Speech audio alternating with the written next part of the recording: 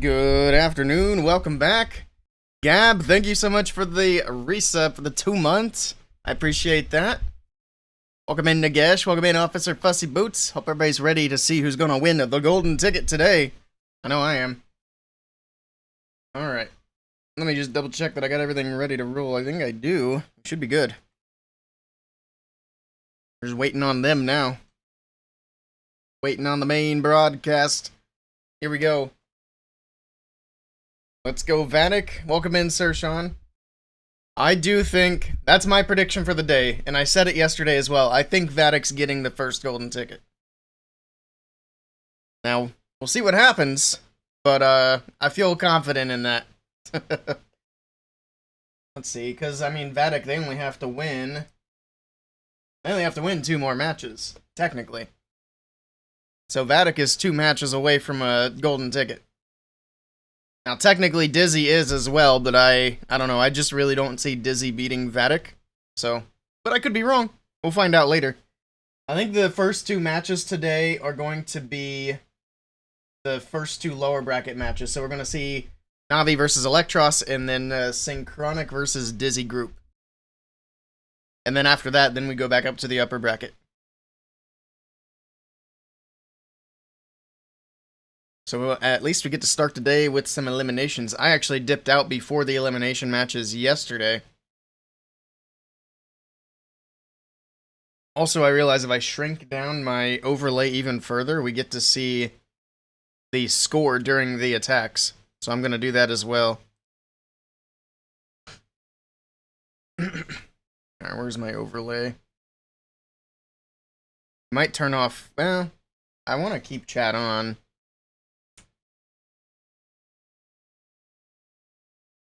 Let's see if that's enough. We'll find out. And we can put chat here. And just kind of shrink it way down for now. I'm going to have to refix everything. But once we see the first attack go in, then we'll know if it was enough. Welcome in, Shoja. Is Navi going to do a warm-up style comeback? We'll see. That would be... So Navi would be my second choice to win the golden ticket today. I feel like if Vatic doesn't get it, then Navi probably will. Either... I don't know, Navi and Synchronic are both kind of right there for me. 2-liner chat. We got a few lines in there. I think that's actually going to work out pretty well. As long as we can see, like, the actual score underneath my overlay, which we'll have to find out in the first attack. 9 minutes, holy cow. I didn't realize it was going to be that much time. I would have put more time on the prediction. But we do have the first prediction up. Oh, actually, that works out perfectly, because we got 11 minutes in the prediction. So never mind, I did it perfectly fine. So first prediction is up. Looks like we're heavy on Team Electros already this morning. Alright. And then Gab with a few points on Navi. Alright. But yeah, we'll see if I need to make any more adjustments and kind of just go from there. You have 9 left? Oh no. We'll see if you get some here. We'll see. Hopefully Navi's gotten some rest and are ready to roll today. They had a little bit of trouble yesterday. I need to find out more info about these Town Hall Cups. If they make it so that players can only participate in one Town Hall level, then I feel like there's not going to be a lot of participation in the other Town Hall Cups. I could be wrong, but I think a lot of those players have like multiple accounts that would want to play in multiple Town Hall Cups. It's hard to say. We need to see the Super Saiyan form of Kazuma, yeah. If he comes back on today and his hair's white again, we'll know he means business today. Kazuma's been nerfed, he's got the black hair. He's chilling.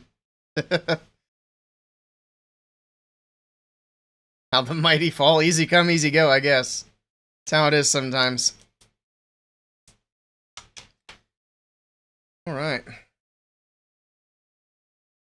Also, you can't really see it, but I did wear my Hog Rider t-shirt today. I gotta stand up or it's not in camera. See? I got my class shirt on. Although it's funny, I got my class shirt on and now,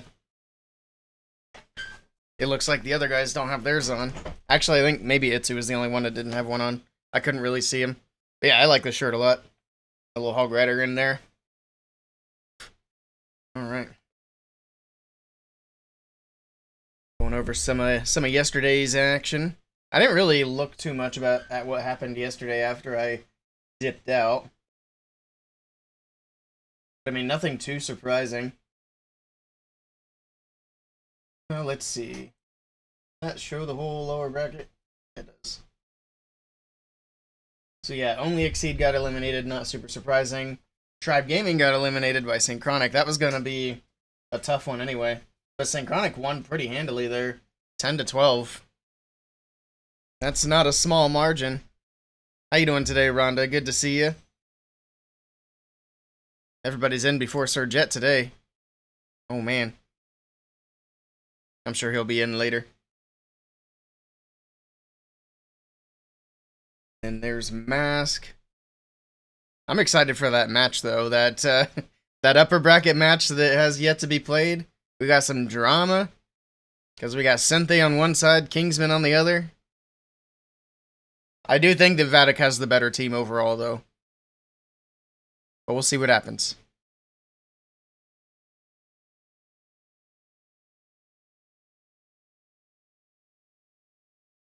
It's going to get really interesting later on in the year. I would assume, actually, so teams that win the golden ticket, are they allowed to play in qualifiers again? I'm not sure about that. Because I'm not sure if they're allowed to play just for the money or not. I can't remember how they did it last year. Although I know last year they had community tournaments involved as well. Hope Simon's the missing link for the team. He was OP yesterday. Nice.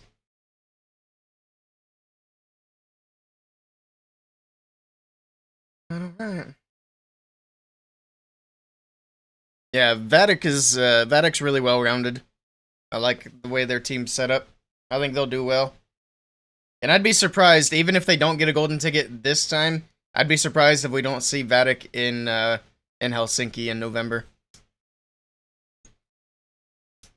Of course, that's assuming that they have finals in Helsinki in November, but that's a pretty safe assumption considering that's what they've been doing for the last few years. It'd be nice for them to like confirm the dates and all that stuff too. They probably won't do that until probably not until the last golden ticket's going out. I don't know. I can't remember when they did it last year, but it was kind of late. I feel like it was like midsummer, maybe. Got 4.5 minutes before the first match kicks off. We're getting there. How are we looking in predictions? We still have predictions open. I will make sure they go down before the first attack goes in. But we're 57% Navi now. 3 people on each. Now we're looking at the upcoming match. Navi had a bit of a rough day yesterday. On the flip side, Team Electros was actually looking pretty good yesterday. Let's see.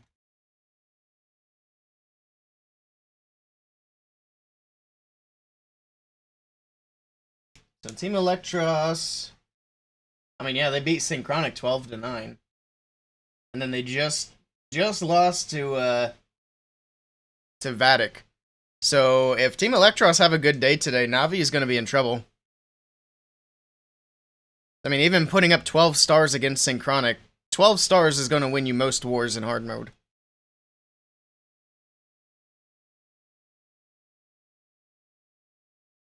Vatic is just on another level.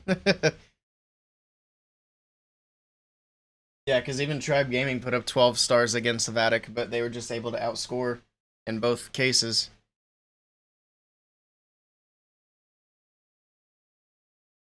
Got it with his plushies there. I still don't have a... Oh, you guys can't see him. I've got him covered up. I still don't have a Baby Dragon plush. Ever since I knew that Clash merch was a thing, the Baby Dragon plush was the first thing that I wanted. Now, I got a good bit of merch, but I still don't have the Baby Dragon. 5 to 6 hours a day.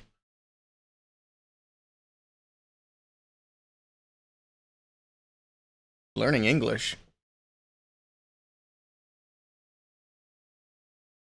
That's pretty cool.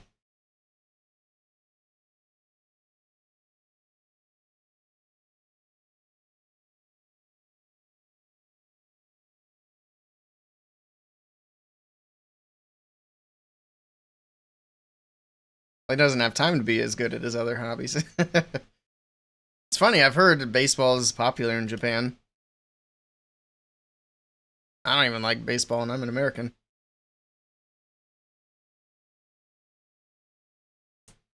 Yeah, that'd be sad if Navi wasn't able to get their golden ticket, because I've been there. That's a lot of appearances at the finals.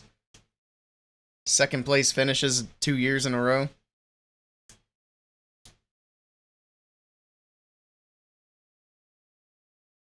Now, if I had to choose a piece of Clash merch that I really wanted, I want that golden Hog Rider hammer. I love Hog Rider attacks. I'd even be fine with a plushy Hog Rider hammer.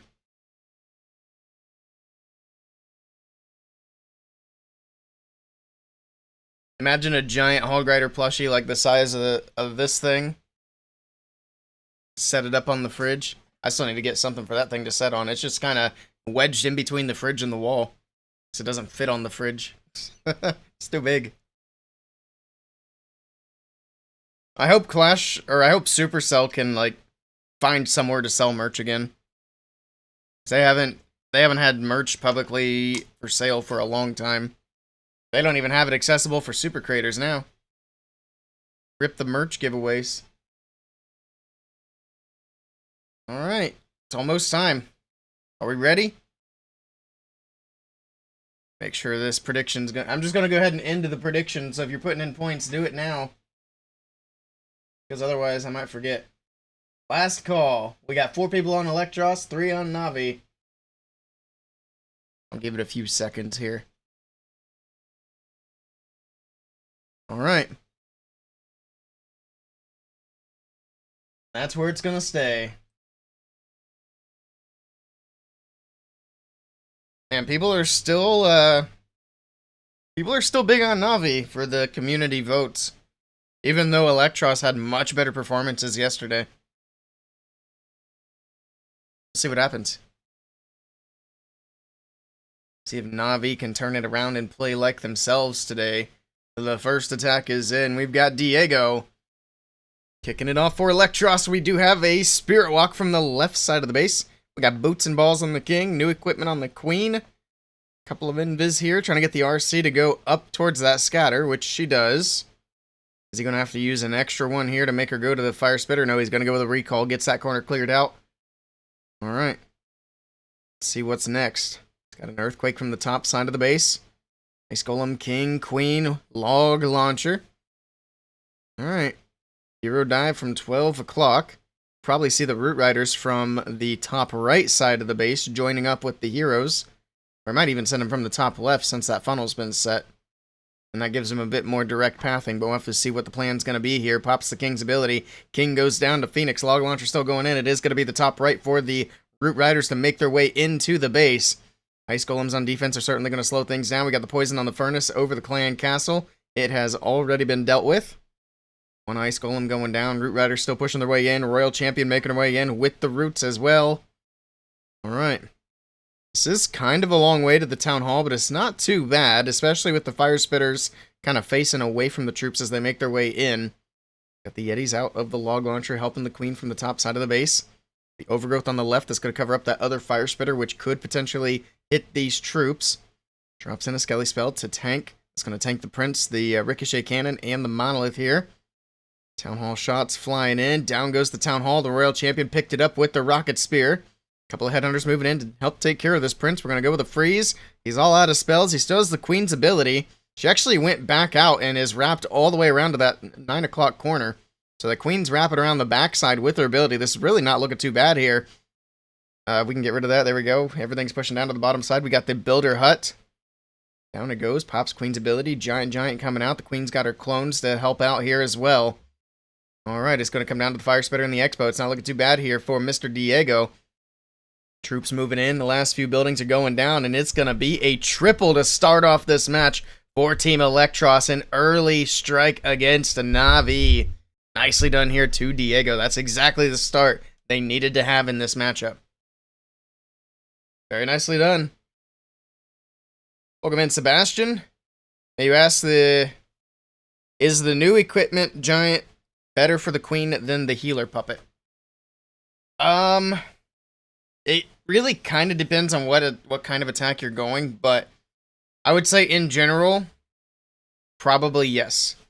Especially if you have the mirror to pair up with the giant equipment. Just because that gives the queen a lot of damage and a lot of tanking. So she doesn't really need the healers as much. But if you don't have the mirror, then I would just say pair up the giant with the healer puppet. Because that's going to be your next best alternative. And then you can just run both.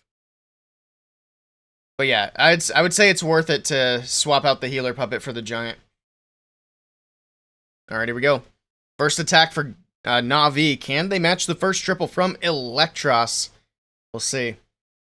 Royal Champion in from the bottom left is going to be another Root Rider attack. We're going to see a lot of these today. RC making her way through the X-Bow. She'll go over to the Gear Tower. Next Invis is down. The RC and the Fox are both kind of low at the moment. That Gigabomb's going to be a problem, but he's going to recall before she walks into that, and that also keeps the Fox alive. That's going to help out quite a bit later on. We got that Queen on the left side. Root Riders moving in from 9 o'clock. Here we go. We're going to push straight into that Town Hall compartment. Drop the Royal Champion back in. King's on the top side of the base. He's going to get the outside funneled. Keep all these troops inside of the base. We do have the snakes on the King, so those are going to help out as well. Oh, the King comes back around, so he's just going to kind of join up with everything here. We do have the troop launcher from the left. The barrel of monkeys flying over the top. A little bit of support from some extra troops here. Hanging on to the Warden's ability for now. He's going to go ahead and pop it. Keep everything protected. Get everything healed back up. Now that the Town Hall is out of the way. We do have both Fire Spitters firing at these troops, so hopefully we can get these down relatively soon. Goes with an Overgrowth on the right side. Down goes the first Fire Spitter. Now we just have one more to get through. Does have a freeze to use if he wants to, and he's going to go ahead and freeze up that Fire Spitter. It's going to be a lot of damage, and he's able to get through that. We have a Skelly spell left in the bag. We got Queen, King, and RC all with abilities. Even has a an Ice Golem still in the bag, too. So he's just being very patient with these extra troops. Just going to try to support the army as it slowly makes its way through the base. The Root Riders do open up to that Royal Champion compartment with the Scatter and the Ricochet Cannon. That's going to help out, get these Yetis in there to try to take some of these buildings down. It's not looking too bad here for Gaku. Royal Champion moving across the top side of the base. Alright, looks like he did pop the Queen's ability, so she's moving through. Down goes the enemy RC. We're checking equipments again for some reason in the middle of the attack. Alright. Giant moving through, getting through the Ricochet Cannon. RC there to help out. We got the Electro Boots. It's going to help get through these Teslas quicker. It's looking good. 45 seconds. The only thing that could be potentially an issue is going to be time. Rocket Spear from the Royal Champion. We got that back end Ice Golem. That's going to help out tremendously here as it distracts some defenses. Going to freeze some of these defenses up for a bit. We do have that multi in the core, though. That's going to be something to be a little bit concerned about. We do have that Spiky Ball with the Barbarian King whenever he's ready to pop it. That's going to help get through some of these buildings a little bit faster. Royal Champion gets through the Prince just barely with the help of the healers there. Spiky Ball bouncing through. Hits all the buildings, so they're all damaged. 18 seconds, but it is going... Oh, the RC died. And the Giga Bomb goes off. Oh man, this is going to be really close. The Root Rider needs to get up there quickly. The King needs to get through these walls. Okay, he's able to get through, but 8 seconds left. The storage is low. Can he get through in time? 3, 2, 1 second, and it's going to be a 99 fail for Gaku. Oh my goodness, he only needed another second there. That's devastating. Good try to Gaku. Oof. So they're going to be behind by a star in the first round of attacks. That's brutal. Just needed one more second.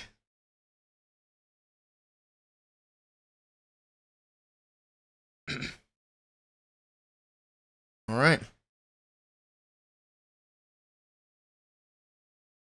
See who's gonna be up next.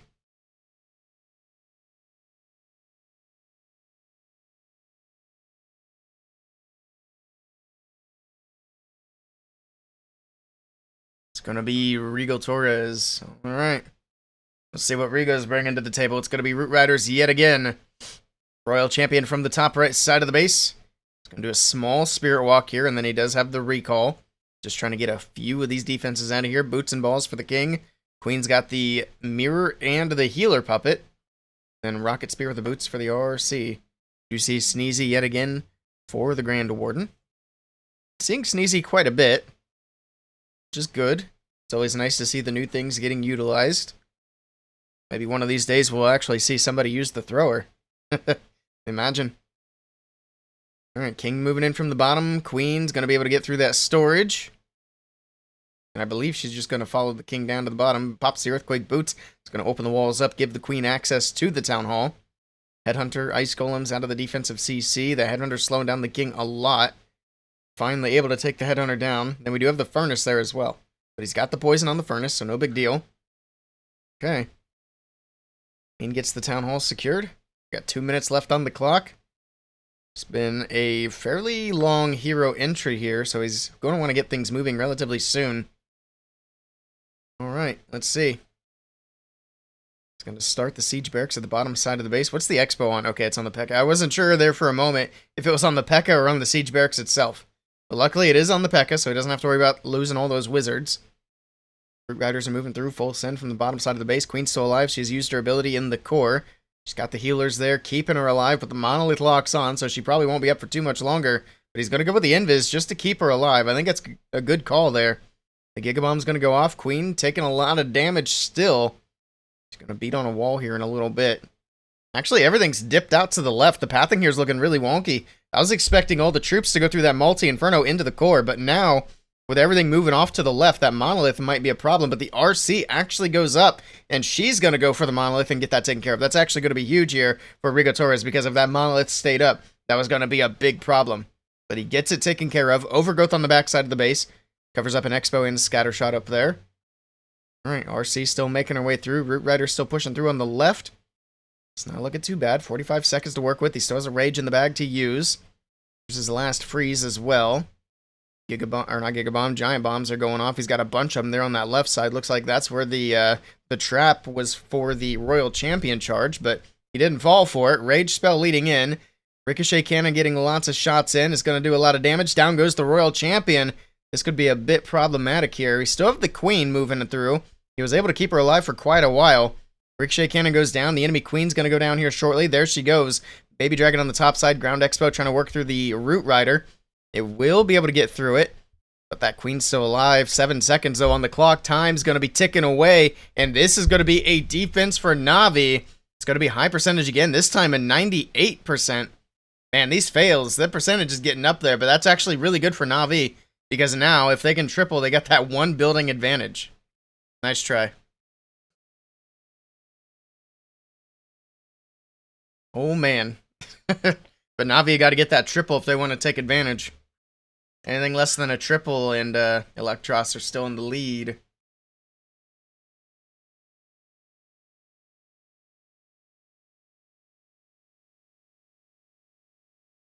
We should do predictions on whether or not the next attack's going to be Root Riders. That's all we've seen so far today. But I mean, we're only 3 attacks in, so that's to be expected. I think we'll see at least one attack in this match that's not Root Riders. And that attack that's not Root Riders, it's going to be Dragons.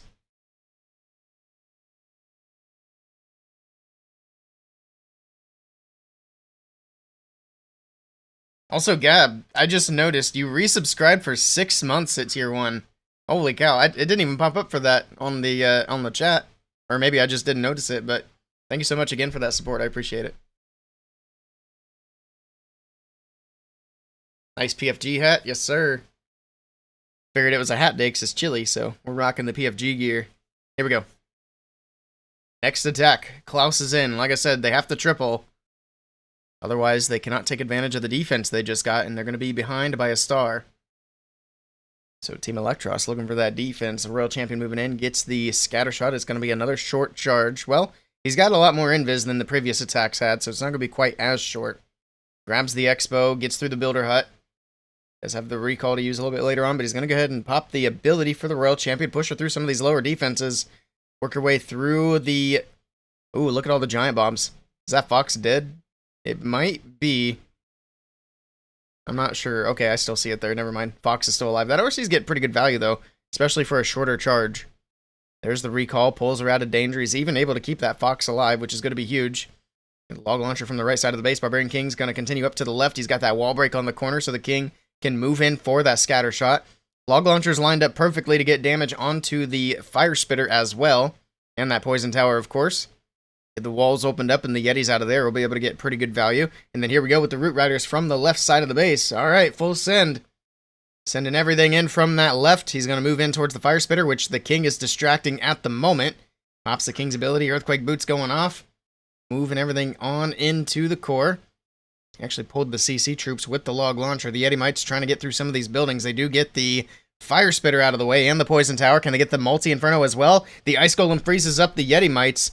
So it's staying standing for now. But there we go. We got more moving through. Down goes the multi. Now we got to worry about this town hall. We still have a few root riders moving into the town hall compartment. We still have Queen's ability. We got a freeze to use as well. Probably save that for as late as possible.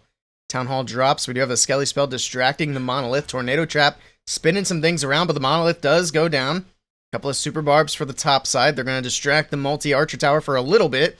Take some of that damage off of these troops in the middle. Alright, and then we got the giant. Hopefully it beats a good wall here to get everything through. It looks like it should hit the junction there, so that works out perfectly. Alright. Queen's going to follow in with the giant. Actually, there's still a root rider alive too, so that's going to open up the walls even faster. Ice golem from the top side. These back-end ice golems are coming in clutch. Freezing up all these defenses. We got 34 seconds. I don't think time's going to be an issue this time. And he still has a freeze for that ricochet cannon. It's just a matter of having enough power to get through everything, which I think he's got plenty of power to get it done. And Klaus is going to get the 3-star here for Na'vi. And that's going to put them in the lead by 1 building. Nicely done to Klaus. And this is going to be an incredibly close match. I like it.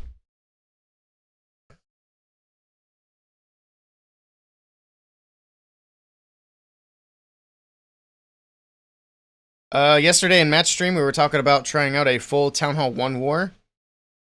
You have one too? Would you want to do that? I don't have one, but I'd be down to make one and give it a go. I think it'd be fun. I'll have to figure out how to get it made, and then I'll work on doing that soon. Because I wanted to do one anyway. Or make a Town Hall 1. Welcome in, Jovan. Close. It was pretty close. Not as close as the other 2 attacks. The ones that fell just a tiny, tiny bit short.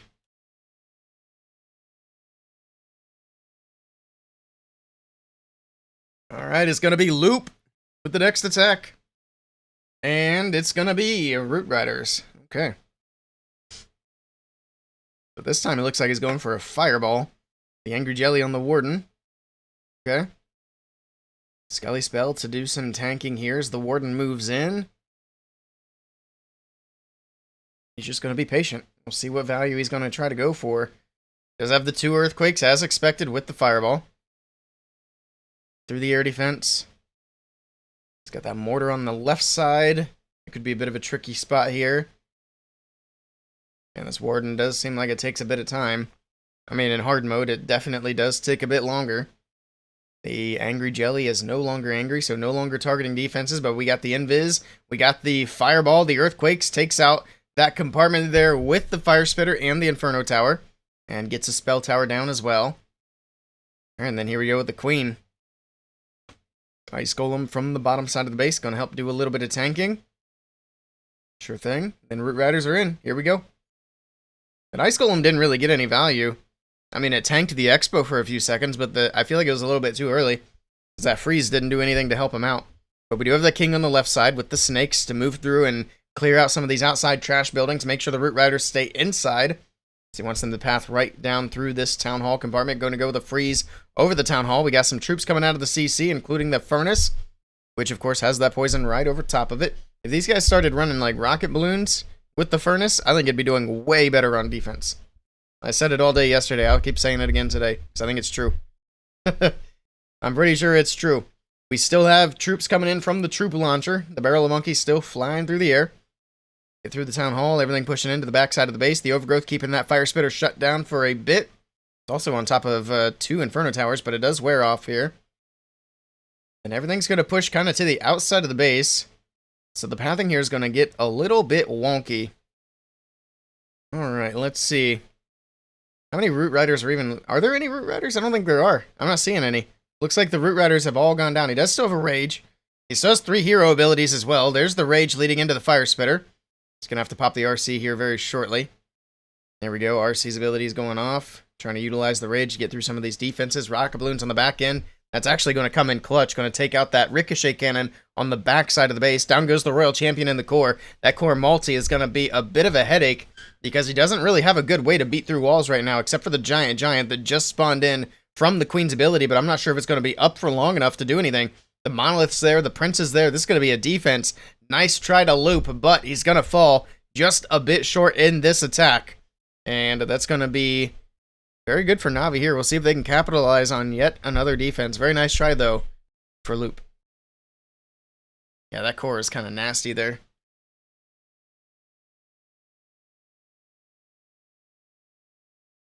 Your best chance was with the watch bonus from loot from this event. The what? I mean, the event's still going on, right?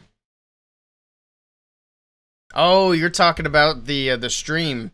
I see. So that I could get enough loot to build the clan castle. I got you. Alright, well, I still at least need to make the account, and then we can worry about the rest later, but it sounds like I won't be able to do any events anytime soon. Need elixir that goes over your storage cap? Yeah. I got you.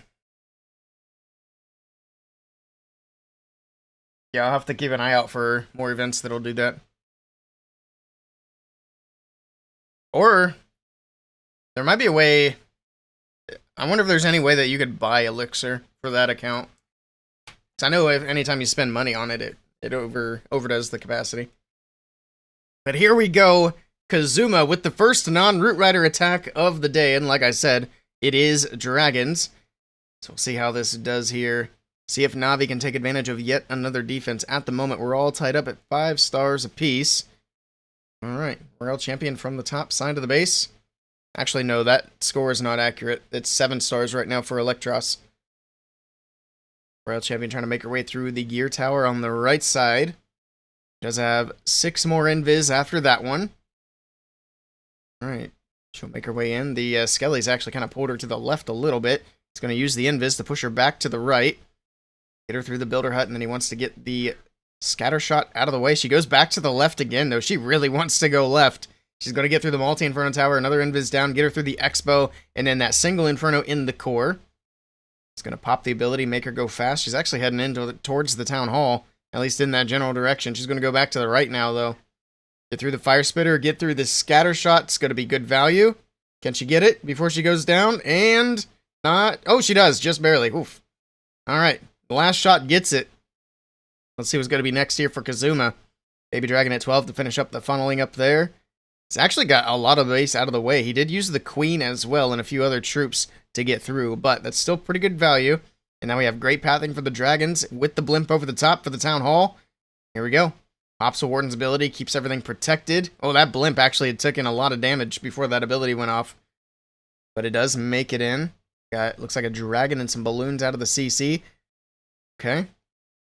Still have a lot of dragons moving through. Still have the prince moving through as well. Baby dragon on the left side to try to get a little bit of funneling. He's got a few back-end rocket balloons to use somewhere. Probably try to use them to pick off the air defense. He's got the wizard tower in the way, though, so I'm not sure that that's necessarily the idea. Nice balloon on the right side. Actually pulls the tornado trap, so he's not going to have to worry about that later on, slowing down his army. He's got one ice golem still to deal with on the top side. The dragon's going to be able to deal with that outside of any defenses. So have quite a few dragons moving through. It's looking pretty good. We still have the prince ability. All right. And then just that one air defense and the monolith, of course, are going to be the biggest issues. There's the rocket balloons moving in. They do take out the air defense. Beautifully done. Prince ability going off. The monolith, however, is still alive. He needs to find a way to get through that as quickly as possible, or it's going to pick everything off. The Sneezy's doing a great job tanking it with the boogers that it's spawning. But now the boogers are going down. The balloons are moving in. Everything's still just skipping around that monolith. That's a bit concerning, but here we go. Everything's starting to move back in. Get rid of the Dark Elixir drill, and now everything can focus on the monolith. 22 seconds left to go. He should have plenty of time for cleanup, and I think he's got it. It's looking good for Kazuma, and it's looking great for Na'Vi as they put up another triple on the board. And they are on a roll now. Nicely done to Kazuma. Navi's starting to look like Na'Vi today. I like it. Good stuff. See, we don't need white hair Kazuma all the time. He doesn't have to go Super Saiyan today.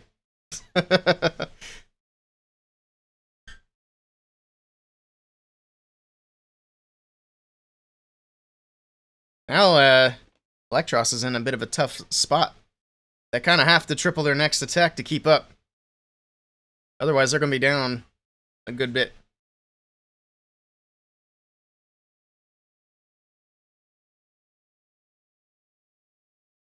Going into attack number 7. I think Na'Vi are up by 2 stars now, if I'm remembering correctly. So, Electros has got to cut into that lead right now.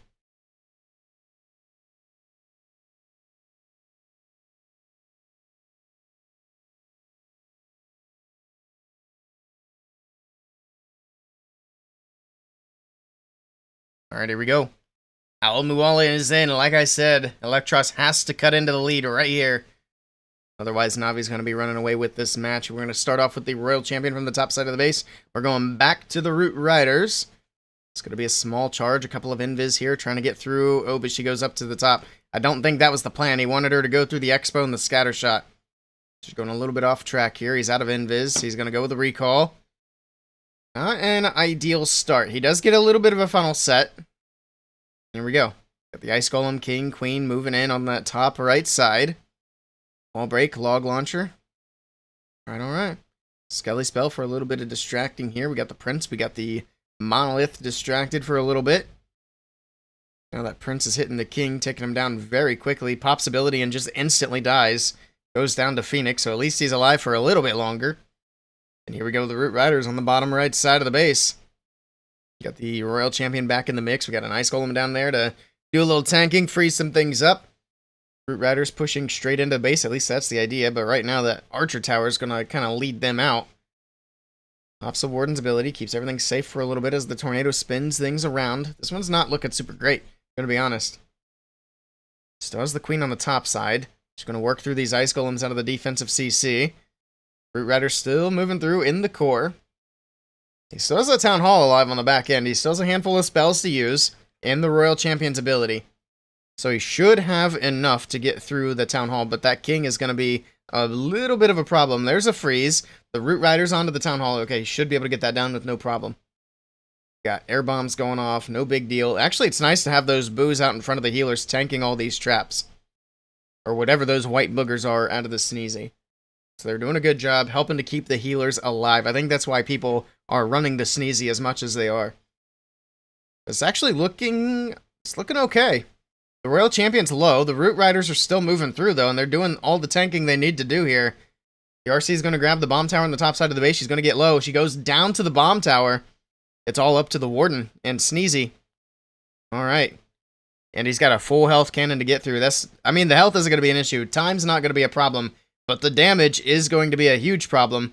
And the Warden does go down, but that's just going to make Sneezy angry. It goes straight for the defense. Is Sneezy about to clutch this attack? 30 seconds to go. We'll see. Down goes the Ricochet Cannon. The Builder Hut's going to be the big issue. Got that full health storage to get through. Oh, the Sneezy, I forgot it targets defenses. It can go straight for the Builder Hut. 19 seconds, and I think Sneezy comes in with the save, and Electros get the triple that they desperately needed. Nicely done. Sneezy. Alright, we see you. We still got a match on our hands, ladies and gentlemen. I was a little worried, like halfway through that attack, that it might be a 1-star. Because it kind of looked like it might be a 1-star there for a minute. But he still had a lot of Root Riders moving through the middle, and that's what helped save it.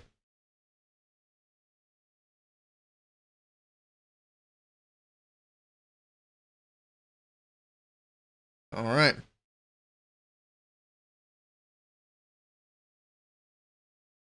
So one more hit from Na'Vi, and then we got the last round of attacks. Electros crossing their fingers and their toes for a defense now.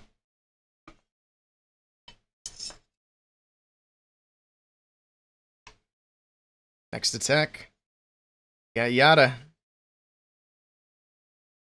Yada happy. Here we go. So a defense here for Electros keeps things tied up on stars going into the last round of attacks. Or Na'Vi can get a triple and have a 1-star lead. See what happens. We are still sticking with the Root Riders. We've only had one non-Root Rider attack for this match so far.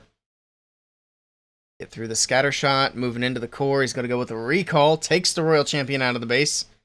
Queen from the top left side, and then the Root Rider straight into the Town Hall compartment. Playing it relatively safe here because obviously a 1-star would be a death sentence at this point. So neither team wants to do that. So we'll see Yada going straight through the Town Hall. Got the King and the Siege Barracks and the Queen on the left side. They should be able to funnel the outside of the base here. Ricochet Cannon targeting the King. He's going down really fast. We have that Poison Tower tossed to the left. It's actually good because it keeps it off of the Root Riders here.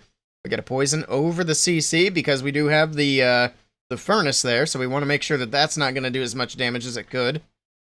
Down goes the Town Hall, everything pushing into the back end of the base. We still have an Overgrowth to use and a couple of hero abilities, plus a handful of other spells too. Just being patient with it. Valkyries and the Hall Riders out of the CC. Alright, they'll help on the left side, do a little cleanup. We still have the Queen over there. Like I said, she still has ability. Gonna drop the Invis, keep her alive for a little bit longer, get through the scatter shot. Root Riders get through the core of the base. We got that Overgrowth on the back end, covering up some of these defenses. Freeze for the Ricochet Cannon. That Prince goes straight for the Fox, though. Down goes the Fox. That's unfortunate. Man, that Prince had 200 IQ on defense. Down goes the RC. Oh, this one's starting to fizzle just a little bit here for Yada. The Root Riders are still moving through. Queen's still making her way in. Alright, we got that Baby Dragon on the right side that could potentially take down the Ricochet Cannon. If that goes down, that'll help out quite a bit, but we need this Queen to stay alive. That Cannon is locked onto the Giant from the Queen's ability. That helps out a ton. Down goes the air defense, so the Baby Dragon, well, that multi-archer tower is going to be an issue for that. It's going to get the camp, but this one is going to fizzle. It's going to be a defense for Team Electros, and we're going to be all tied up on stars going into the last round of attacks. Nice try to Yada. All right.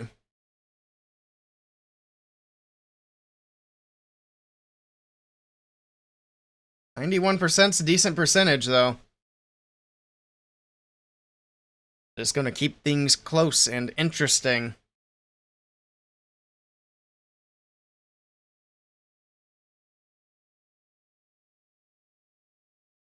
Actually, I don't remember who had the percentage lead going into before this next attack.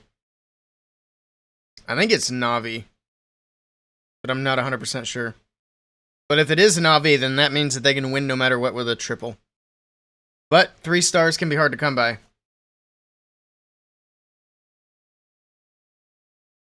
If Electros triple here, they put themselves in a good position, because that means Na'Vi would have to triple. Let's see what happens. Got Eltana with the last attack for Team Electros. Alright. Here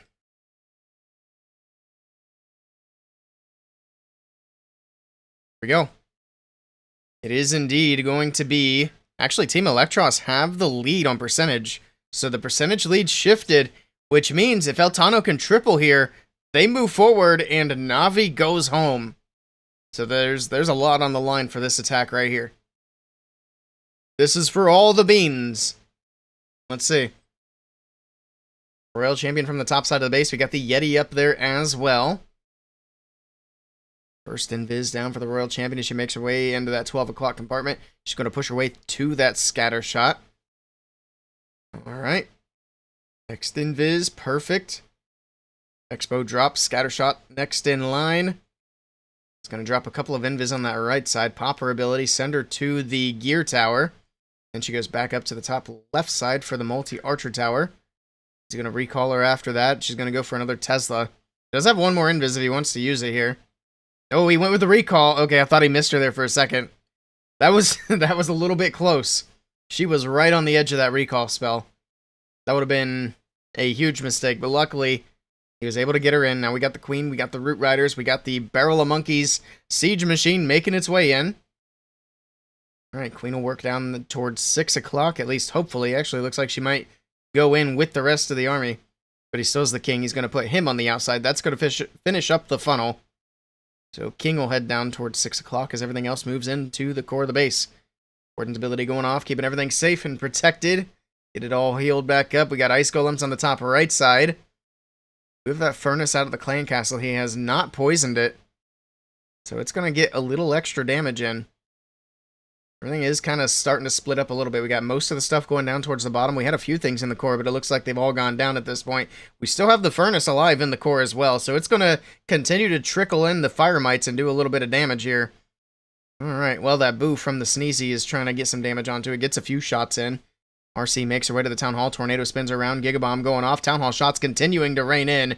All this poison slowing everything down quite a bit. The fire mite's still coming out. That furnace is about to go down, but it's gotten a lot of shots in on defense.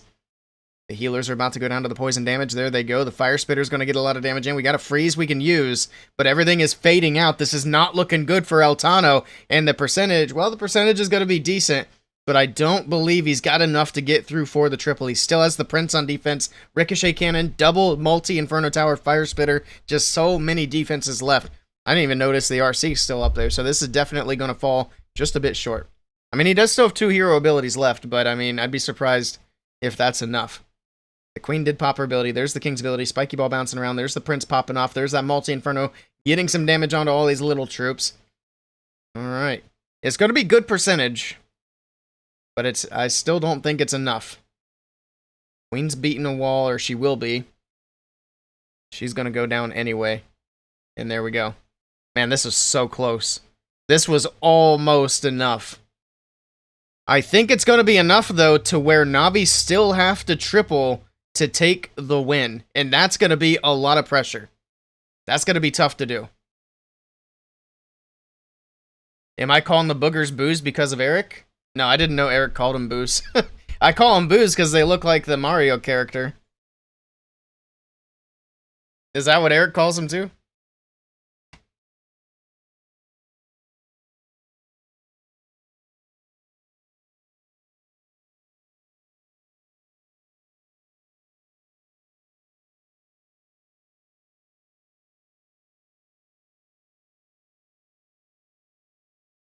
He said boogers sounds disgusting and that he'll call them boos instead. I see. What's their actual name? Oh, is their actual name boogers? That's dumb.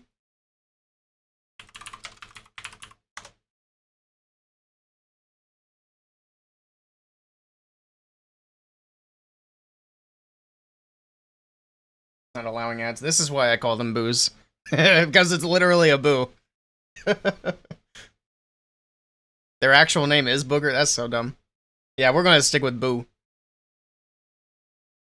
I'm surprised Nintendo's not upset about that. Because it does really look like it. Oh, I gotta fix the... Hold up. There we go. Okay. Here we go. Last attack of the match. Navi have to triple this attack, or they are going home.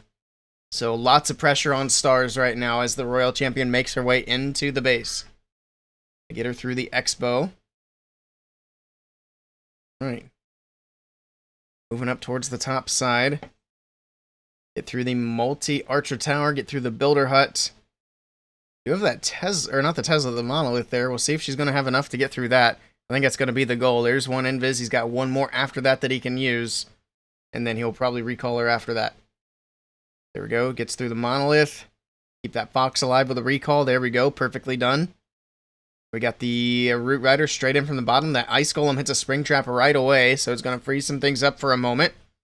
Same thing on the other side. Man, these Ice Golems, they're just getting tossed around. That's 30 housing space just straight out the window. That's unfortunate. Warden's ability going off. Everything moving in with the Rage spell. The Town Hall will go down shortly. And, of course, we've got the Ice Golems on defense. He does have the Poison. Or does he have a Poison? I'm not actually sure. Did he already use the poison? I don't see it.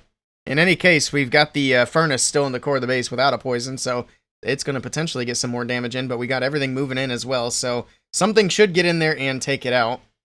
Got that Queen on the right side. We got both these Fire Spitters just firing away. The poison on the left slowing everything down. Alright, finally that Fire Spitter's out of the way. Another invis on the right side for the Royal Champion as she pops her Rocket Spear. Get that multi-Inferno Tower out of the core. We still have a couple of freezes and a Rage.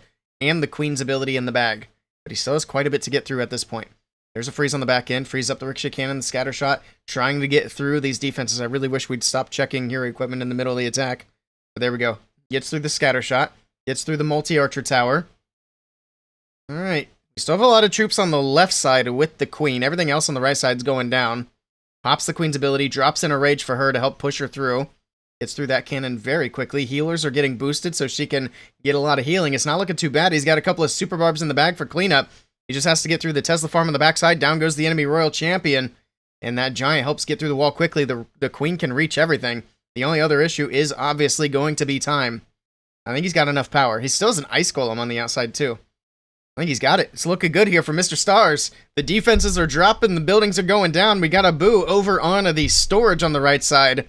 Gets through the other storages. Gets through the bomb tower. And this is going to be a triple and a victory for Na'Vi. And Team Electros are going home with another 12-star performance for them. But Na'Vi able to put up 13.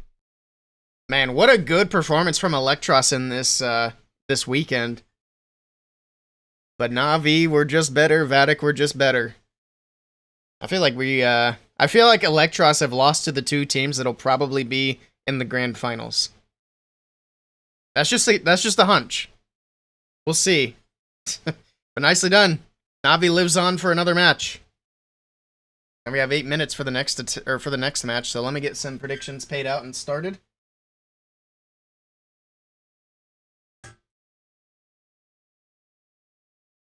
Go Na'Vi with the points. The next match is Synchronic versus Dizzy Group.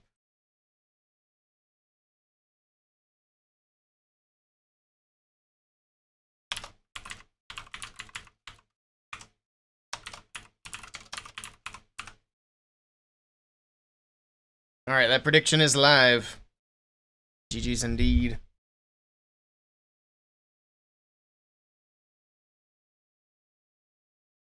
Yeah, I would imagine that Eric also is calling them boos because they look like boo.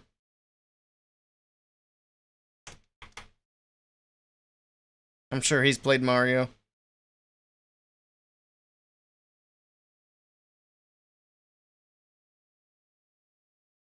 Is Eric able to stream this this weekend? Doesn't look like he's live. I wasn't sure if he'd went live for this or not. I mean, I'm sure they didn't give him the clean feed, but, I mean, he could do what he had been doing. Just restream the main stream. That's what I would do if I really wanted to cover it. That was kind of what I was planning to do, but then they're like, hey, you guys can have the clean feed. So I was like, oh, nice. That's helpful.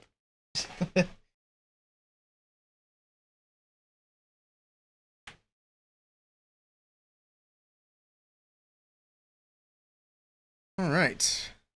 So next we have Synchronic versus Dizzy Group. And then the winner of this match will face Na'Vi later, I believe. Take a look at the bracket again. I could be wrong. Oh no, I was right. So yeah, whoever wins this match and moves on will face Na'Vi. So we'll see. And then after this, we get to go to that big upper bracket match, I believe. Unless we're doing 3 lower brackets in a row, which I guess is possible. Do they have a schedule? I think I have it here somewhere. Hold on.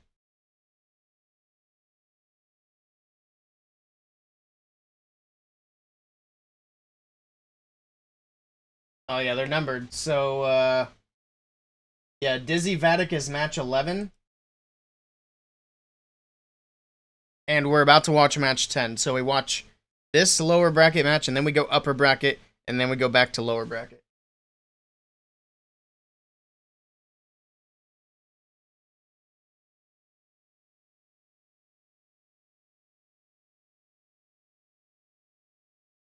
And we'll have 2 lower bracket matches in a row. Because after that, it's grand finals. So we'll see Na'Vi versus...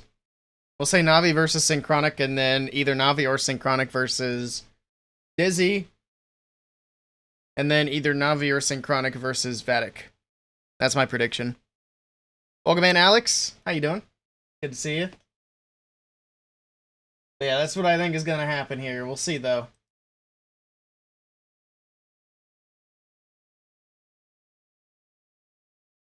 Alright.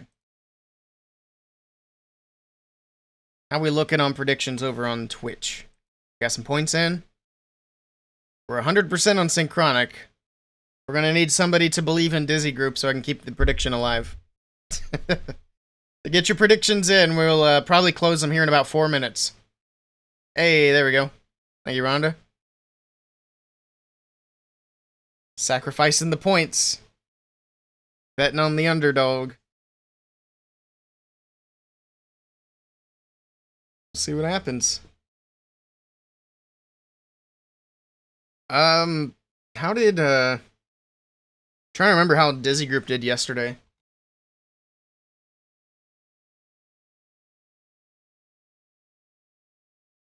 This will be their first lower bracket match. Oh yeah, Dizzy Group beat Navi 12-10. And then they lost to Dizzy, which was weird because did anybody here watch that Dizzy versus Dizzy Group match? All your points are with Gab. Nice. You watched it?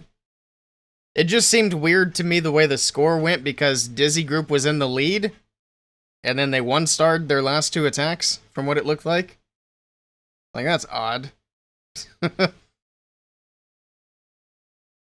I try to play in the open qualifiers? We did. We played like 7 matches, though. We were just kind of messing around with it. How about you, Woodshed?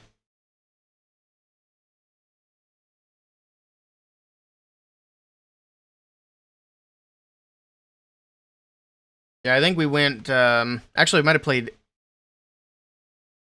I don't remember how many we played. It might have been 9, actually, because I think we went 4 and 5. We only played 1 day. It was tricky trying to get 5 people on the same schedule. We didn't have a 6th. Couldn't get a team together this month, so you will in May? Gotcha. Well, best of luck to you. I'm hoping that we can play more matches this time around, because like I said, we were only able to play a day. We got a handful of matches in. One of the matches we lost because somebody didn't do their attack. And we only lost on percentage with that missing attack, so that was unfortunate. We only needed a star. Good luck to you guys in May 2. Thanks, man. Yep. We'll do it. It'll be fun. It's good experience. We're gonna try to do some competitive or some community tournaments as well, which there's a few of those popping up here and there. Which I actually need to check on our PCL stuff. I think it needs to be done. Alright. Wait, what was the timer? Is this about to start? Do I need to end the prediction now?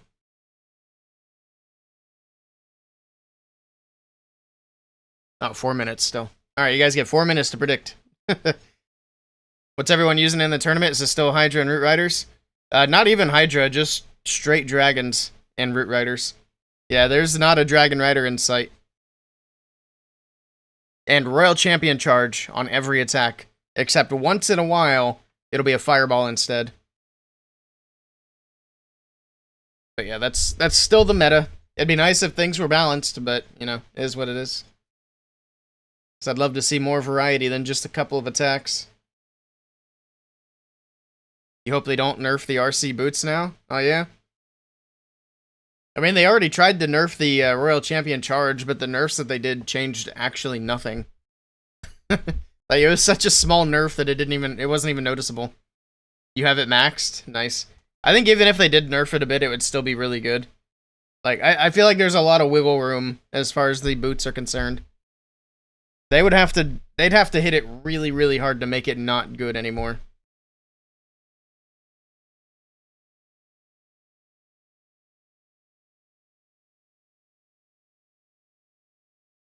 Alright.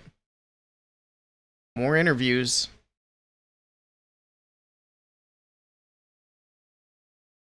I've seen General X in Finland. Well, I've seen a lot of these guys in Finland.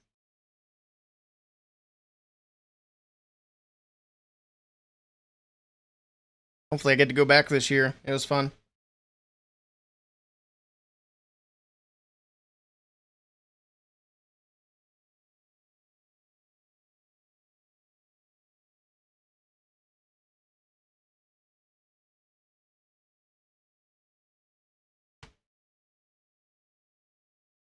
Should just leave the mouse over there. I don't really need it on OBS.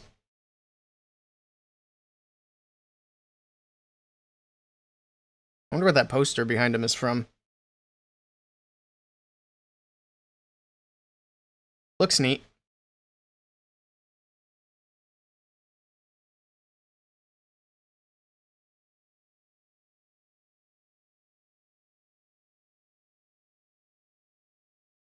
Alright. Just under 2 minutes now. Start my recording for the next one. I don't know how many of these matches I'll make into videos. That last one was pretty good. I think we'll do that one for sure. Hopefully all these are going to be like really close, good matches. Get a bunch of videos ready. I want to try to have at least a video a day next month. And slacking on the uploads a little bit.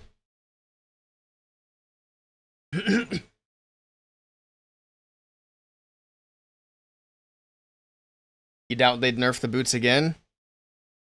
It's hard to say. I mean, they are like a core piece of the meta right now. Literally everybody's using it. I think if they do nerf the boots, they have to also buff a bunch of things that aren't being used. There's a lot of balancing that needs to be done, and for some reason they're just not doing it. I'd love to be able to ask him, like, why?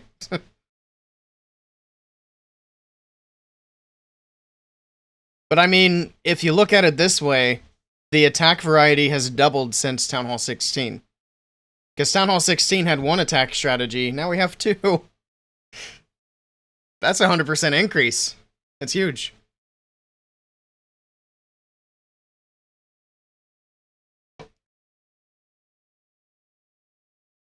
We still don't even get to see the new troop that they put into the game, the throwers.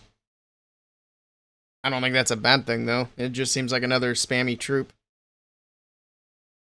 I miss Lalo and Queen Charge.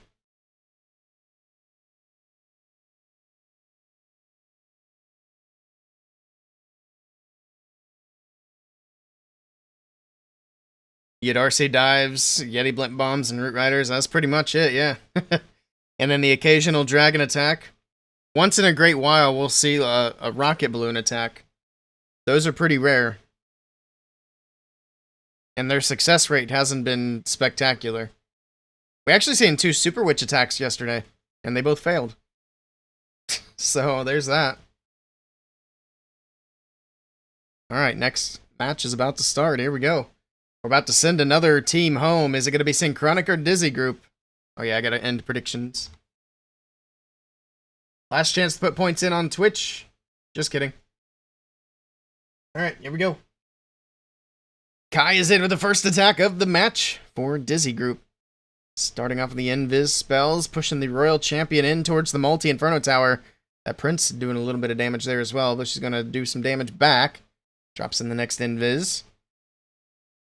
Alright, going to be able to get the multi with no problem. Rage Tower as well. The Gigabomb's going to hit, but he's going to go with the recall just in time, right before the Gigabomb goes off. Okay. Got an archer at the top side of the base to pull the CC troops away. Did he only get a partial pull? It doesn't look like he got a full pull quite yet, so there's probably something else still in the clan castle. Maybe a furnace. We'll find out later. But the Queen's going to deal with the ice golems on the top side of the base. We got the root riders moving in, and here we go. Got an archer off to the far right. Going to work on some trash buildings. Alright. Got the Barrel of Monkey Siege Machine as well. Super Barb on the left side to funnel. Everything should make its way into the base. The King's kind of walking around, but he does go back inside. Hopefully he stays inside as well. The Root Rider's still moving through, opening walls to the core. We got a Rage spell leading everything in. Pops the Warden's ability to keep everything safe. We have the Town Hall clear on the backside, so a little bit of a riskier approach that we've seen before, but he's got a lot of troops moving into this back end, so I don't think it's going to be an issue getting the Town Hall down. He's got everything moving straight to it. The Overgrowth on the right side covering up the Scatter Shot, the Ricochet Cannon. Alright, King's ability going off. Down goes the Town Hall. Spiky Ball getting some damage on these major defenses. The Monolith is actually pretty low. He just needs something to get in there and tap it. The Ice Golem's going to freeze it up. Perfect. Gets these major defenses off the backside of the base. Got a freeze on that far left side for the Queen to get through the multi-Archer Tower. And she's still got Frosty too, which slows it down quite a bit. Royal Champion's looking good. She actually just now popped her ability. This is absolutely crushed. What an attack here from Kai to kick off the match. And Dizzy Group starting this one off with a triple, and a convincing triple at that. This one's not even close. Still have Yetis. We still have the Queen with her giant on the left side. The Warden, healers, RC's coming back. Look at that. Nicely done. And then plenty of time to spare. Alright. That's a good way to set the tone for the match. Now it's going to be over to Synchronic. See how they started off. Nicely done. Oh, there was a furnace that came out late. I forgot to watch for it after the attack got going. But that makes sense. Of course, once you have like the entire army heading to the clan castle, the furnace doesn't live long anyway. You kind of need the clan castle like not in a spot where everything's going to go to keep that furnace alive. Alright. I like it. It's a good start. Like I said, hopefully all these matches are going to be nice and close. So Dizzy Group came to play. Question is, did Synchronic? Synchronic's one of the few teams in this weekend's matches that are all one country. So everybody on the team's from Germany on Synchronic. I know everybody on Navi are from Japan, and I think those might be the only two teams that are everybody from the same place. I can actually check, but let's watch this first. So we have an interesting attack here from General X. He's actually shaking it up a little bit. I mean, it is still dragons, but got some rocket balloons to start off. He's got a couple of healers in the bag, and then 3 clone spells. I think we've seen him do this yesterday, too. Alright. So not the typical dragon attack that we've been seeing. A couple of rocket balloons started off on the top right side of the base. They're going to get some funneling done. A couple of minions there for cleanup, and then in the meantime, we got the dragons on the bottom side of the base with the Queen and the Warden and the Prince. Here we go. He's going to send this blimp all the way across the base. At least I believe that's going to be the plan. Dragons moving in. Queen still helping out on the bottom. There's that blimp from the bottom of the base. Pops that Warden's ability. It's going to keep everything protected. And that blimp's got a long way to go. But he does have 3 clones, so even if it falls short, he can clone towards the Town Hall. And there we go. It's going to fall right there. Clones are moving in. They lead to the Town Hall. And look at that. The 3 clones with the Yetis. They're going to be able to get the Town Hall down. They're going to get both fire spitters out of the way. There we go, Town Hall's down. Oh, they don't get the right fire spitter. Actually, the Yeti mites go other places. Wait, there's still a few left. Can they get it? Not quite. So we do still have that 1 fire spitter, but he still gets a big chunk out of the base with the Yetis. We still have 2 invis. We still have the Royal Champion and Queen abilities. He's got a back-end Ice Golem to use as well. Now, Seeking Air Mine on that right side just took out that dragon that was helping get through that ricochet cannon. A little unfortunate. Looks like Prince has gone down to Phoenix. That fire spitter is going to be a little bit of a nuisance. It's going to get a lot of damage in. It should have already been down to the Yeti Bomb, but didn't work out that way. Royal Champion moved across the top side of the base. He does have the invis to use if he needs to keep her alive through the monolith. He's going to drop 1 here. Sends her straight to the monolith. The boots finish off the air defense. Next invis down perfectly. Keeps that damage off the champion as she works her way through. The Queen comes in to help out. Gigabomb's going to knock the Royal Champion. Oh, he's got the tornado there too. Pops that RC's ability. The Hogs will tank for a little bit. She actually picks up the healers off the Queen, so now we got a bit of a champion charge on the back end of the base. Still has plenty of time. He still has an Ice Golem, too. And a couple of headhunters if he can get him in there. It's going to be tricky, though. Oh, the RC actually died? Hold on. That Prince, he just absolutely slapped that champion. He's going to have to send in this Ice Golem relatively soon to keep that damage off of the Queen. She's getting healed back up, but she does pick her healers back up, which is good. There's the Ice Golem on the backside. It's going to go down relatively quickly. Pops the Queen's ability, so we got cloned Queens. We got more healers coming out. Should be able to get through the Prince relatively easily. There we go. The Prince is out of the way. Now it's just going to come down to the Expo and the Ricochet Cannon. We'll see if he's got enough to get it. He's got 15 seconds. He's celebrating. He's happy with it. The cannon goes down. It all comes down to the Expo, and he has it taken care of. And Synchronic also starting off with a triple. Nicely done to General X. That one got a little spicy, but he gets it done. Triple's a triple. I like that. All right. And he does it with an atypical army as well. Also, I just realized he has a lava pup as a plushie. I didn't even know that was a thing. That's pretty neat. Looks like he also has that same iPad cover that I have. It's the one you get in that big merch box.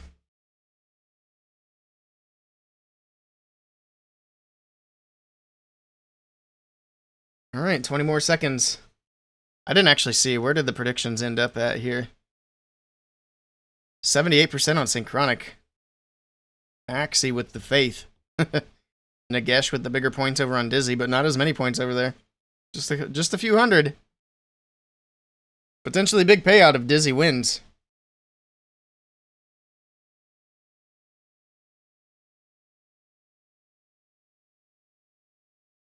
Says 0 seconds. I think the timer might be off a little bit. It's also neat being in the caster position here, because when you have moments like this where you got to kill some time, you gotta talk about whatever. I mean, obviously relevant to the matches and what's going on. You got to keep coming up with things to talk about when there's time to kill. I've only gotten to do official casting once. I guess technically twice, but it was for the same event 2 days in a row.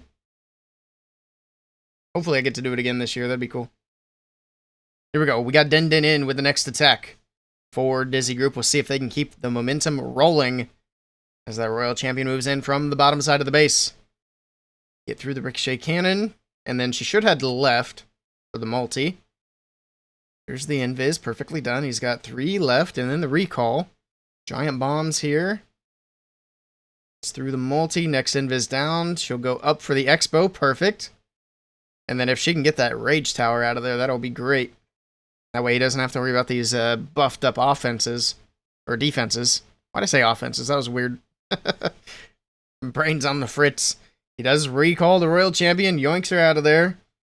That Ice Golem was kind of oddly placed. Why'd he put the Ice Golem clear to the left? Oh, man. Whoops. So he's going to waste the Ice Golem, unfortunately. It does freeze the Queen, so I guess he gets a little bit of value out of it. Okay, that's better than completely wasted. Town Hall shots are coming in. The Barrel of Monkeys Siege Machine is in. The enemy Queen goes down to the Valkyries. Here we go. Everything pushing into that Town Hall compartment. Hanging on to the Warden's ability for now.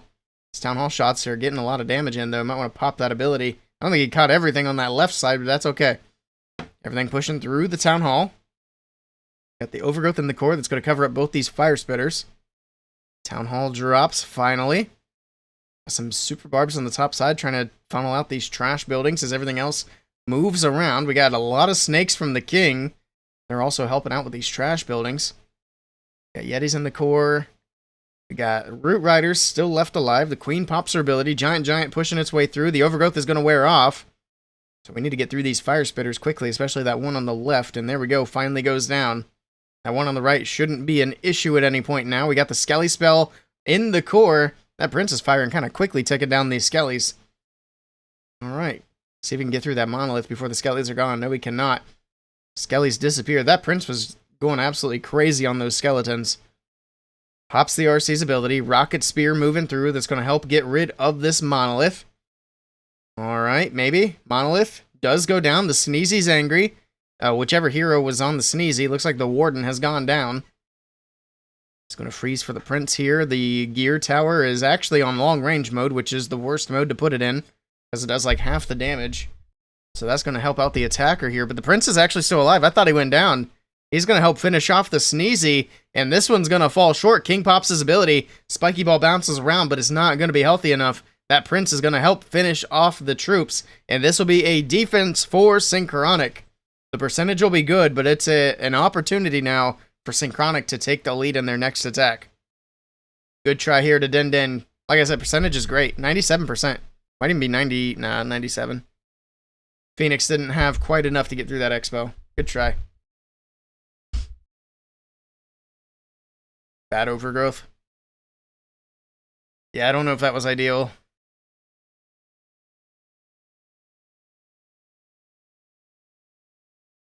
Alright. See what Synchronic do now.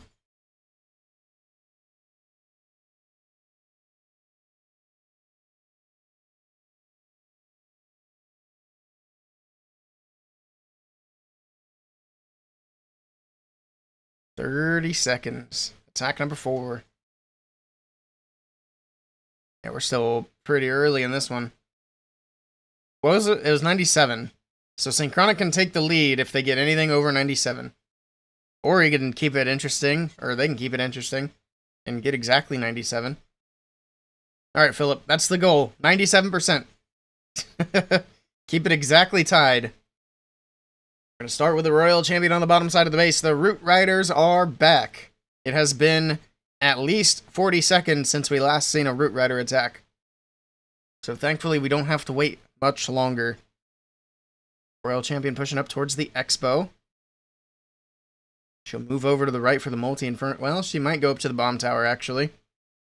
Yeah, she's going to go up and then to the right. There we go. Now she can grab the multi-archer tower, grab this scatter shot. We got a couple of ice golems out of the CC. We got a furnace out of the CC. So you might have something down at 6 o'clock to pull the ice golems, or at least he did. Now we got the queen down there. All right. He could poison the furnace in the core. Because there's no reason not to. Ooh, interesting poison. He almost missed that furnace. But he got it. Successful poison. King on the left side. Log launcher moving through. Queen, I think, has finished up the ice golems. Now she can join up with this, with the king push. The king's gonna take a lot of damage here from the queen and the scatter shot. He's gonna have to pop his ability relatively early. There we go. Boots and balls, opening things up, taking things down.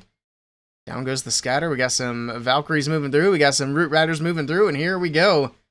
Grand Warden on the far left with the Sneezy, helping out with the Royal Champion.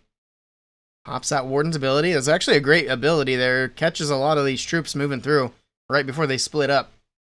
Overgrowth on the very back end of the base is going to cover up the monolith. Town Hall going to be continuing to send these shots in. Might not have been a bad idea to just cover up the Town Hall there, although that would have been risky. Because it's going to take them a minute to get to that Town Hall anyway. Everything's just hanging out to the top side of the base. We got one Yeti moving into that Town Hall. There we go. Now we got the Royal Champion moving in. Drops in the Rage. It's going to go with a freeze. Town Hall goes down. The Overgrowth should be wearing off here shortly. And there we go. The RC's in a perfect spot to take it out. Down goes the Monolith. We got that Fire Spitter on the right side. We still have 2 Ricochet Cannons as well. It's going to be a little bit tricky. If we can keep that Sneezy alive, that'll help out a lot. As I say that, a lot of traps pop up. Lots of red air bombs. Sneezy's still hanging in there. But we need it to get through... Oh, never mind. I was going to say get through the Ricochet Cannon. But it goes down. There's an air defense there anyway, so it probably wouldn't have mattered. But this one's falling short. Philip, you're not getting that 97% that we asked for. Oh, but this is going to be a big defense here for Dizzy Group. This is going to be well under that 97 mark. So, Dizzy Group's going to maintain the lead on percentage. Good try here to Philip. And falls short. That's 9 buildings. Oof.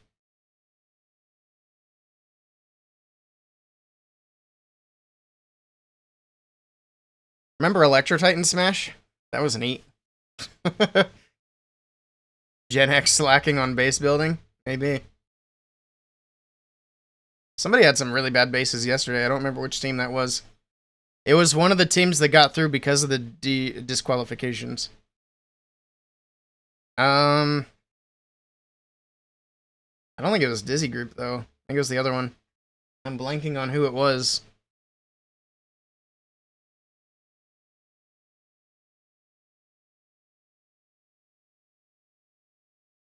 Only Exceed. I felt like their bases were really slacking. Dizzy Group made it through the upper bracket? Yeah. Yeah, Only Exceed seemed like their bases were really not ready for this weekend. Because they were just not good. They've already gone home, right? I think they lost to Navi in the lower bracket, yeah.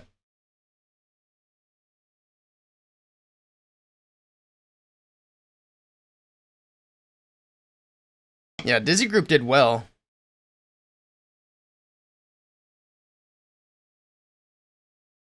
See if they continue to do well. They had a lot less time to prepare. That was what I said yesterday. It was like they just found out that they're playing this weekend, so they didn't have very much time to get ready. Still a big bummer that it worked out that way. I would have loved to see HTM in here, but maybe next month. All right, Chien is in. Next attack for Dizzy Group. They got a big defense. We'll see if they can keep it rolling. Keep themselves in the lead here as he works his way through the monolith here on the right side of the base. Royal Champion pushing through. Down goes the monolith. Get through the builder hut. She'll go left. He's going to go with another invis. Okay, that's the last invis as well. So he's probably just going for the multi-archer tower and then recall. He'll let her get another couple of buildings here. There we go. Recall. Pulls her out of there. Able to keep the fox alive is going to help out quite a bit. I do feel like that's a big deal when the fox is still alive after the initial RC charge. Got the earthquakes in the core of the base as the log launcher makes its way in. The queen coming in from the bottom side of the base. She'll be able to work her way through once the log launcher opens up some of these walls. The king's already going to ability super early here. But he is able to take out the enemy queen. Gets the walls opened up, get some damage on some of these buildings. Alright, log launcher continuing through. The Inferno locking onto the queen. She's going to pop her ability, take it down. Got the walls opened up on the left side. Prince firing away. See if that queen can change targets and get that prince taken care of, because he is going to be a bit of a problem. In the meantime, the Root Riders moving their way through the Town Hall compartment. Got the Royal Champion back in over there as well. Be able to get the Town Hall secured. Got a defensive rage going off in the core. Again, we're seeing another long-range gear tower. Very interesting to see those on defense. Yeti taking down the fire spitter, maybe? Not quite. There we go. Alright, we got both fire spitters out of the way. Giant does go down. Root Rider's going to open up the walls, send the Yeti to the right, and hopefully finish off the gear tower. The Yeti Mites are hopping through, and it's not going to be enough. So the gear tower in the core stays alive. I guess in this case, it actually helps out having it on long range, just because there's going to be nothing to take it down. So it's going to just keep on firing away. Okay. The RC is going to go down. This is looking like a defense. There's too much defense to get through for these Root Riders, so this is absolutely going to fall just a bit short. And Synchronic catch another break here. This one's going to be lower percentage than their last attack from Dizzy. Alright. He's going to pick up a few more buildings. Can he hit 90? Maybe with the super barbs, actually. And there we go, 90%. Alright. So, good percentage, but not the 3-star he was looking for. Good try.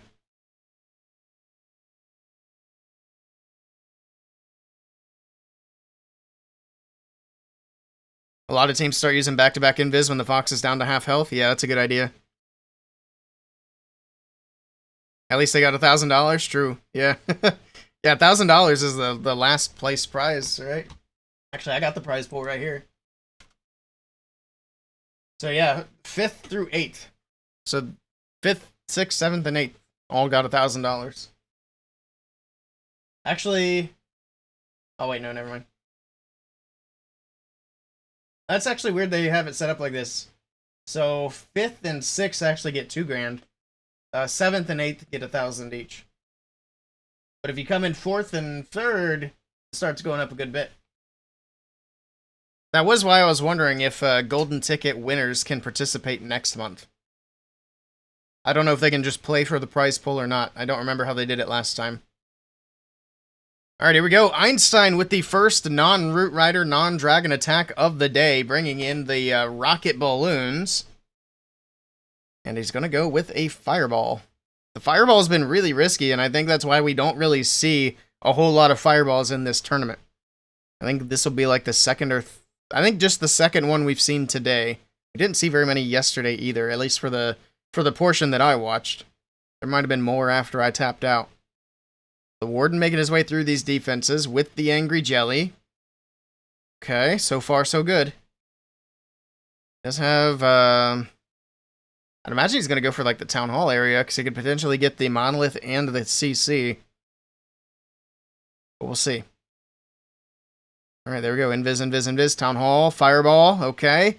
And there we go, the Earthquakes. Down go the Clan Castle and the Town Hall. Or wait, not the Town Hall, sorry. The Clan Castle and the Monolith. The Town Hall's low, but it's not down yet. He also gets the Invis Tower, which does help out a good bit as well. Does he have a giant arrow to finish off the Town Hall? That would be kind of handy. I didn't see what the equipments were. We'll find out. Probably not, considering the way he dropped in the Queen. He might just use the Royal Champion to hop in there and finish it off, because it is low. Alright. But we're going to let the Warden continue to do a nice long walk. He's going to go with rocket balloons to move in and finish off the Town Hall. I like that. Minimal investment, but he's going to need to send a few more. Queen's still moving on that bottom side. Drops an invis for her. A few more rocket balloons are coming in. There we go. Moving across. Do they get it? And yes, this time they do successfully take the Town Hall down. Now we can save the Royal Champion for somewhere else. Alright, Queen's still making her way on the left side with the Barbarian King. The Warden charge still looking strong on the top side as well. There's the King's ability. Spiky ball bouncing around. Couple of balloons for the mortar. Okay. Still has 3 rocket balloons as well if he wants to use them somewhere. He has got the Yetis out of the CC on the top left side of the base. Yeah, the Flame Flinger up there. Did that Flame Flinger even do much? I'm not sure. I think it might have popped kind of quickly there. Rocket balloons from the left. We still have the Warden walk going strong. We still have the Queen looking good in the core. We got 45 seconds on the clock to get through everything. Rocket Spear flying through. Oh, but she gets distracted by the King. Come on, RC. Go back, go back, go back. Ah, she wasted so many Rocket Spears there. But it's not going to matter. Look at that. It's absolutely crushed. A beautiful attack from Einstein and a triple from Synchronic. It's going to put them back in the lead. The Minion Prince broke the Flame Flinger? Okay. I was going to say, I didn't even notice he dropped in a Siege Machine up there, let alone a Flame Flinger. I felt like I would have noticed that if it was up for longer. Alright, nicely done to Einstein. That was a good attack. I like that. A non-root, non-dragon attack. Although rocket balloons isn't exactly like that far outside of what we normally see. It's just right on the edge. But we'll take it.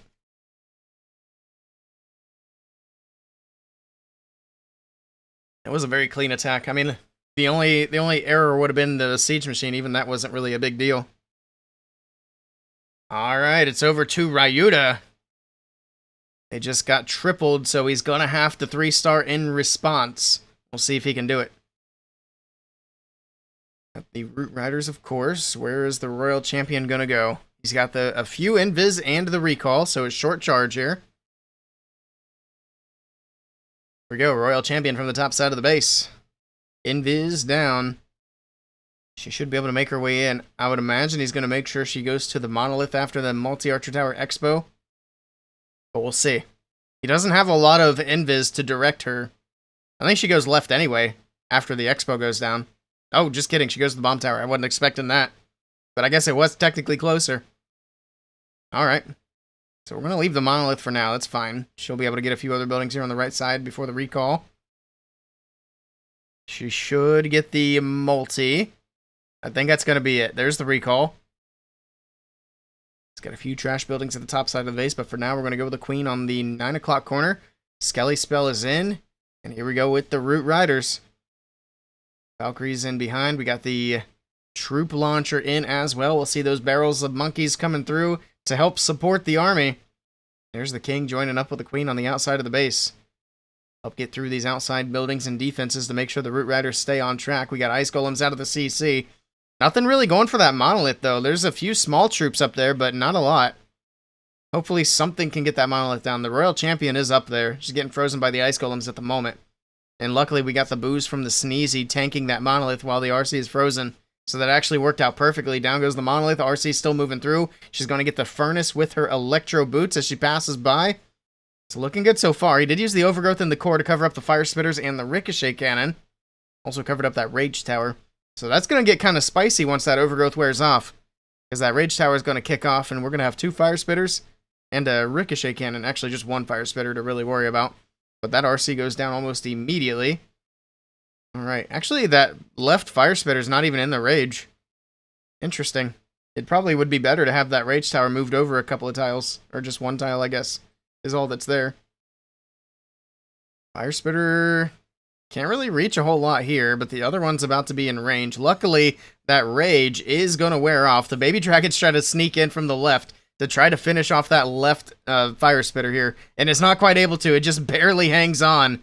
Does he have enough here? He still has quite a few troops moving through. There's not a whole lot of base left, but that Prince on defense is popping off. The Queen is there trying to take him down. She still has ability, though. And with the ability, I think this is looking good for a triple for Dizzy. Down goes the cannon. The Queen's moving in. Just that 1 Fire Spitter. The other one's not an issue. Down goes the Fire Spitter, and that's a 3-star for Ryuta. And Dizzy Group strike right back to Synchronic. Nicely done. We're keeping it a close match. All right. Ryuta is perfect so far. Nice. Good for him.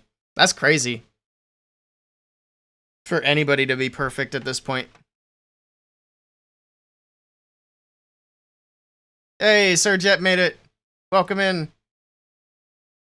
Ooh, apple pie is in the oven. You love apple pie? How much do you love apple pie? Because I've seen a movie about that if you love it too much. You got protests in Ireland. What the hell are people in Ireland protesting? Not enough potatoes. I'm sorry, that was offensive to the Irish. I apologize, Mr. Jet. I'm sure you guys have plenty of potatoes.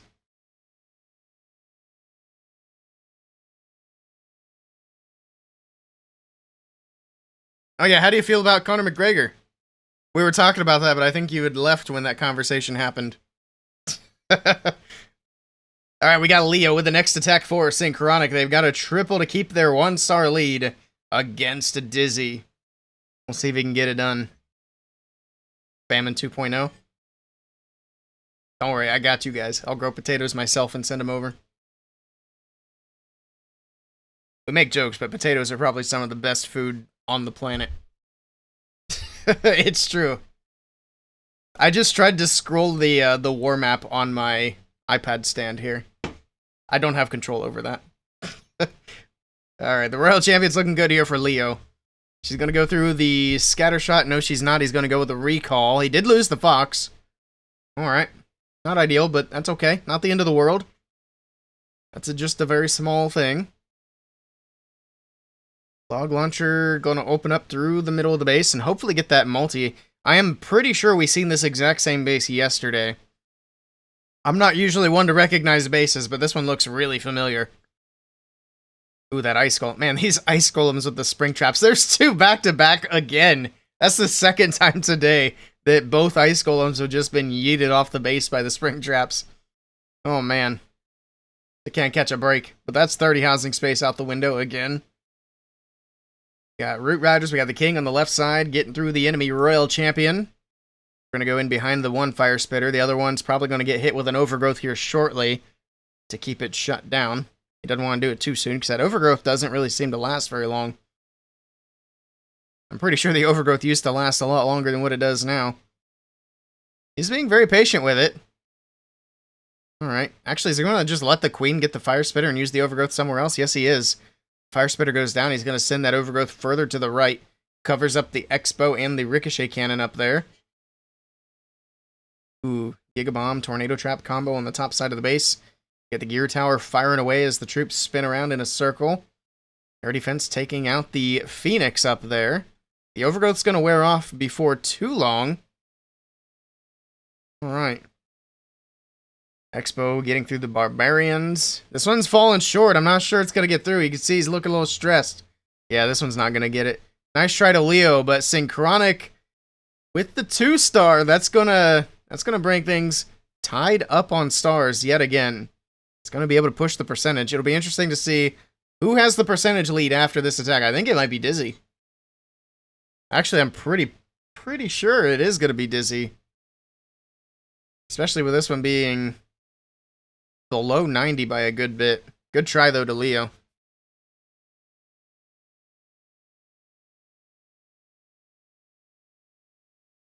Connor's scumbag. That's crazy.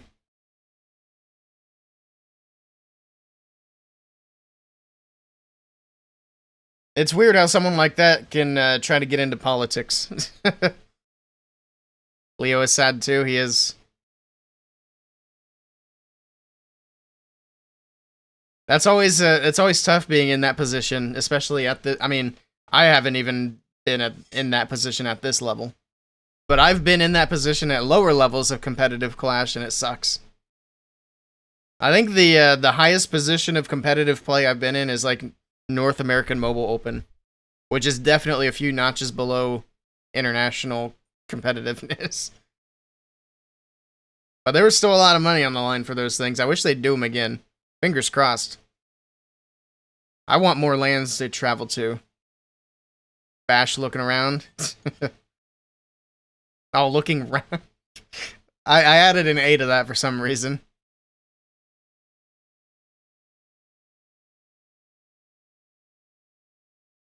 I was talking about Clash. Yes. Alright, here we go. Zekin with the next attack. Man, he's going quick with this start. He didn't pop the RC's ability. I was thinking he did for a moment for the haste, but he still has the RC's ability intact. He's got a lot of invis. He's trying to push her to the Town Hall, I think. I could be wrong. He's not directing her with invis, but so I guess not. Otherwise, he would have already dropped in invis to send her back into the Town Hall compartment. But he's going to be able to get through both ricochet cannons, get through the Inferno Towers. Actually, I'm not sure if she's going to go for that other cannon. There's the ability pop with the haste. Tell she goes much quicker now. And there she goes through the second ricochet cannon, Earthquake to soften some things up. Now she's actually going up to the Town Hall. He wasn't even expecting that. He didn't have the invis ready there. Alright, I mean, that's still a big chunk of the base. He did use the Queen with a Golem and the Royal Champion to achieve all that. So hopefully it was enough for Zekin. We'll see. He's got the blimp flying across the base. He's going to move in, grab the Town Hall. He's got the Rage spell ready for that. There we go. The Rage spell is in. Town Hall should drop quickly to the Yeti Bomb. And then the Dragons will try to clean up everything else. Dragons moving off to the left. A few of them going to the top side of the base. We did pull out the Ice Golems from the CC. He's got the Archer on the far left, though, to try to get these Ice Golems out of the way of the Dragons, so they're not getting frozen over here right beside all these defenses. Still the Warden with his Sneezy, summoning all these boos, picking up all these air traps out of the core. Look at all the red air bombs going away. Alright. Got a Furnace in the core still, but it looks like he had the poison down, so if it's not down yet, it will be soon. It's actually, well, the double multi-Archer Tower is going to be tricky, but he does have an Ice Hound. I didn't even see he brought an Ice Hound. Unfortunately, there's nothing up there for the Ice Hound to even tank for, so, man, that was like 40 housing space just wasted there. That is not good. He's only got 50 seconds left, and he's got these Ice Golems to get through. This one's not going to make it. This one's going to fall short. Question's going to be, how much percentage can he get? Look at the Warden going off on his own now. Picking up Seeking Air Mines. We got a Coco Warden. That's going to make the Sneezy angry. And then that Sneezy is going to go straight for these defenses. Oh, just kidding. It's going to get annihilated in the core of the base. But yeah, this one's not going to get it done. Should be able to get it up to 90, I would imagine. I'd be surprised if he can't get that much. It's only a few more buildings. Dragons moving through. 20 seconds still left to go. Going to be able to get through the multi-Archer Tower. Maybe? Yes. Down it goes. There's 90%. So that's going to be good for them as far as percentage goes. But Synchronic potentially could take the lead back with their next attack. And we're getting down to the last round of attacks here. I just realized, man, this match went fast. I didn't realize how close to the end we were. There we go. 92% 2-star for Zekin. We'll see if it was enough. Because that was their last attack, I believe. Both lower brackets are so close. Yeah. I love these matches. They're right there. Literally anybody's match. That's what they all should be.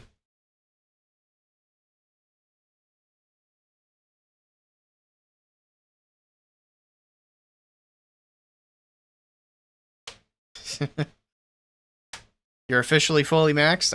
We don't want to hear that, Sir Jet. We're out here working hard like peasants, grinding day to day, one wall at a time.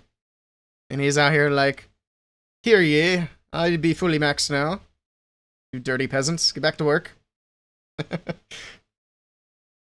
Alright, here we go. Last attack of the match. Synchronic can take the win with a triple. I don't know what percentage they would need on a 2-star, but it would have to be in the mid to high 90s. We'll see what happens here for Mark. If anybody knows what percentage they need, let me know. Or wait, they can't win on percentage. They have to triple. I just looked at the percentage on the board. There's the recall for the Royal Champion. He gets a bunch of that out of there. Saves the RC just in time as well. She was about to go to ability. But they have to 3-star to win the match, so pressure's on for Mark. You have the poison over the Furnace in the core of the base. like I've been saying for this entire tournament, put some rocket balloons in there. Make somebody use their poison not on the furnace. You know? Just food for thought. There we go. Log launcher's still moving through. The ice golems have been dealt with. Ice golems on offense, popping fairly early. Is that one on the bottom going to hit a spring trap again? Maybe not this time. It does pop early anyway, though, because that ricochet cannon hits like a truck. But at least it freezes up the cannon while the Root Riders move in to take it down. Which hero? Okay, that's the king in the core of the base. He pops his ability. Spiky boots and balls going off. Getting some damage on these buildings. Everything pushing in from the bottom side of the base. A little bit of a risky approach, but at this point, it's all or nothing. So it doesn't even matter if he leaves the town hall for a bit further in the back of the base. Is he going to pop the Warden's ability here? He's got a lot of troops he could potentially keep protected. There we go. Rage is in. Warden's ability going off. That's going to push them right up into this town hall compartment. The Gigabomb's going to go off shortly as well. Hopefully that Warden's ability can last. No, it doesn't. They're going to take a bit of damage from it. Not a big deal, though. The town hall frozen will go down quickly. Got a Rage on the left side for the Queen, trying to keep her alive as well. Got Valkyries on the right side of the base. Root Rider's still pushing through, but things are fizzling. Things are starting to disappear, and I'm not sure if it's going to be enough. It's going to be close. That Queen on the left side is going to get taken down by that ricochet cannon. She's not fast enough to take it out. Down she goes, and that's going to be huge for the defense. The ricochet cannon stays standing. It's actually going to get healed back up, so we do have that builder hut over there. We still have quite a few troops moving through, though. We got healers. He could still pull this off. He might have this. The multi-archer towers trying to get some damage in. These Valkyries are doing a nice job tanking, though. Down it goes. It's just going to come down to that cannon. Let's see. We still have the Royal Champion in the mix. He's got it. It's going to be a 3-star. And Synchronic are going to come away with the win and stay alive in the tournament. And Dizzy Group, despite their performances this weekend, are going home. All right, man. What a match. That was good. Mark relax. Now he's making money. He's happy.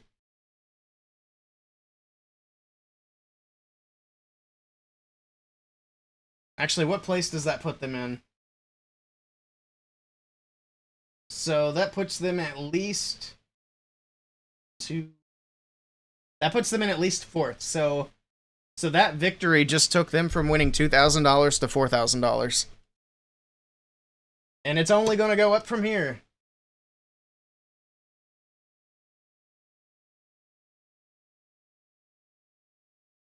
General X didn't even get out of bed.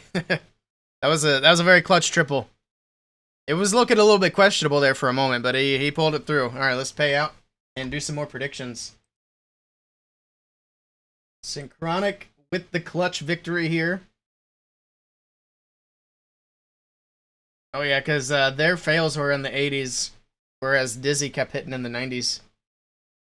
And that 97 really, that's really unfortunate now looking back. They were 3 buildings away from locking in a victory. Those 3 buildings just cost them a few $1,000s. Alright, the next match, I believe, is going to be back in the upper bracket. If I can find my dang tab. It's going to be the big match. The match with the drama. It's going to be Dizzy versus Vatic.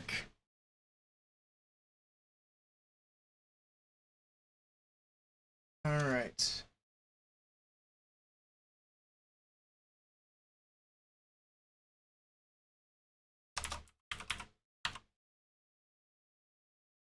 Now the question is, can Dizzy get the upset?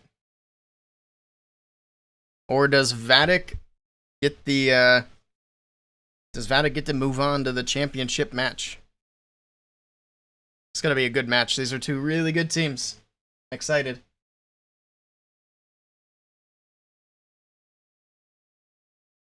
You think it's a one-sided match next? I don't think so. We'll see. Hey, Drew. Saw them play this live. They used a piano that was on fire. That's sick. I love this song, or this cover that they did for this song. It's definitely a top tier song. Short-necked giraffes. I think they just call those deer. You thought a dog toy was a giraffe, but it was a cow. Alright. A black and white short-necked giraffe. I mean, kinda.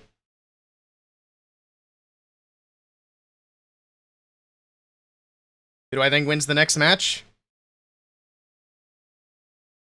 I think it is going to be Vatic. I like Dizzy, but I think it's going to be Vatic. It's getting hard to say, though. These matches are getting so close. Wait, did I start predictions here? Yeah, I did. Alright, we got predictions up for Dizzy and Vatic.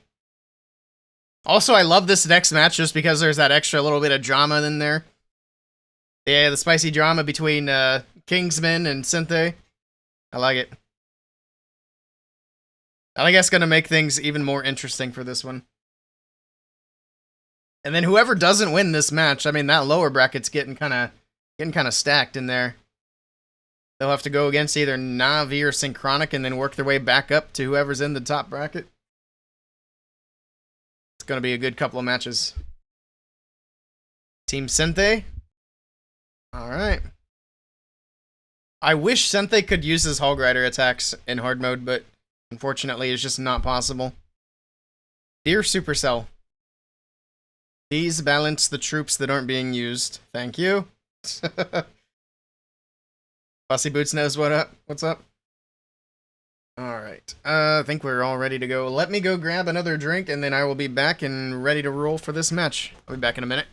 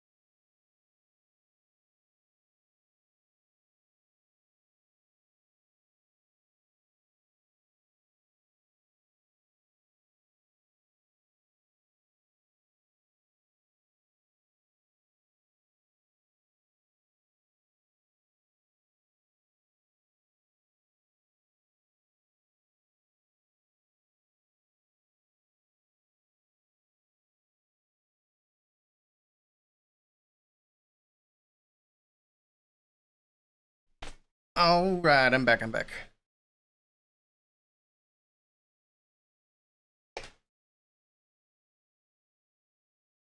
Alright.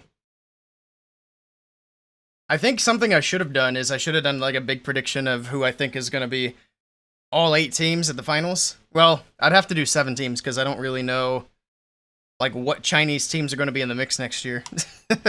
Or I guess this year, not next year, geez. We can still do it, although after today we're going to know at least what one of them are.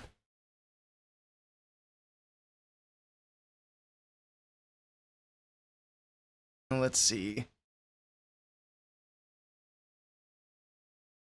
What are they doing here? A recap? We still have 3 minutes. We're getting there. Yeah, I don't know if Drew's still here, but I was saying the other day that if nothing else, Disney's got to get a golden ticket so I can get to see Drew in Worlds, because I didn't get to see you there last year. And they need to bring back lands here in the USA. Make NA lands great again.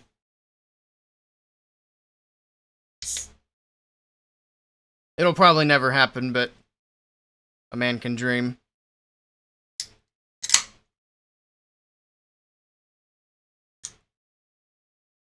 I'll have to find other reasons to go travel.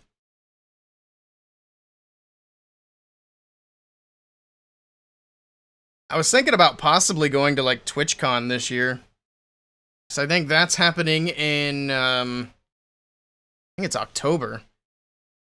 And it's happening at the exact same place in San Diego where the Clash of Clans event was that I went to go watch. So that would be kind of neat, because I already kind of know the area, at least a little bit. Just, basically just around the event, but still. Makes things a little bit easier. See if I get to go back to Finland this year. Try to get a trip planned for next spring, which wouldn't be Clash related. Surjet knows about that one.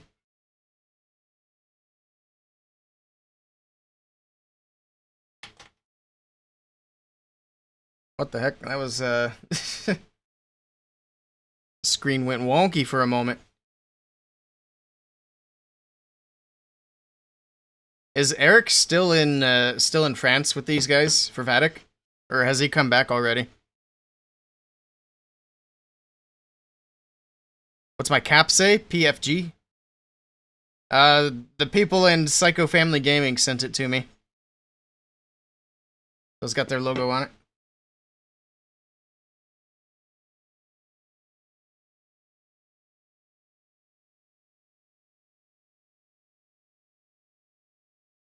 It'll be Boom Academy from the Chinese server? Maybe. I mean, they do have the advantage of being on both servers, even though they're technically not supposed to be.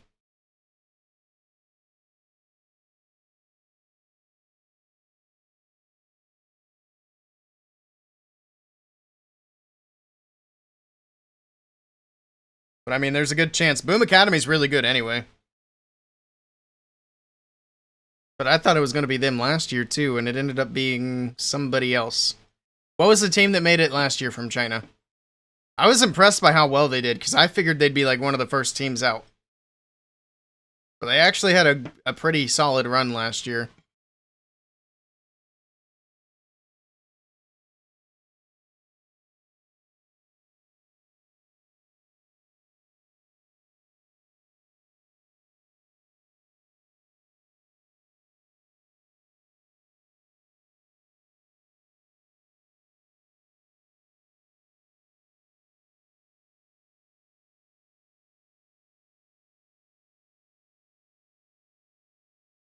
I can't hear Kingsman.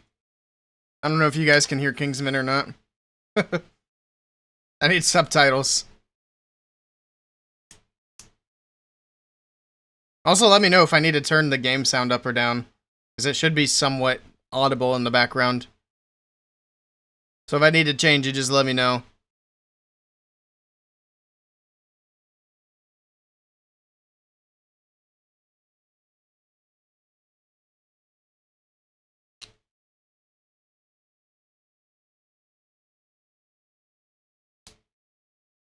Alright. We have... Oh, they took away the timer, never mind. There it is. Oh, 0 minutes. I need to start my recording. Predictions end? No, they didn't. I'm going to end them now. Here we go. The next match, the last match in the upper bracket before the championship. Vatic versus Dizzy, and Simon is in to kick it off here with the Royal Champion charge into the Root Riders. Alright, let's see how he does. He gets through the scatter shot, next invis is down, gets through the expo. Alright. Then he's going to recall her out of there. Alright, simple, quick little Royal Champion. Now we got the log launcher from the top side of the base. Actually sends in a couple of his own giants. You don't usually see people bring giants in their camps. But there we go. We have the furnace out of the CC. A couple of ice golems up there on the top side from the CC as well. The queen with the angry jelly on the right side of the base. Going straight in for these defenses. Alright, we do have a golem up there to help tank for the queen. Tanking the expo. Got the king on the right side. Root Riders from 3 o'clock, and here we go. Here we go. Got Yetis out of the log launcher. Make their way. I'm not sure about the pathing on the bottom side, though. So he has the Root Riders there. He's got all those defenses down there as well. I guess he doesn't really need the Root Riders to go through the Town Hall. The King and the Queen are going to be able to handle that themselves. He still has the Warden's ability, too, which he could pop here a little bit later on to keep everything protected and moving through. Hopefully not too much later. We do have that Giga Bomb going off, doing lots more damage. Just being very patient with it. Looks like he's used the Queen's ability, but the Queen actually went down. So we got the Giant on the top side of the base. Hopefully to work through that multi-Inferno Tower. There's that Warden's ability on the bottom side of the base. We still have the RC's ability. We still have an Invis in the bag. Clean up Super Barbs on the outside of the base. They're going to follow through, clean up all these trash buildings. Alright, getting through the scatter shot. That Monolith is going to be one of the biggest things, especially around the enemy king. But he's going to drop the Invis here on the right side, keeping that Royal Champion alive just barely. The healers get a chance to heal her back up just a bit. Rocket Spears wear off, and now she can move in towards the king. I don't think she's going to get through, though. This is going to be a defense for Dizzy to start off the match. See how much percentage he can get, but it's obviously not going to be a 3-star. He's going to be able to get it into the 90s, but it won't be a whole lot more than that. We'll see how much more the Warden can get. Actually, can it get into the 90s? He might not get 90 here. That Monolith is going to be too much. Alright, let's see. We got Sneezy moving in, trying to grab something. He needs one more building. One more building for 90. Can he get it? Come on, Monolith. Go down. Oh. Nope. Oh my goodness, it's on 1 HP. Alright, there he goes. He had to fight for that 1%. Jeez. Alright, he gets 90%. Not bad percentage, but a nice defense here for Dizzy, so they got to be happy about that to start off the match. Nicely done. Or nice try, I guess. Either way. Either way. It looked good. It did look good for a bit. Hey, Custom, welcome in. You lost 10k points the last time you were here. Rip.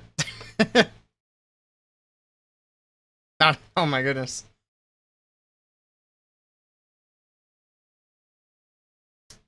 Sir Jet's in here flirting with everybody today.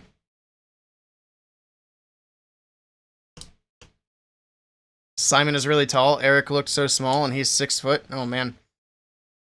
You don't want me to stand beside Simon then. I'll look like a dwarf. Alright, here we go.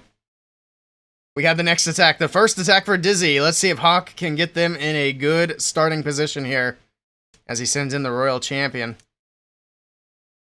Alright, get through the Ricochet Cannon and work his way through the Fire Spitter.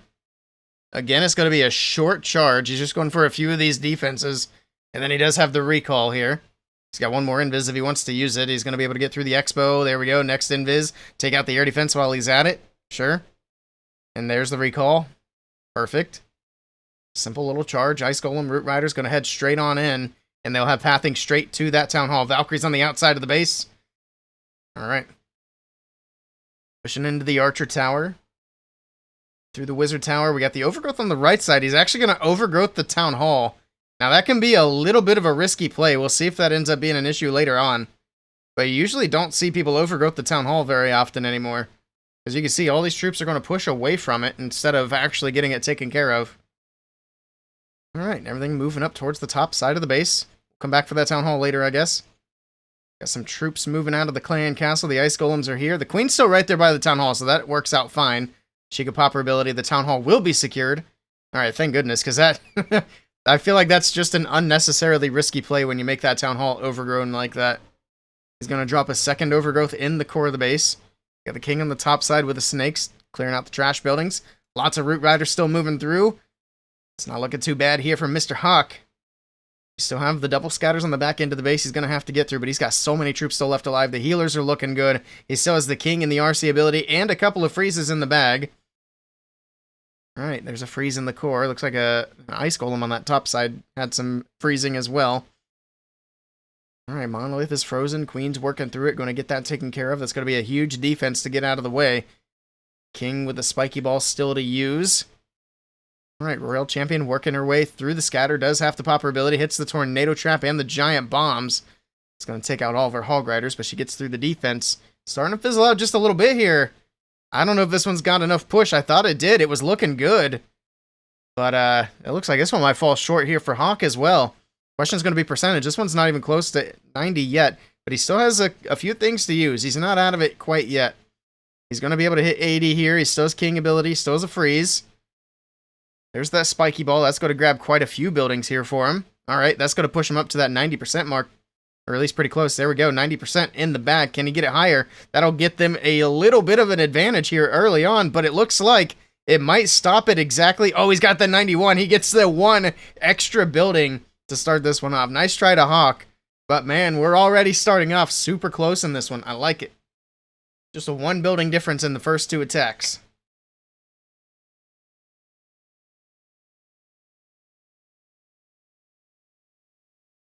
How tall am I? Well, I'm at a crisp, towering 5'6", which is pretty up there.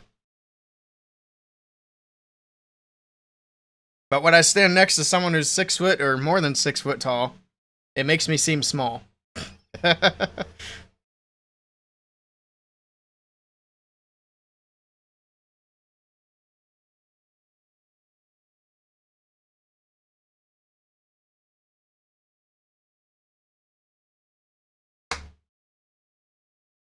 All right, next attack. It's going to be Mr. Kingsman himself. Here we go. Hey, Swarma, welcome in. All right. Got a fireball attack here from Kingsman. Okay, no RC charge this time. Angry Jelly pushing him through the defenses. Get through the Expo, make his way over to the Wizard Tower. Let's see. Wizard Tower drops. He's just going to be patient. It always takes a bit of time to get these fireballs set up. Get through the scatter shot, and then I think the jelly's probably going to wear off here shortly. There we go. The jelly does wear off. He's still going to focus on finishing off the scatter shot. Down it goes. Now the warden switches to clean up. He's going to start dropping in the invis. Fireball to the core of the base. All right, double earthquake's going to finish off these buildings. Takes out the clan castle and the multi-archer tower and a few other buildings around it. And here we go, the Root Riders into that town hall compartment. Here we go, full sending it. Everything will make its way in. What do we have to funnel that right corner, though, is going to be my question. We got the Barbarian King coming in, so he can get that taken care of. He'll take out the Wizard Tower and then push to that right 3 o'clock area. And then everything else is going to turn in, go for the town hall, get that cleared out of the way. Still hanging on to the King, Queen, and RC abilities for now. Still has an overgrowth in the bag. We got to freeze over the multi-archer tower and that rage tower there.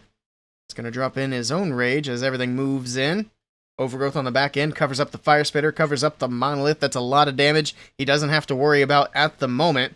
And he should be able to work his way to the back end of that fire spitter as well. But we do have some Teslas popping up. That's going to hold things up for just a little bit here. Ice Golem pops. He still has barrels flying in from the siege machine. Alright, everything's still wrapping around, making its way around. The overgrowth is going to wear off here very shortly, and there we go. But everything's able to work its way behind the fire spitter, except for it looks like maybe the warden taking a little bit of damage. Could we please stop clicking on the hero equipment in the middle of the attacks? Alright, fire spitter goes down. Get the storage out of the way. Still have the queen in the core. We need something to move in and take out that monolith here. There we go, the royal champion finally moves in. The fox makes her invisible. That timing was perfect there. The monolith is secured. We got the fire spitter on the backside, but again, the troops are behind it. He doesn't have to worry about it. Pops the queen's ability, and this is actually looking good for Kingsman. He still has some super barbs in the bag, still has one wall breaker to use, and then of course that last invis and the king's ability, and I'm going to say this is going to be the first triple of the match, and Kingsman putting Vatic out ahead. Nicely done to him. All right. Very nice. Now we'll see if Dizzy can match it. GG. You have 2 people watching and you still commentate? Keep it up, bro. You're the best. Hey, I appreciate it, Swarma. Of course, I'll always commentate. I can talk to myself if I have to. I got enough people in my head that they'll keep me company. Not really. Don't worry, I'm not mentally crazy. I'm fine. Oops, I almost knocked over my drink. Well, I kind of did.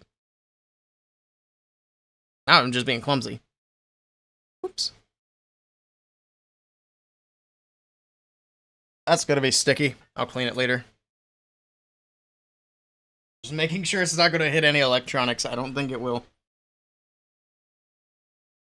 Nice. You talk to yourself all the time. Somebody's got to keep us company, right? Surjet won't do it. I'm just kidding. Sir Jet talks to me. We appreciate him.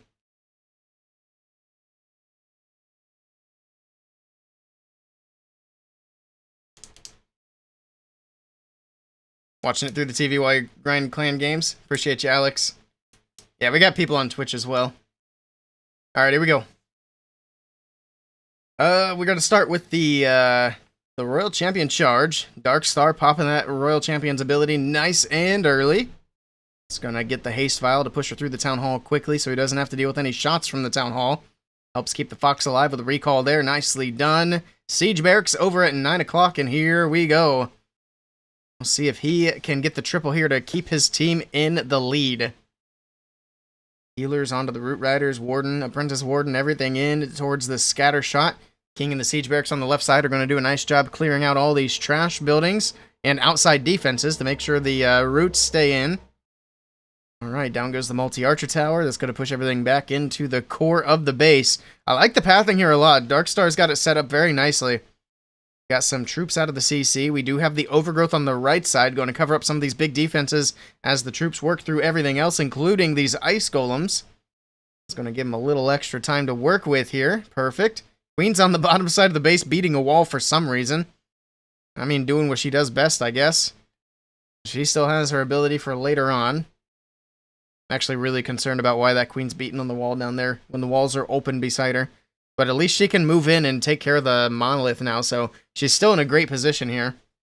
Pops her ability, Giant moving through, doing some tanking. Down goes the monolith here in just a moment. We still have Root Riders moving through. We still have the Royal Champion moving along. We have an Invis left to use at some point. Alright, that Fire Spitter's still left alive, but everything's working to the backside of that Spitter now, so it really shouldn't be too big of an issue. Everything moving through that bottom compartment, get through the multi-archer tower, working our way to the scatter shot. We do have the ricochet cannon here on the bottom side, the P.E.K.K.A. working through everything that's left in the core, and this is going to be a triple again for Dizzy. For the first triple for Dizzy, but this is going to keep them in the lead, and it's going to continue to be a one building difference in this match. Beautifully done by Darkstar. Very nice hit.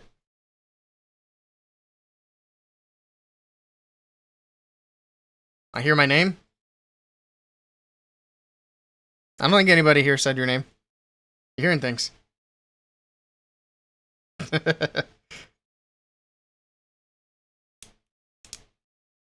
Crushed? Yeah, that was a good hit.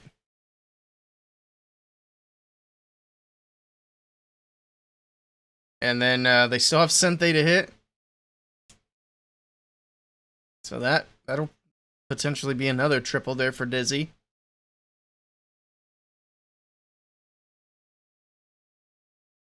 See what Vatic do. They got to try to run it back again to try to get themselves in the lead.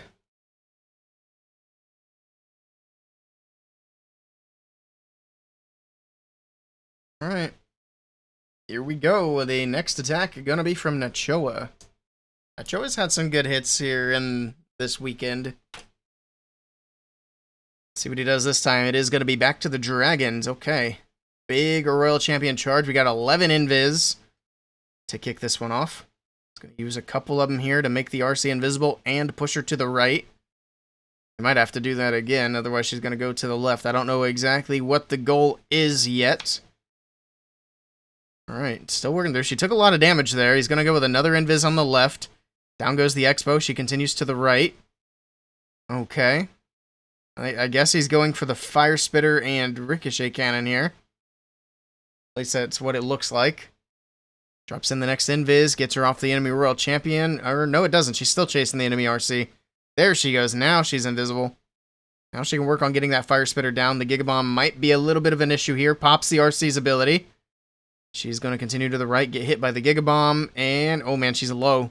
She's very low. There's the next invis. The Giant Bomb's going to finish her off. Not quite. 1 HP and a dream for the Royal Champion. Getting a little bit of health back from them boots, but the Town Hall finishes her off. Alright, at least he got to use most of the invis. He has one left over he can use later on. Potentially for the Queen. We'll see. But for now, we got a little bit of cleanup on the bottom side of the base. The Queen's on the 3 o'clock corner with the Angry Jelly. And then we got Dragons from the top. The Baby Dragon off to the left to set that funnel. That worked out beautifully. Now we got the Blimp over the top. We'll pop the Warden's ability, keep it all protected. As the blimp flies across, the tornado is going to hold it up for just a bit here. Is that going to be enough to stop the blimp? We'll see. He doesn't have a freeze for that sweeper either, which is going to be a little annoying, but he gets it into that compartment, just barely over that wall, drops it in, rages it up. The Yetis will take down these defenses and the town hall. All right, there we go. Does he still have the queen alive? I don't think she is. No, she's dead there on the right side. The dragons are starting to fizzle. I'm not so sure about this one. He pops the prince ability that's going to slow down these defenses here. Drops that invis in on the top side of the base, trying to get through the multi-archer tower. Prince flying through the core. We do still have the furnace in that CC. Looks like it just went down.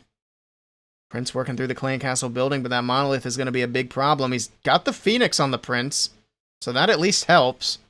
Is it going to be enough, though? Those skellies are holding him up for a few shots. There we go. Prince moves in, grabs the monolith. I don't think this one's going to be enough for a triple, though. That's definitely not. The prince doesn't get the monolith, and this one's going to fall short. Might be the lowest percentage we've seen so far in this matchup. Not by much, though. I think the other two fails were 90-91. This one's going to fall short at 89. Nice try to Nachoa. Not going to get there. An opportunity now for Dizzy to potentially take a bigger lead. 8 long spirit walks. Yeah, I'm not a fan of doing them myself just because time consumption. And there's so much more opportunity where something can go wrong. I like a nice short spirit walk.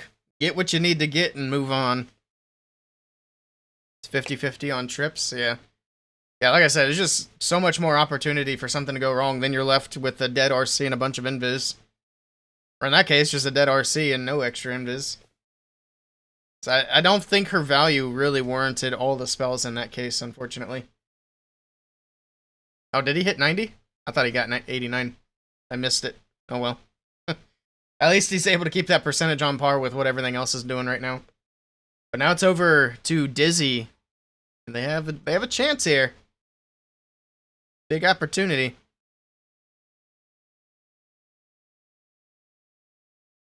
It's going to be Cynthia up next.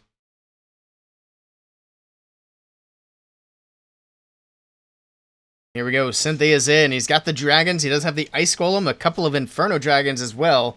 And it is going to be another long royal champion charge. It's actually going to use an overgrowth here to cover up 2 buildings on the right side.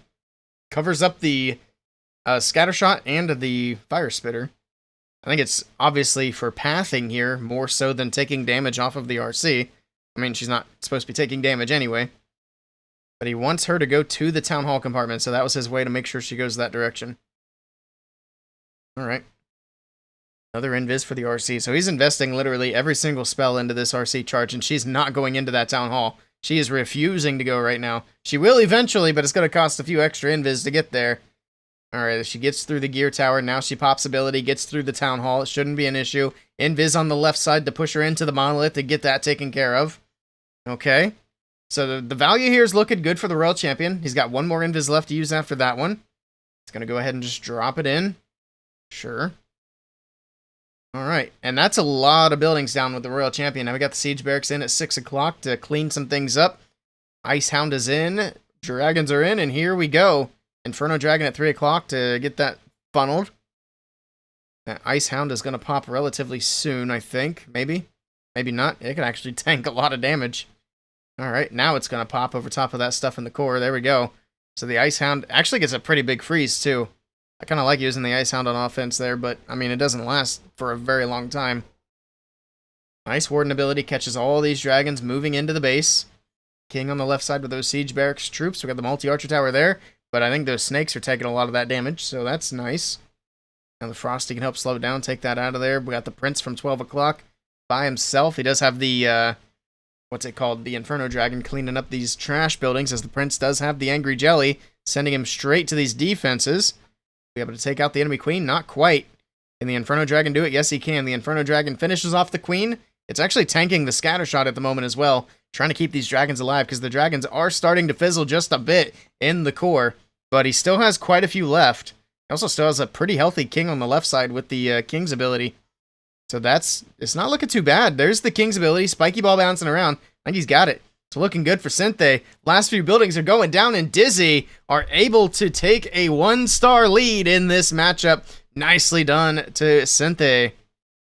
Oh man, both of the Frenchmen on opposite sides have gotten the triple in this one. Alright, now it's just up to their teammates to see what'll happen from here. Love this rivalry, yeah. It's good stuff. It's making for a good match, that's for sure. Oh boy, oh boy. Alright, what is the score right now? Oh, they're not going to show it. We'll have to wait until the next attack goes in.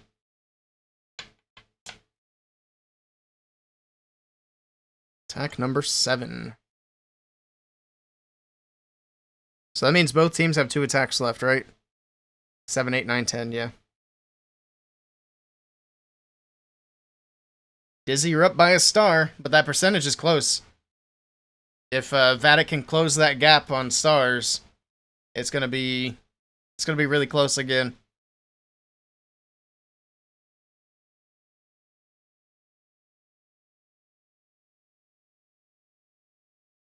Here we go. Tryhard is in. Let's see if he can get that triple that his team needs to keep them in this match. So right now they are down by a star. Next invis is down. It's going to be a shorter spirit walk this time. Does have 5 more invis though, so not a super short spirit walk. But then he's going to recall her out of there, try to keep the Fox alive with these invis.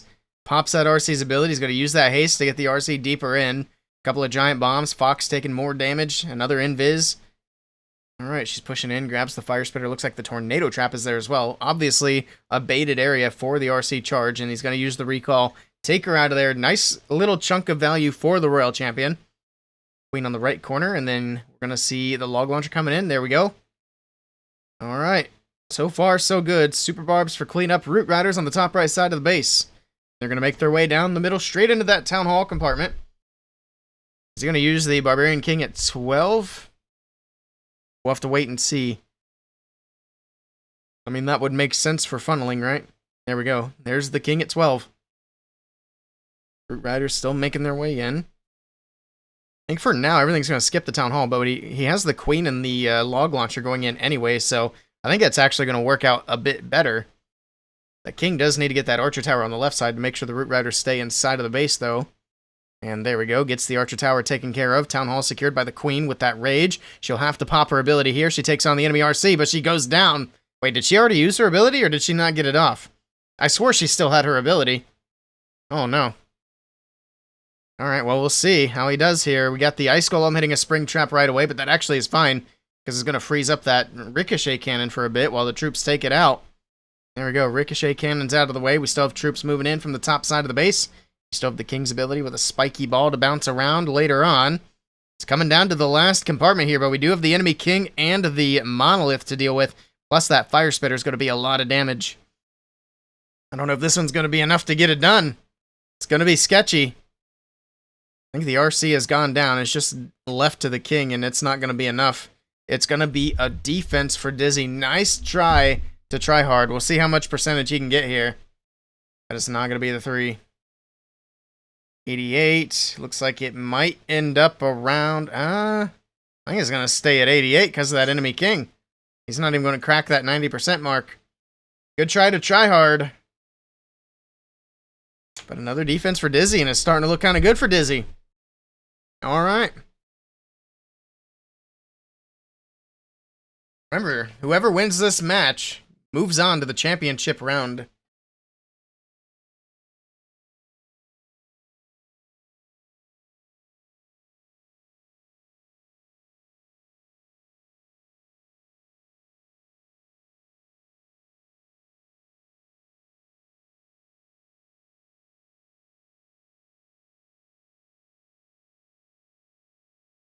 Come on, Mask. Navi versus Synchronic, great match ahead. Oh, yeah. I think all the matches today are going to be really good. I was surprised how close the early matches were. It's been good stuff. All right, last attack leading into the final round. So Dizzy has a chance here to put themselves in a... I mean, if Dizzy triples here, that's pretty much game over. That's kind of where it's at right now. Because then they'll be up by 2 stars in the last round of attacks. So we'll see what happens. Can Mask put it away for his team right here? We'll see. Got the Royal Champion Spirit Walk, typical stuff that we've been seeing all weekend long. Next Invis is down. Get through the multi-archer tower. Alright. Get through the builder hut. Continue in. Another Invis. She's still going for these mortars. He's going to go with the recall. Okay. Didn't really go for a whole lot there. Just a little bit of a funnel. Sure. Alright. Got the log launcher from the bottom side of the base. The queen's down there. The Skelly spell's down there as well. Here we go. Queen will make her way in. The Skelly traps on defense will get tossed away by the log launcher. Ice Golem to freeze some things up, including the enemy prince there. And we got the Root Riders on the right side of the base, and here we go. Root Riders will make their way in. The enemy prince going down to the queen, finally. Did get quite a bit of damage in. A tornado getting triggered by the Yetis is going to work out pretty nicely here. Got a couple of Ice Golems out of the defensive CC. We got a Furnace back there as well. Ice Golems are going to freeze up these Root Riders for just a bit. Town Hall shots continuing to come in. We got the King with all the snakes on the right side of the base. Drops in an Invis over there. Okay. I think he was trying to get the King to the Ricochet Cannon a bit faster. We'll be able to get that taken care of. Pops a Warden's ability. Root Riders making their way to the right side. At the moment, we don't have anything going for the Town Hall except for that one Boo. Sweeper pushing it around. It's going to get a little bit of damage onto the Town Hall.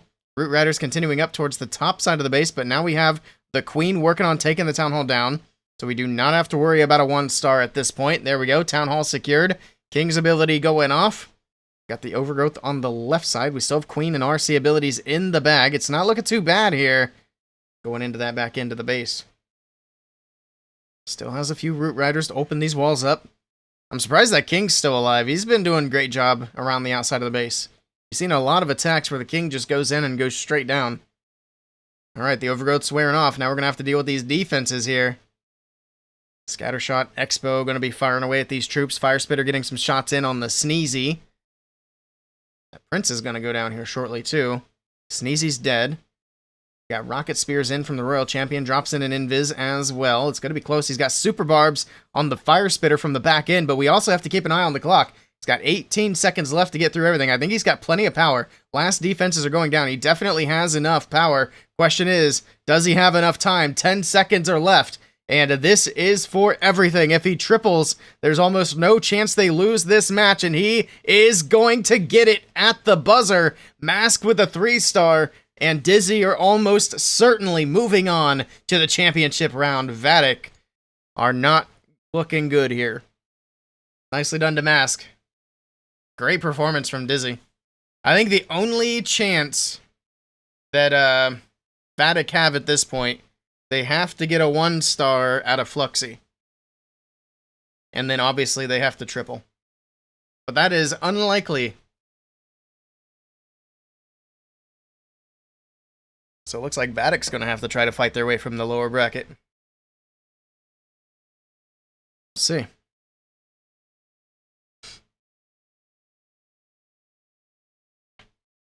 Mask OP. Indeed. It was a good hit. So where's Mask from? I was wondering that yesterday.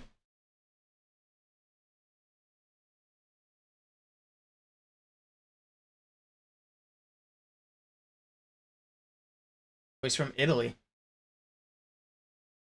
Is it that late over there? I was curious because it's always dark out when when we're watching him in these matches. I guess it would be that late over there, yeah.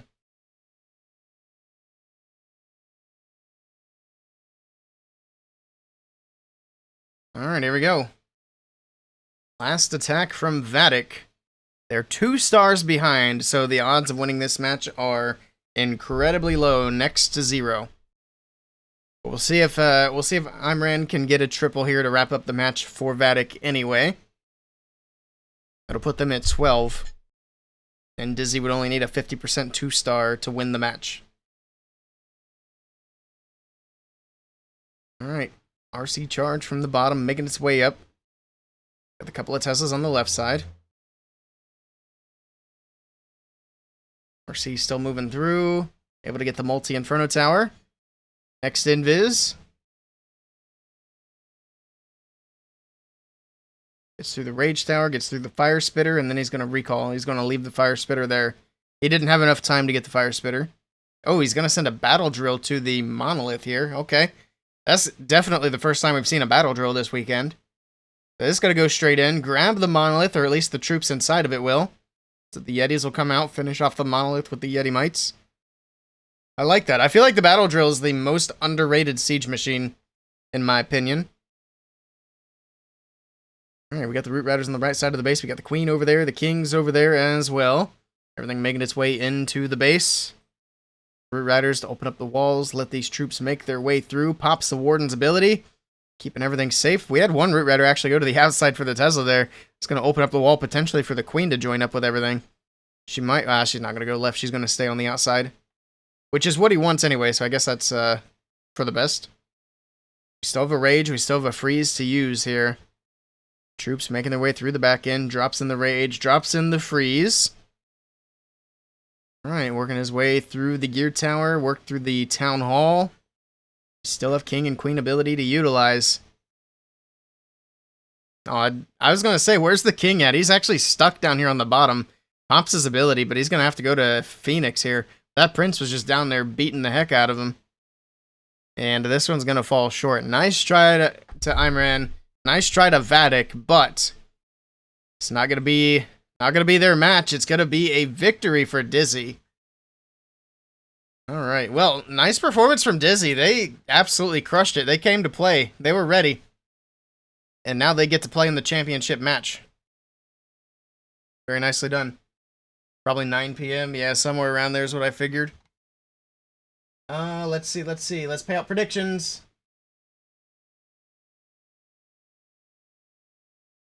Dizzy with the win. Then the next match is going to be the next lower bracket match. Actually, the next two will be the next two lower bracket matches. Sending a couple more teams home before the championship.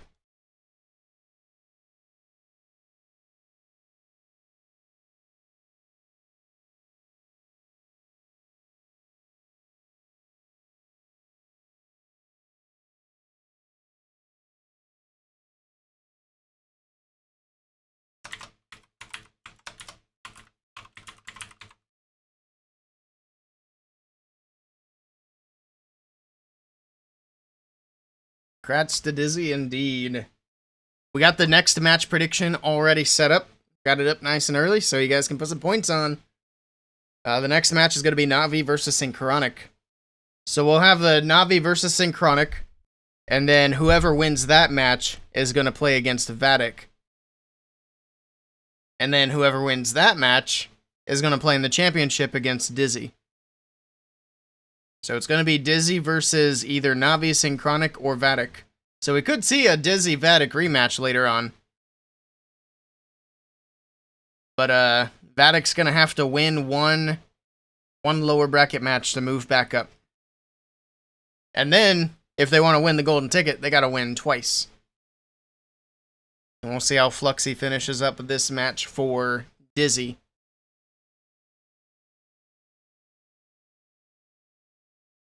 No pressure for Fluxy. He can kind of just do whatever here. Doesn't matter at this point. He just needs a star. That's easy enough. Kingsman attack Fluxy and Fluxy on Kingsman. Nice. I didn't even notice.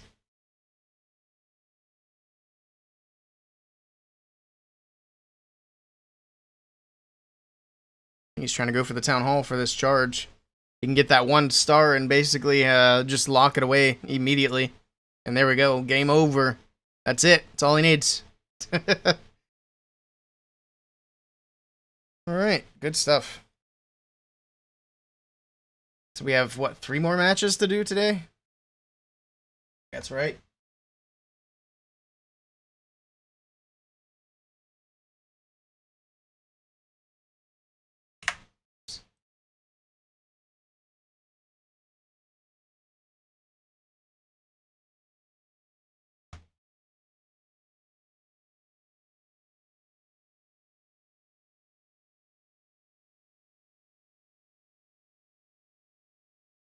Well, technically it could be 4 matches if there's a bracket reset. So it's 3 or 4, depending on how the championship match goes, basically.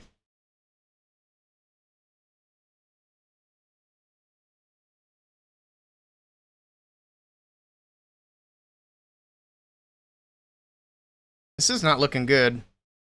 That monolith in the core is looking kind of rough. And he's got a lot of stuff on the back end to get through. Yeah, that monolith is going to be brutal. Especially now that slowdown's worn off.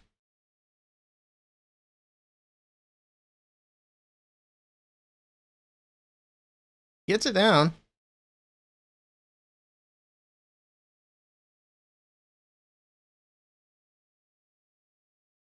It's not going to be a 3, though.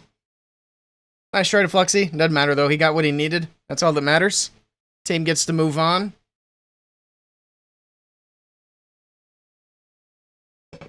So that's going to put them, what, at 13 stars, and then Vatic finished at 11.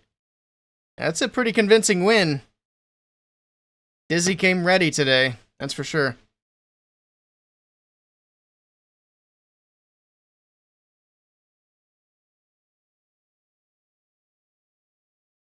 GG Dizzy. They are one win away from taking the first golden ticket.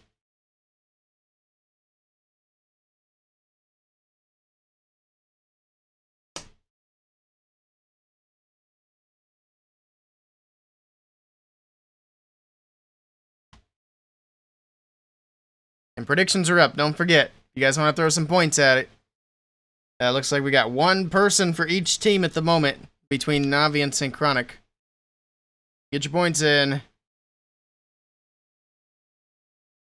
Alright, we got the next match coming up. I'm going to take a quick restroom break. I'll be back in a minute.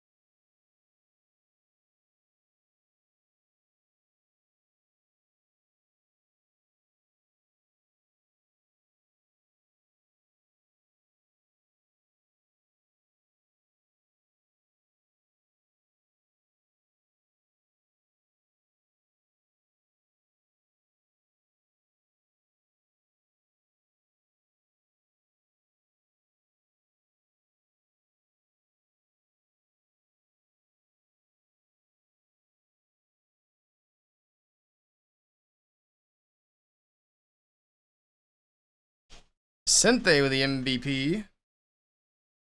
All right. Next match in 7 minutes. All right. We'll hang out until then.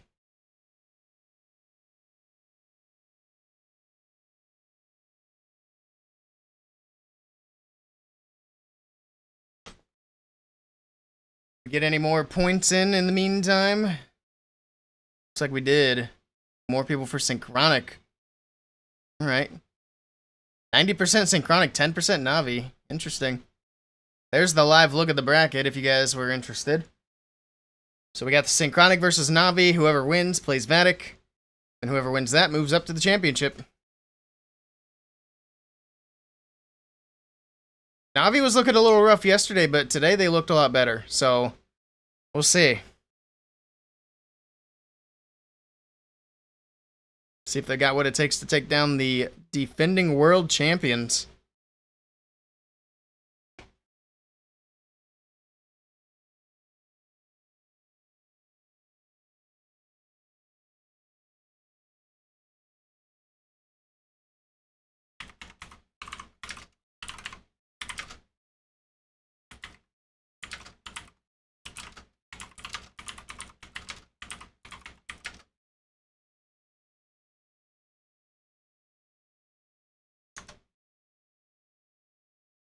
Six more minutes.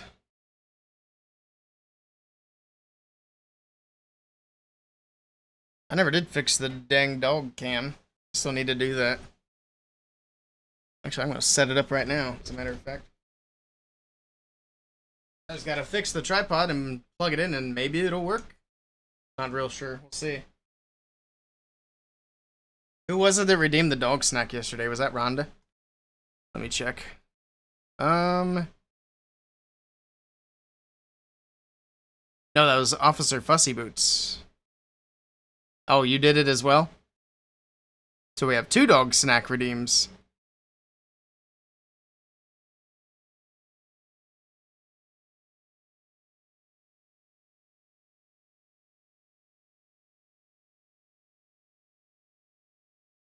Okay.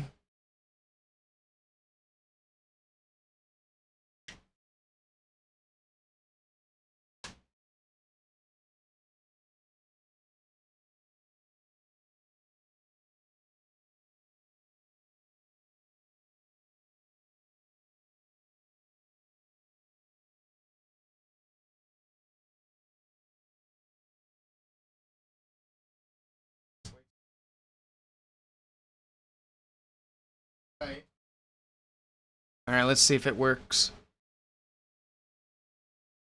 It does. Why is it crooked?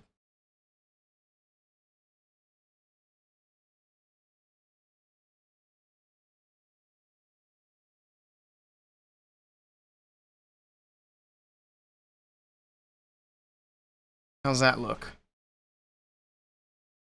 That's fine. There was a dog here just a minute ago. I don't know at what point he got up and left.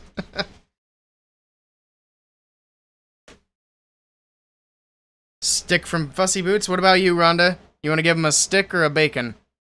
I'll do 2 snacks, it's fine. Stick or bacon, Rhonda? Fussy Boots is going stick.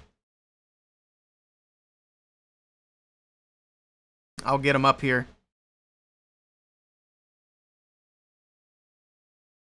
Kitten cam? That wasn't an option. I can grab one. How long do we have? Timer? 3 minutes. Alright. I'm gonna go grab a kitten. In the meantime, you tell me which snack.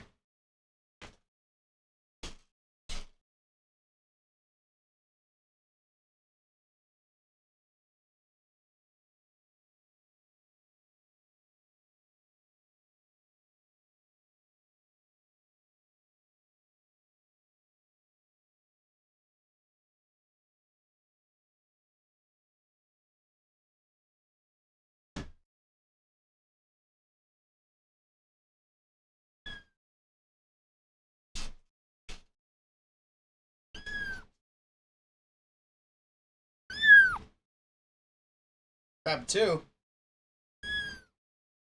Too late. I grabbed 1.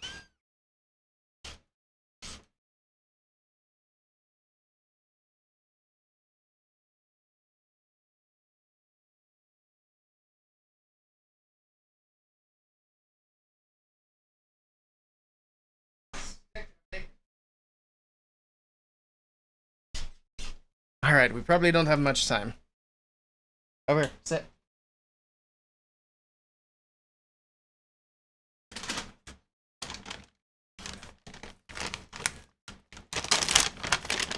Oh, 06, thank you for the follow. Welcome in. The bacons seem tiny. We'll do 2 of them. 2 little bacons.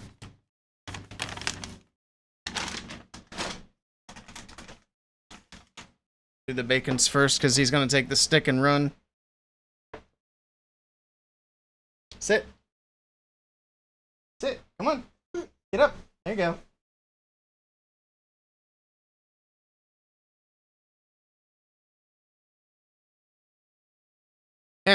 Sit. Speak. Oh, your face is off cam. Speak.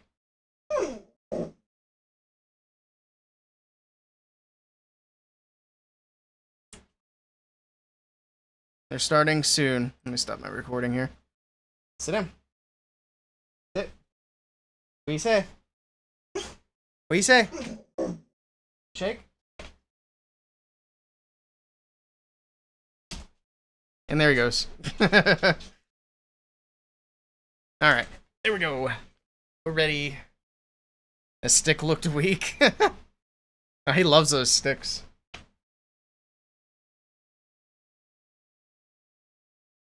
Alright, 50 more seconds, and then a big match is underway. See if Navi can push through, or see if Synchronic can make it to the next round. And take the stick and run. Yeah, he was out of here. I think he went all the way downstairs. Oh yeah, I gotta start my next recording. There we go. Man, all these matches have been good. I'm probably gonna make videos out of all of them. I don't know, we'll see.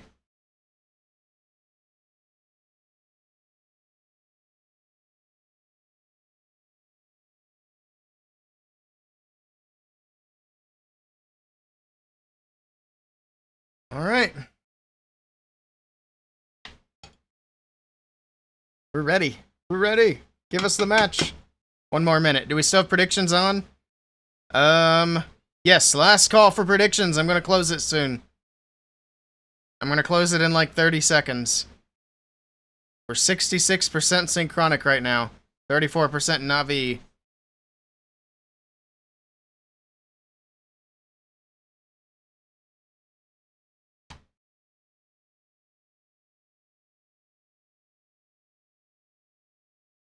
Here we go. Getting down to the very end of it. And I still don't really have a good idea of who's going to win the golden ticket. It's still very much anybody's game. There's still very good teams in the running. Would he remind you of a young Mel Gibson? I can kind of see that.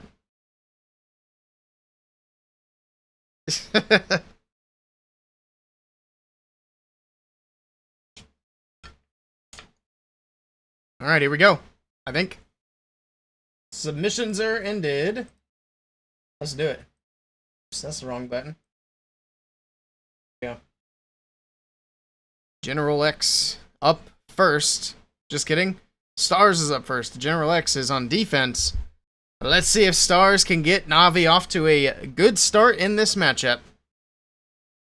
Starting off with a long Royal Champion charge. No Queen on this attack. No pet on the King either. That must be a glitch. Oh no, that's unfortunate. That's not a good start. Alright, well, the King with no pet is going to make his way into the enemy Queen, take her down with the Giant Gauntlet in the Rage. That might be a glitch, too. So I think that when you see the Giant Gauntlet Rage, it's most of the time a bug. I would think that Supercell would have that ironed out by now, but apparently not. So the King goes down quickly. He gets most of what he was after, I believe, at least, so there's that. But, I mean, still, 4 or 5 buildings with the King. It's not super ideal. RC still making her way in. She actually goes all the way back down to the mortar. Here we go. Gets through the Tesla. Makes her way back up towards the Monolith. He still has 6 more invis after that one. Where's she going? What is this RC doing? Is she drunk? Ma'am, you can't be drinking on a Sunday evening. You have work to do. She's working her way through the Monolith. Next invis is down. He's going to make it invisible. Let the boots finish the Monolith off. Giant bomb going to go off. Next invis is down. Alright, she's got the... I think she's got the haste vial now, or maybe she's already used it either way. Tornado trap spinning around, lots of traps, another invis going off. Down goes the gear tower. And she should get 1 Inferno tower before she drops, maybe. Nope, just kidding. It got close, but not quite. Now we have Fire Mites coming out of the Clan Castle.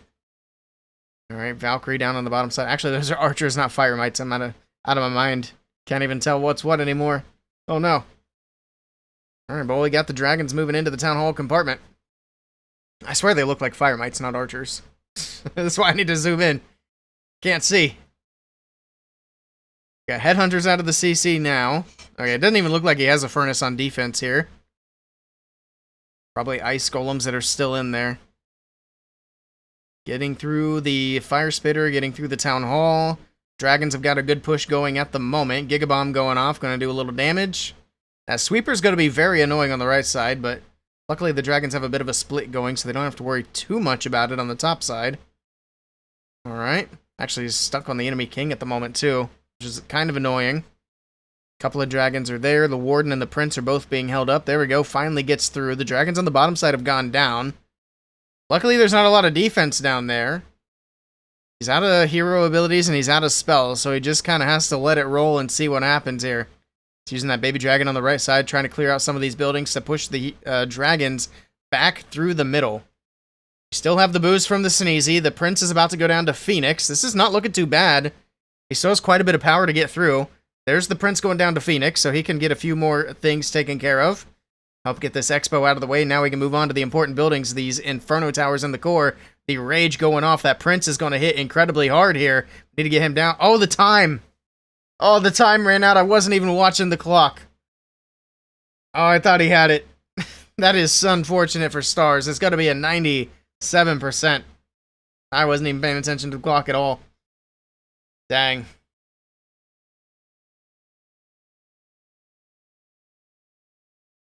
He took the Phoenix from the King to the Prince and forgot to put a fresh pet on the King. It's unfortunate either way.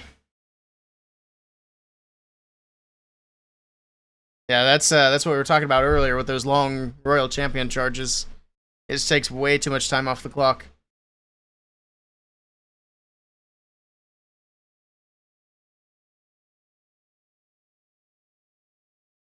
All right.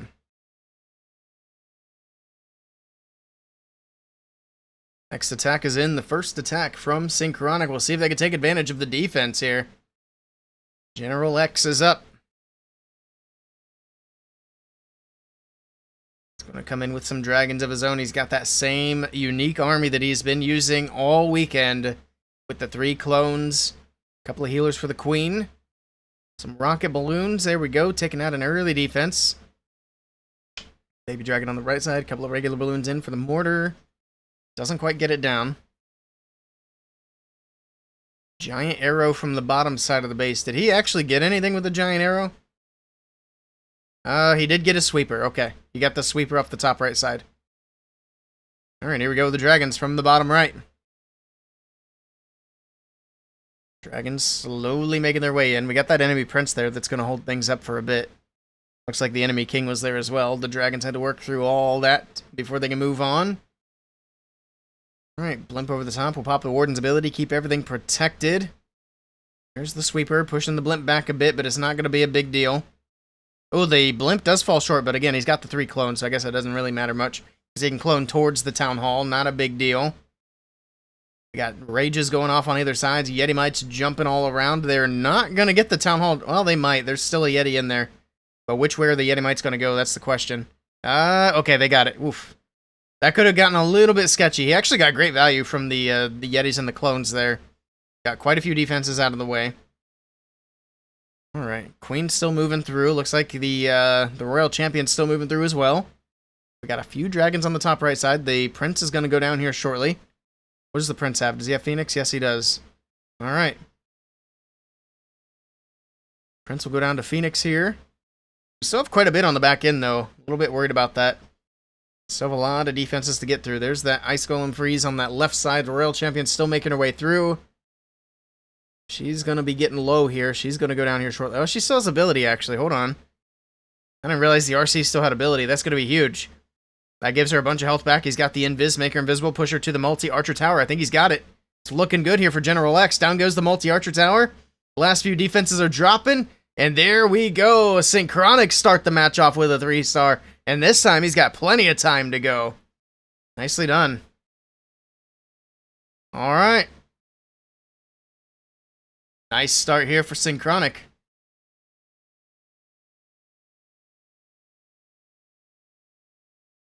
Yeah, having that RC ability there on the backside was massive.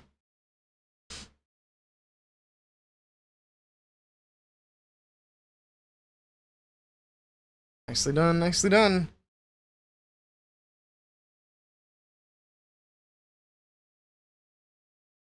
The Navi with their time fail earlier, they're going to have to triple to try to keep up. Try to keep this match close. Otherwise, Synchronic will have an opportunity to stretch the lead. A few more seconds, next attack will be going in. Here we go. It's going to be Klaus with the next attack.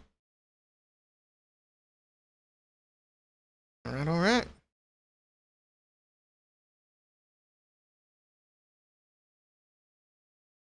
He is bringing in the Root Riders Royal Champion to kick it off. He does have 8 Invis. And he has the recall for the end of the charge as well. He's going to work his way through the Monolith. Invis on the left pushes her to the right so she can go towards that gear tower. She's already taken a lot of damage though. The Fox is already dead. Oh my goodness, the bait. The bait for this entry. But there's the RC with the haste, moving into the Town Hall. Rage spell in. Another Invis drop. The Town Hall is going to go down. He actually came super close to losing the Royal Champion there, but he's able to make this charge work. Getting through the Inferno Towers, getting the Rage Tower down, and he recalls her just in time there. He almost missed her. Oh my goodness, that was a spicy charge. But he gets what he was looking for, and here we go. The Root Riders in from the bottom side of the base, moving in towards the Scattershot Expo combo. Alright, King on the outside as well. Grab these exterior defenses to make sure the Root Riders stay inside of the base. Fire Spitter going off on the top side. That King's actually getting pulled back to the inside of the base. Alright, now he's going to go back to the outside. He doesn't know what he wants. We got a Siege Barracks at the 3 o'clock corner. Queen's moving off to the left. Everything's kind of splitting a little awkwardly here. It should be okay. The Queen's actually going to get good value there on the left corner. Roots are still moving through, but they're getting frozen up by these Ice Golems out of the defensive CC. Royal Champion's still making her way in. Got to get through these Fire Spitters here. That'd be incredibly helpful if he can. RC still going. Gets through the first Fire Spitter, working her way through the next one. The ball comes through, finishes off the Fire Spitter, but the RC does go down. I don't know, man. This is looking like it's kind of fizzling out. I'm not so sure about this attack. He still has the Warden, but the Root Riders are gone. The King is still alive. The RC and the Queen are gone. You can see he's getting stressed out. It's not looking good for Klaus. I don't think he's got this one. I don't think he's got this one. Yeah, there's too much. Good try to Klaus. He's just going to grab as much percentage as he can from here. Alright. Man, that King's going back in and out for that Queen. There we go. Finally gets her taken care of. Pushing up towards the 90s. Navi are going to have to start getting some defenses and some triples. Otherwise, Synchronic might just start running away with this match. Good try to Klaus. There's 90. Yeah, Queen got cooked. She went the wrong way.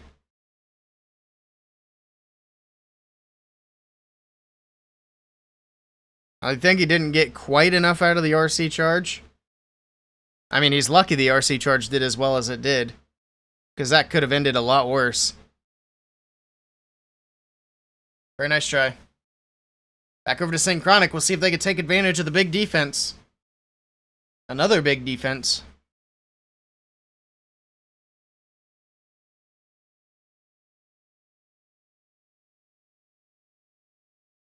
Very good try.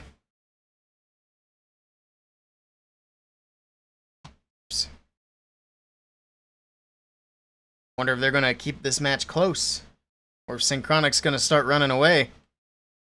Navi had a good match earlier, but right now they're having some struggles. That first one should have been a triple. He just needed to actually get things going a little bit quicker. Mr. Stars. He needed about another 30 seconds. But he only had like 3 buildings left. Yeah, maybe he didn't need that much time. Maybe like 15. Alright, Leo is up. Here we go. Mr. Leo with an opportunity to take a 2-star lead with his team if he could triple here. Royal Champion on the bottom right side of the base. Okay. This will be another shorter RC charge with the recall. He's got 5 more invis to use.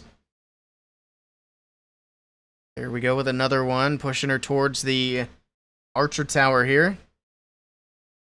Alright, down it goes. So you want to try to get the town hall down again with the RC? We'll see. At the moment, it looks like it might be the plan, but I don't know if he has enough invis to do all that. So maybe not. Or she's getting stuck on the ice golems anyway. He's going to go ahead with the recall. Pulls her out of there. He got the funnel set for the most part. He didn't really get a whole lot with that, though. He got, like, what, 4 or 5 buildings with the Royal Champion there? And he used 5 invis and a recall. It's off to a little bit of a shaky start, but there's a lot of attack to go, so we'll see. We'll see what happens here. Queen's on the left side. We got the Barrel of Monkey Siege Machine down the middle with all the Root Riders. Town Hall's going to go down here very shortly. The Ice Golems are holding things up at the moment. There we go. Finally, the Town Hall does drop. Defensive Rage on the left side is going to boost the Fire Spitter. Same on the right side, but he's going to go with the Overgrowth and get these Fire Spitters shut down so they're not doing a ton of damage to his troops. Okay. Does have some damage from the scatter shots coming in, but not nearly as much as it would have been. Still have the Barrel of Monkey's troops coming through. We still have the Barbarian King and the Queen on the bottom left side of the base. They both still have ability for now. Royal Champion's in the mix as well, with her ability still intact. Alright, it's not looking too bad. We're getting all the troops behind the Fire Spitters, for the most part. Gotta get those taken care of. We got the Monolith on the backside. We're gonna drop in a Skelly spell to help deal with that. We got the enemy King, the enemy Prince, both to deal with here on the top side of the base. That Prince is gonna be popping off for a bit here, but it looks like the Queen's locked on. Down he goes. Don't have to worry about that anymore. Got a Yeti in the core. That Fire Spitter's not an issue, but it will go down anyway. See the Yeti Mites, they do help get rid of the Monolith. We got that Scattershot and Expo still on the backside. And then we do have one more Ricochet Cannon to get through. And it looks like that Rage Tower is going to get an opportunity to recharge here.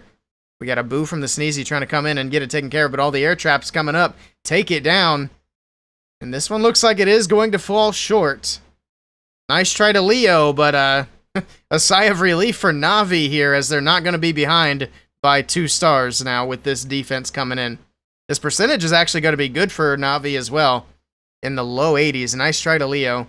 Yeah, I think the mistake for this attack was just that the Royal Champion didn't get enough value. That was it. That was really the main thing there. Because like I said, she only got like 5 buildings with all those spells he used. And nothing really major.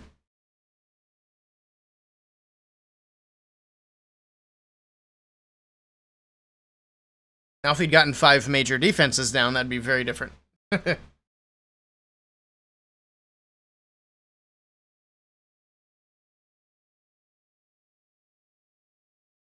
30 seconds for the next attack. Which troop is known for summoning skeletons? I mean, that's obviously the balloon. What are these questions in the trivia? I think if you answer the trivia, you actually get some rewards. So don't forget, you guys can watch the official broadcast on the Clash of Clans website for some extra rewards. If you choose to. Here we go. A big attack here from Yada to try to get his team back in this match. They got a defense, but they have yet to land a triple, so they need to do it here and now. Alright, Royal Champion moving in. Fox with the invis. So it's 3 invis of his own before the recall. There's another one. Giant Bomb going off. I don't know how healthy that Fox is, but I think it's low. And there's another invis from the Fox. We'll see another invis spell coming in shortly. There we go. Try to get the Expo out of the way. Might want to just recall. There we go. He's going to pull her out of there. Keep that Fox alive to live another day. Then we got the Root Riders in from the bottom side of the base. Alright. Got the Barbarian King there on the bottom left side. King's going to move his way up. We've got the Barrel of Monkeys in. King's going to have to fight the enemy King. I'm not sure if he has a Headhunter there for that King. Poison's going off around the Town Hall. Warden ability getting popped. Everything getting it protected here. You have Ice Golems coming out of the CC. That's going to try to slow some things down. Got a lot going on in the core of this base, but the Town Hall does drop. Ice Golems slowing down the Fire Spitter in the core as well. We got the Barrel of Monkey's troops. We got the Royal Champion moving in. Down goes the Fire Spitter thanks to the Electro Boots while the RC was frozen. That worked out really nicely. We still have a few spells. We still have hero abilities for days. See if it's going to be enough here to get through the back end of the base.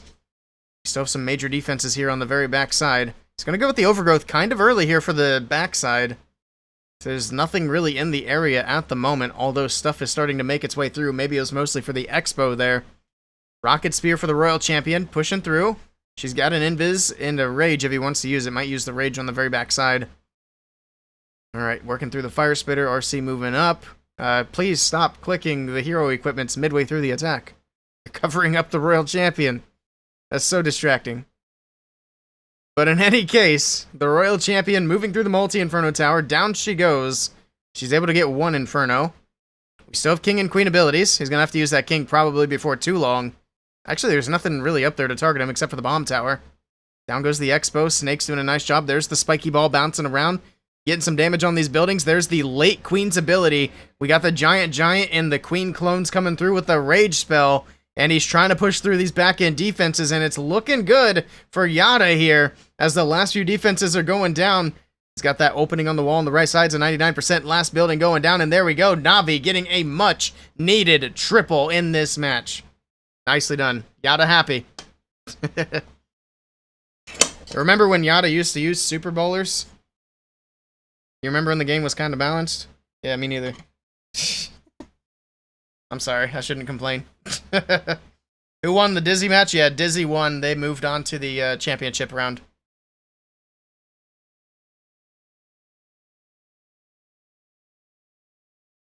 Nicely done by Yada, though. Good stuff.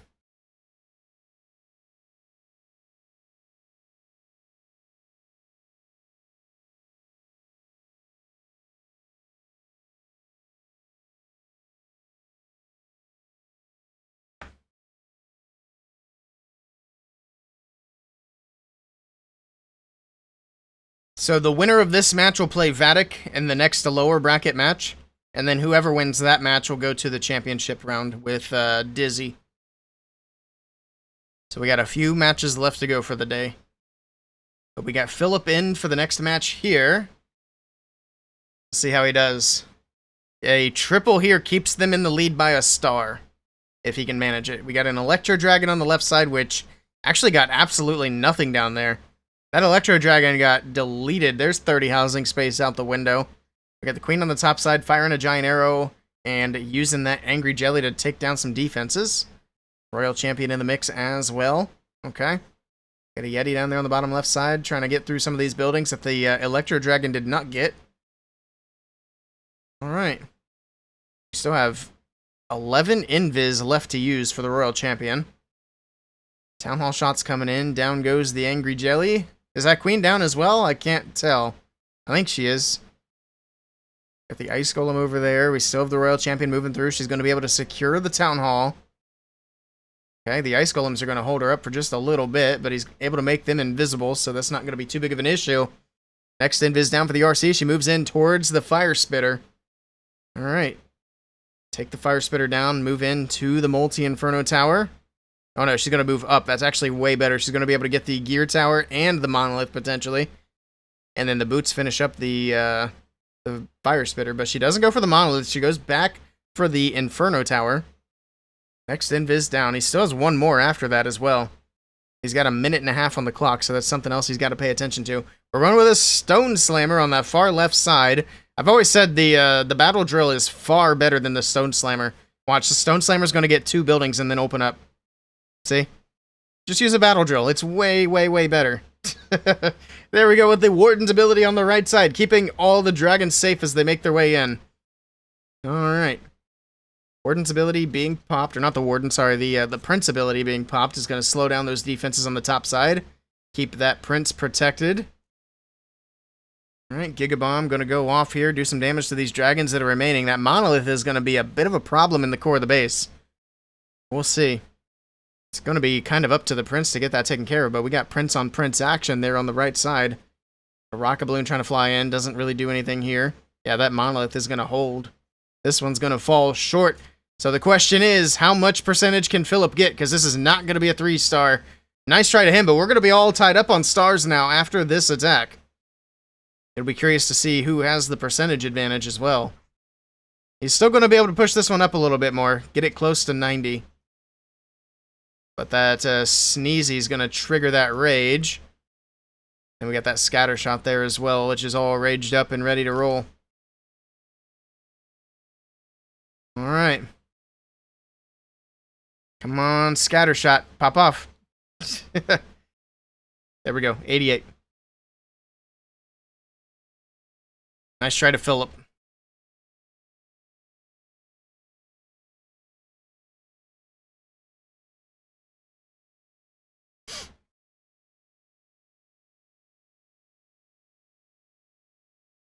Who did you predict to win the golden ticket? Synchronic. Interesting. We'll see. We're not doing a Windows update. Go away. Why does Windows need to update so much now? It's too often. Philip going through it.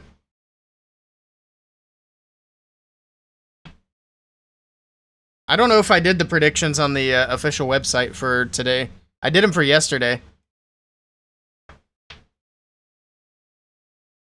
Going into today, I was like 90% sure Vatic was going to get the golden ticket, but now I'm like 40% sure Vatic's going to get the golden ticket. Still the majority in my mind, though. It's just I put more points into some of these other lower bracket teams and Dizzy. Alright. Royal Champion charge to kick it off for Mr. Gaku. Right now, Na'Vi has the lead on percentage, but it's a very close match. Next invis from the Fox as she makes her way in. Ricochet Cannon going to go down next. Try to keep that king off of the Royal Champion with the invis here as well. She's going to get stuck on the king here for a moment. But he's going to drop in the next invis. There we go. Get her through the multi-inferno tower. The tornado is going to pull her around.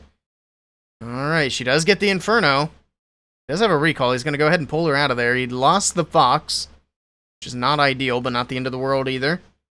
It's obviously way better if you can keep that Fox alive, though. Got the Queen on the right side of the base, and here we go, the Root Riders from 6 o'clock. Alright. So we'll push basically everything into that Town Hall area. There's the King to join up with the Queen. They can try to funnel out that right side. We do have some spells to deal with that Monolith, which is going to be a big nuisance here. He's going to go with a Skelly spell. Is he going to go with a Freeze or something to get that damage off the King? Maybe? No, he's just going to let the King go down. Okay. There's the King's ability. Spiky ball bouncing around. King is gone. He comes back to Phoenix.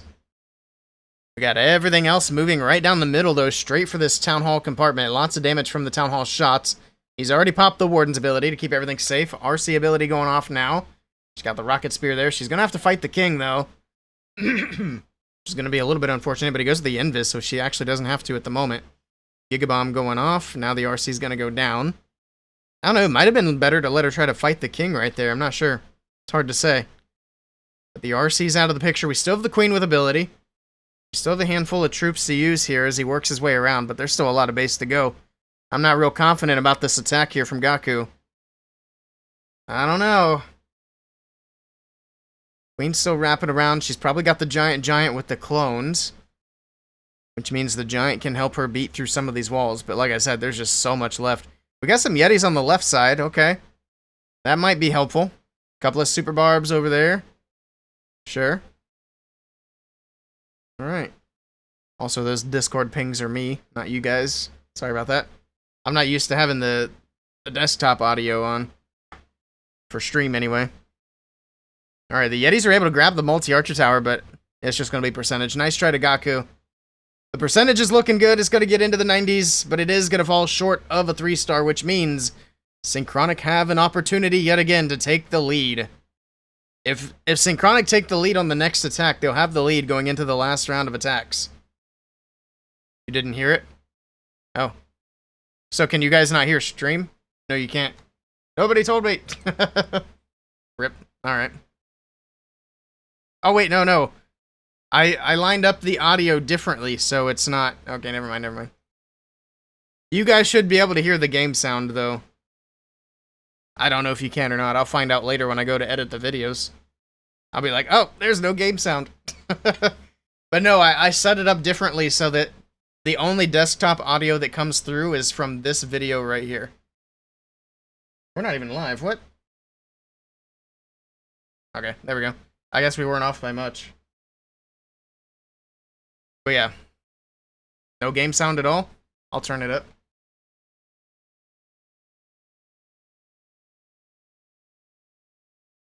You'd think the moderators would let me know if the audio was off, you know? Dang strike. Alright, here we go. It's Einstein, and Einstein likes the rocket balloon attacks, even though they're number 3 on the meta list right now. Let me know how the game audio sounds, if you can hear it. Too loud, too quiet. But here we go. Rocket balloons are in. Coming in from the bottom side of the base. Tornado trap on the right side. Okay. Got earthquakes on the right. Invis. Fireball from the bottom goes to the Rage Tower. Alright. Gets that chunk of the base out of the way. Got a balloon. We got the blimp moving in. So he's going to do a little Yeti bomb here. Sure. Try to get the monolith and the gear tower out of the way nice and early. Also, that poison barely hit that furnace out of the CC. Just barely hit it. So he's not going to have to deal with these fire mites. He's got one that he'll have to deal with, but that's not a big deal. It'll take out an archer and that's it.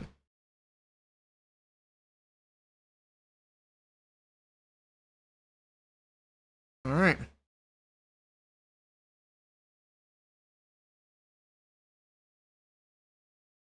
I think I know why the clean feed's not working.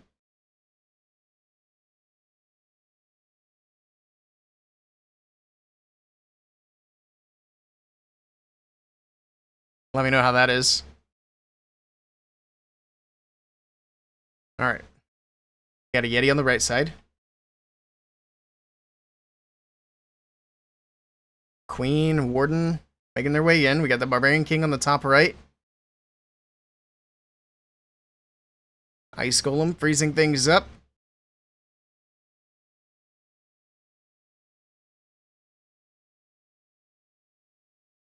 It should be on now, Alex. I just turned it on. I didn't realize I had it set for yesterday's video and I didn't reset it for today's video. That's why it wasn't playing. But Rhonda says she can hear it now. But yeah, there's no copyright issues with Clash sound. It should be on every stream. There is a small chance that it doesn't go through on YouTube, but it shouldn't be set up that way. If it doesn't go through at all on YouTube, I'll have to fix it. Got a little distracted from this attack, though, in the meantime. Alright, we got the rage spell down. We still have the heroes moving through the core. That Warden's about to go down. This one's not looking like a 3-star here for Mr. Einstein. It's only got 20 seconds left. Yeah, this one's going to fall short. Nice try to Einstein. Percentage is going to be relatively low, man. Synchronic are in trouble.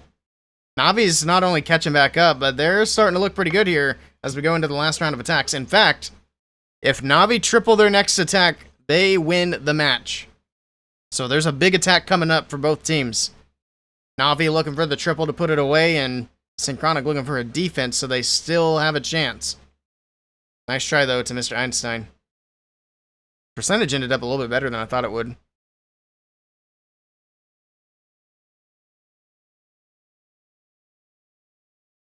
So does the game sound good, then? Or should I turn it up a little bit more? Obviously, you won't hear anything now. It'll only be when the attacks are going on.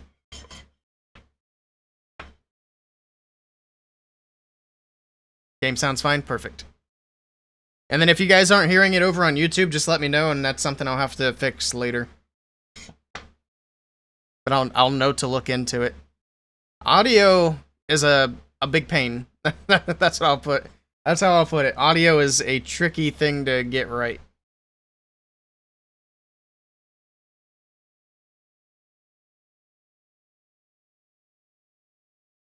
Here we go. Next attack, it's going to be from Mr. Kazuma. He got a triple earlier today. Can he do it again? A triple here from Navi, and they will move on. Anything less than a triple, and the door is open for Synchronic. Let's see what happens. It's going to be a dragon attack with a big Royal Champion charge. Here we go. He's going to start off with a blimp on the left side. Little Yeti bomb for the Queen compartment. I'm sorry, the Royal Champion compartment. He's going to rage it up, try to get through the Royal Champion. He's got a bunch of skellies there, though, that are actually taking a lot of that damage. Does he get through the RC? I think he did. Okay. Perfect. RC is in. The Barbarian King with the Angry Jelly's in on the top side of the base, clearing out that compartment, trying to give this RC clear pathing right down the middle of the base, and that's exactly where she's going to go. Next Invis is down, working through the Ricochet Cannon. All right. The King even pulled the Poison Tower there on the top side of the base. We got the Furnace in the Clan Castle. He doesn't have a poison, though, so he's just going to have to kind of deal with it. I don't know if the Fire Mites can actually get to the RC through her boots. I'm not sure. Something we'll have to keep an eye out for, but for now, he's going to just back-to-back invis because the Fox is dead, but he's trying to get her through. He's able to get through the Monolith.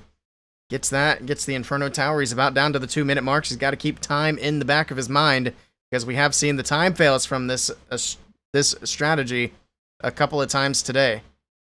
RC's still going. She's actually stuck on the Prince here, which is not necessarily a bad thing, getting some damage onto him. Get him out of the picture. There we go. Down goes the cannon. Nice value from the RC. Here we go with the dragons for the rest of it. A few minutes on the top left side. Do a little bit of cleanup up there. Make sure we're not leaving any storages for the back end of the attack. All right, dragons in from the bottom side of the base. We got the Prince in the bag as well. See if we send that Prince off on his own. We got a rocket balloon from the right side. Checking for any traps. He sends in more rocket balloons to try to move in and grab that air defense. Baby dragon on the outside to clean up these trash buildings. It's going to keep this dragon pathing in towards the town hall. I like the setup so far. We got 1 minute and 13 on the clock. He's dealing with the ice golems on the top left side of the base. Dragons are pushing in perfectly towards the town hall. Pop that warden's ability here soon to keep these dragons alive. There we go. Keep them alive. Get them healed back up. We got a rage for the back end. Please stop hitting the hero equipment. There we go. Dragons moving into the town hall, taking it down. Eventually. There we go. All right. Took a little longer than I thought with the rage, but they got it. Now he still has the Prince ability in the bag. It's looking pretty good here for Kazuma. Got that multi-Inferno Tower still to go. He pops the Prince ability there. I don't think he meant to pop it there. I think he was forced to.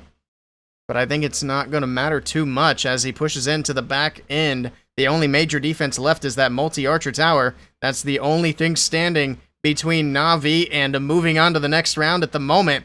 Prince goes down to Phoenix. Multi-Archer Tower drops, and I do believe he's got it. Tesla's going to go down. He's got 19 seconds for the last 2 buildings, and Na'Vi have eliminated Synchronic. Nicely done to Kazuma and Na'Vi. All right. Well, we say goodbye to Synchronic now. The defending world champions will have to be back next month. I'll pay out the points.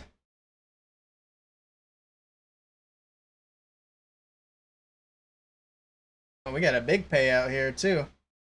Most of the points were on Synchronic. Na'Vi moves forward.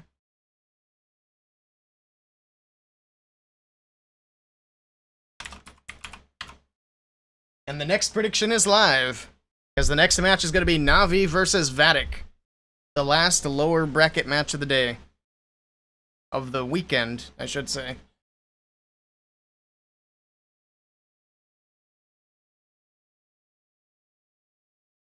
Alright, here we go.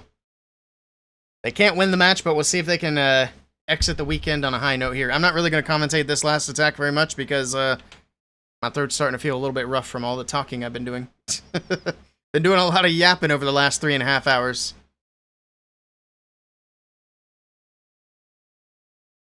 And we still have probably 2 hours left to go. At least. We might only be halfway through. Actually, how many matches have we seen today? We watched that one. This was match number 4 for today. And we have at least 2 more. We have 2 more matches, maybe 3. So we have the next lower bracket match between Na'Vi and Vatic to see who else plays in the championship.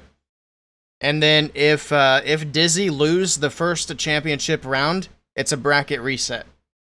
So whoever comes up from the lower bracket basically has to win twice. Yeah, that's what I've been like all day, Rhonda. The little yapping dog.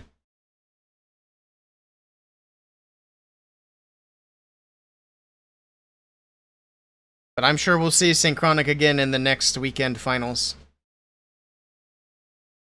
I'll have to get some clarification if whoever wins golden ticket can play again, or if they just get to watch. I feel like they're probably going to be allowed to play again just for the money, like just for the prize pool. But I'm not sure. I could be wrong. Because that also takes the opportunity away from other teams who might have made it if that golden ticket team wasn't there. They can't play again? Okay, gotcha. That does make sense. Because like I said, that just there would be a high probability that we would see like the same group of teams every single weekend. So I think it's nice that they can't play again, so we can kind of cycle some new people in there, some new teams. It'll affect the points table if they played. I see. That makes sense. I forgot all about that weird points thing that they're doing this year. So one of the 3 remaining teams will not be playing any more qualifiers. Dizzy's only got to win once, so they've got to be happy about where they're at right now.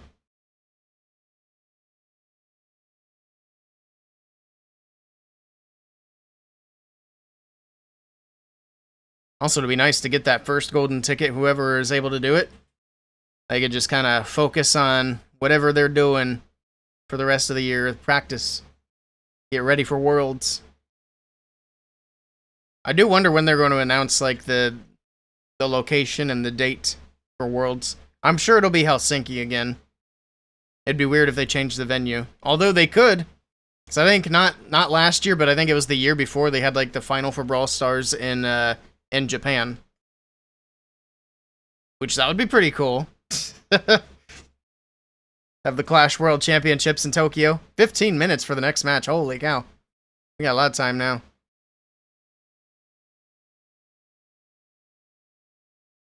Vatic or Navi, yeah. Eric's kind of in between them. He might... Is Eric still like an official streamer for Navi or no? Because I'd imagine he's probably only for Vatic now, right? But I know like Navi is still one of his top teams. Because they make... Him and Lexnos do a lot of content for Navi. Oh, he is for both. Okay, gotcha. Hello, Tanhiro. Welcome in. What are you gnawing about? What you mean?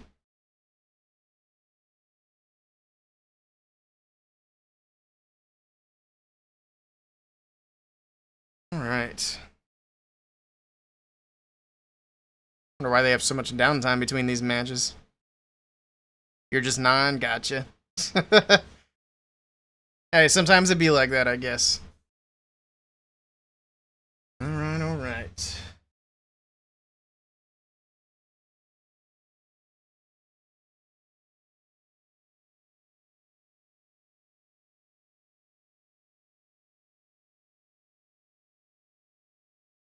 Also, I was right. Navi and Synchronic are the only 2 teams where every team member is the same nationality. Been doing it to everyone? I see. How long am I streaming for today? We're just going to be covering this, which is going to be probably another couple hours at least. So we have 2 or 3 matches left, depending on how the finals go.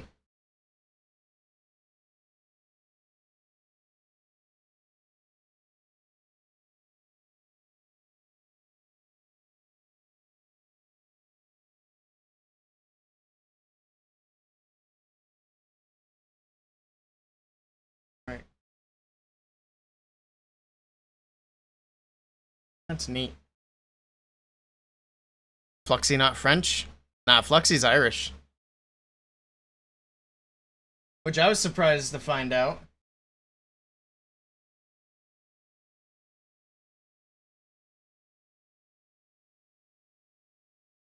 Where's Dizzy Group? There it is.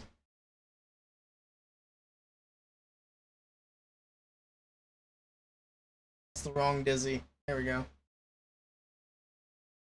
Also, most of Fluxy's team isn't even French. They're all Italian. So Mask is from Italy, Hawk and Darkstar are from Italy, Fluxy's Irish, and Synthe's French. They gave us a little, they gave us an information sheet for the teams.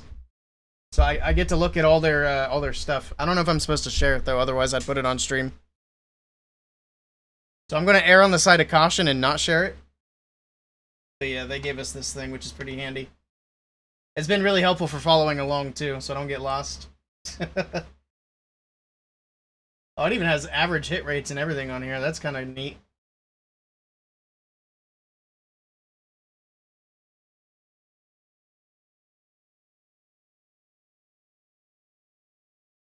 Very interesting.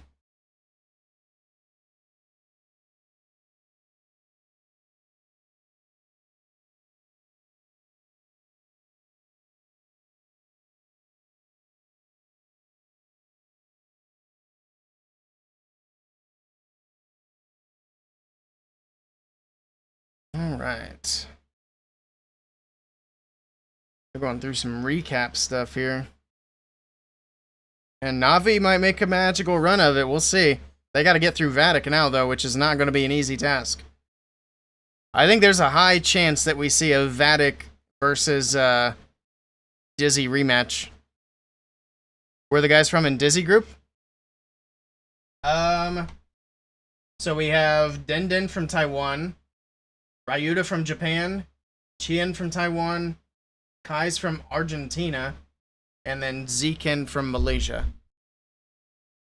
So a little bit of everywhere. We got a couple of guys there from Taiwan, but everybody else is from somewhere else. Where's Argentina? Is that an Asian country? Excuse my American showing through. I feel like I know this. Oh, it's South America. Yeah, I should have known that. Well, I was only confused about it being Asian because all the players on that team are Asian.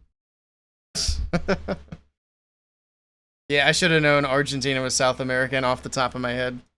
Now I feel dumb. That's okay, though. It happens. I'm bound to say something stupid.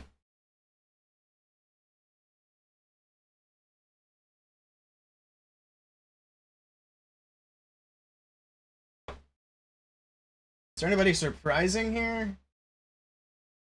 Out of all these countries that are listed? I mean, Argentina on an Asian team was kind of a curveball. That's got to be kind of tough for scheduling, having one guy in South America and everybody else is in Asia. He's got some either early mornings or late nights.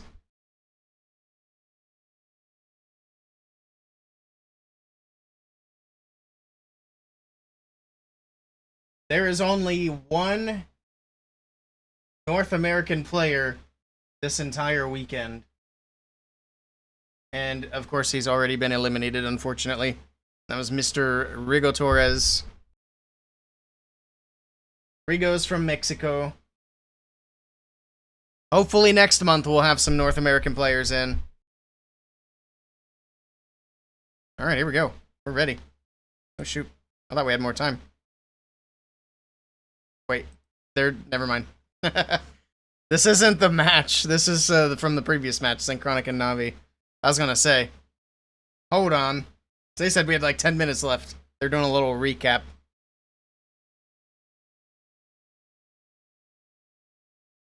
Did the team get banned or just players?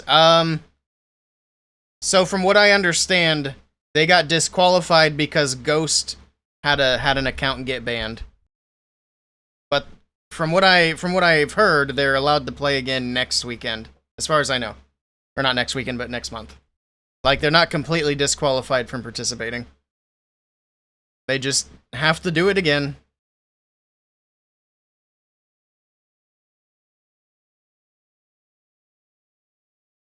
And then it was the same thing for... What was the other team that had qualified? Elevate. Or at least very similar for Elevate. Was it a comp ban for 1 year? Oh, that's not good. Is it just for Ghost or the whole team? That really wouldn't be fair if it was for the whole team. Dizzy Hispanic too? I see. Oh, that Dizzy Hispanic, that was the Team Queso team. Oh boy. So for just Ghost, I see. So HTM will have to get a new player before they come back next month. Man, that sucks for Max. Max has had such a rough go of all these world qualifier things. Why is Max always getting caught up in other people's bans? That's crazy. You're guessing Bernal from Elevate took the ban? I have no idea. I'd have to find out for sure. Who won? Na'Vi won. Navi's moving forward. They're going to play Vatic soon. Achilles got the ban. Okay.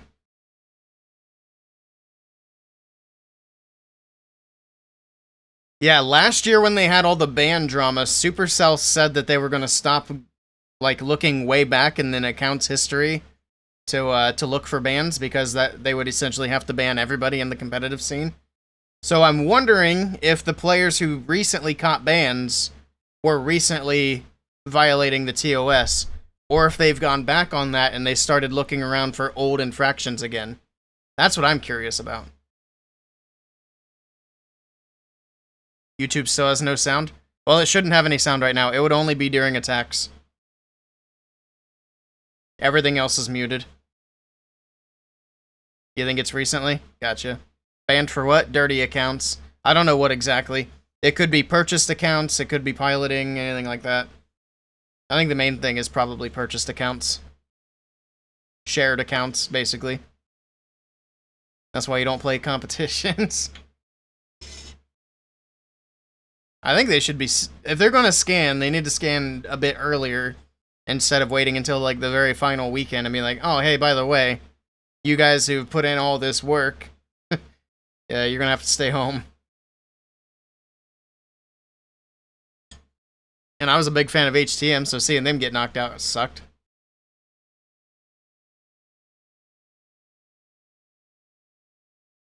Can't lose your Tunnel 17, took you over 10 years. Well, as long as it's clean, you're good.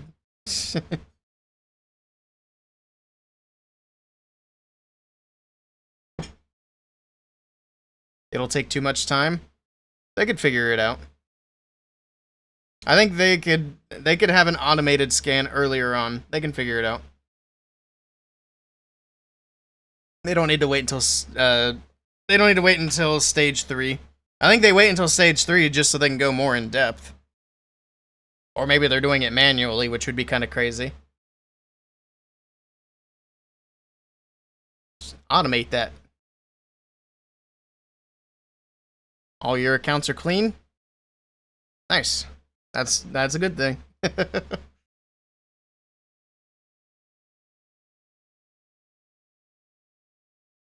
Stage 3 scans are in depth, yeah. I don't know. But everybody's just tired of the ban drama.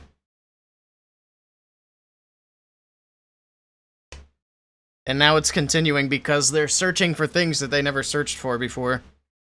Which, from what I've heard, is like dirty accounts on a device that aren't necessarily the main account kind of thing.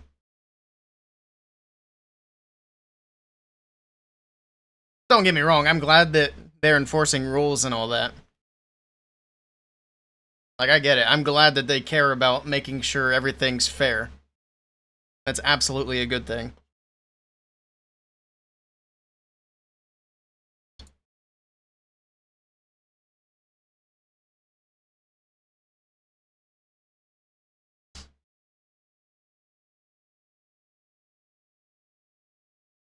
Supercell already warned before start of ladders. Well, everybody knows that they're going to scan accounts.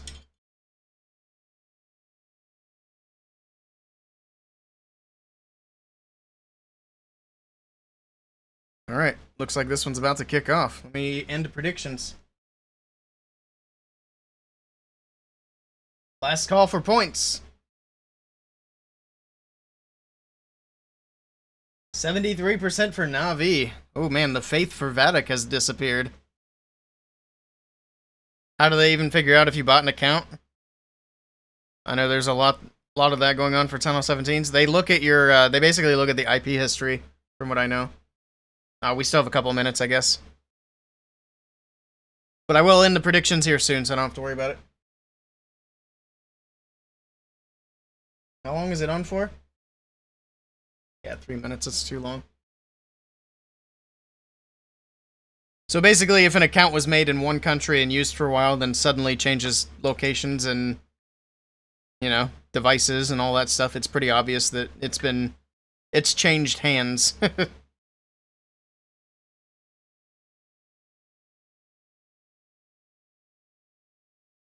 Last year, it was bad, yeah.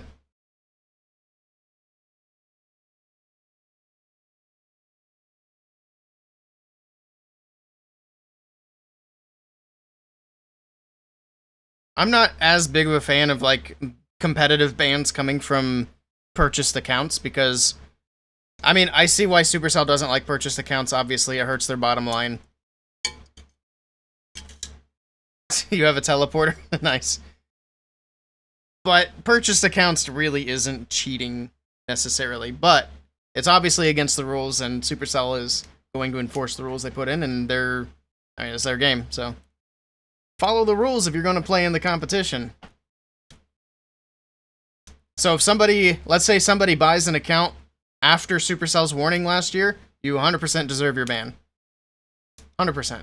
You were warned, you know the rules, you didn't play by the rules. Goodbye. You got scammed once? That's not good.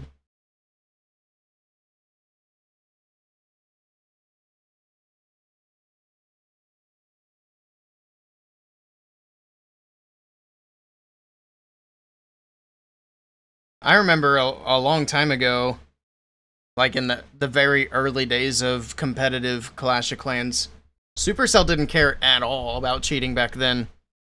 Like, it was more than just, like, people playing on other people's accounts. That was when there were third-party programs and all that stuff running rampant in the game.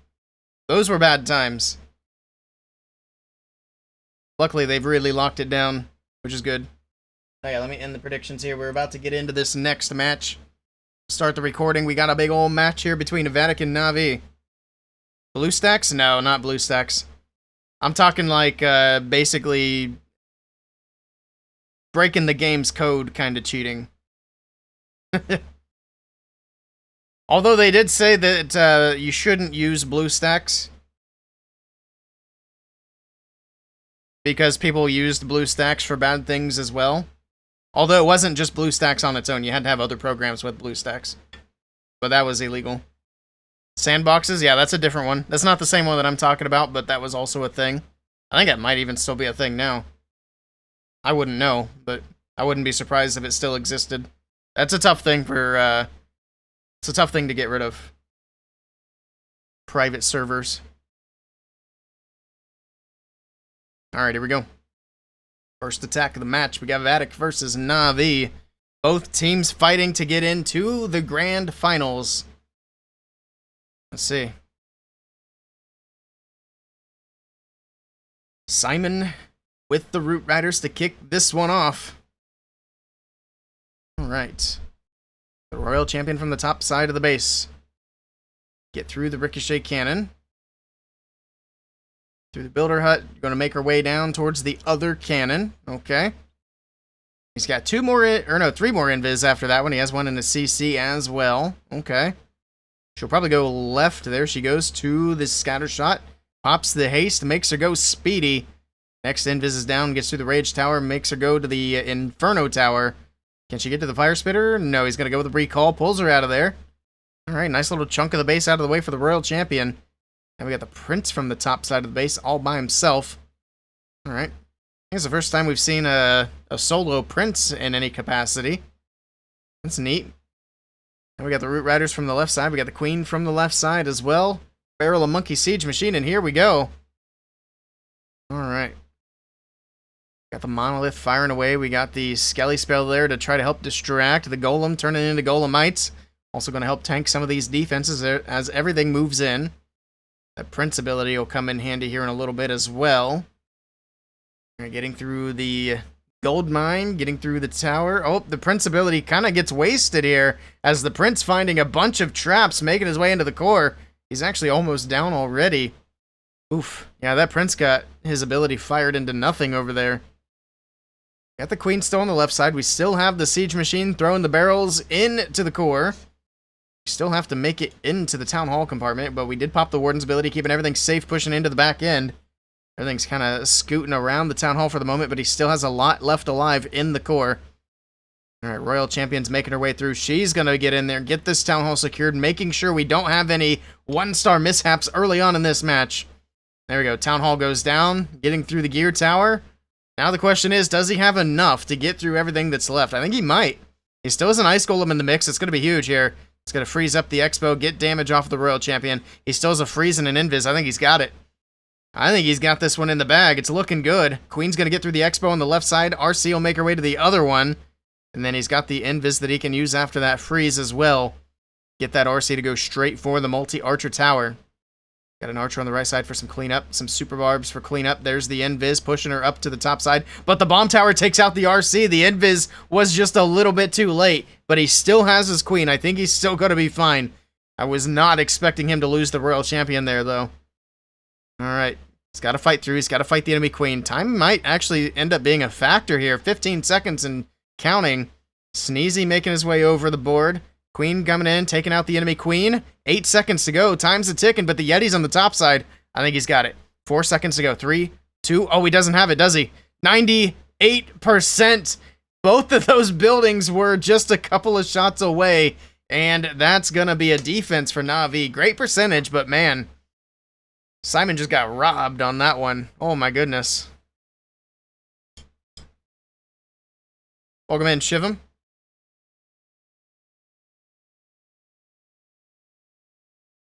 You jinxed. You're at the wrong streamer for all that nonsense. How'd he fail that? I don't know. I thought for sure he had that. Well, for one, if he had done the Invis a little bit sooner, the Royal Champion would have at least gotten a shot onto that multi-archer tower. But I think he waited just a tiny bit too long on that, and the RC went down early.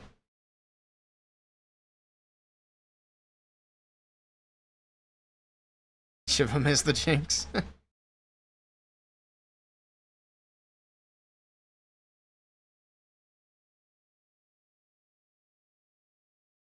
Alright, well, let's see what Na'Vi can do in response. Yada's been having a good day so far. Let's see if it continues.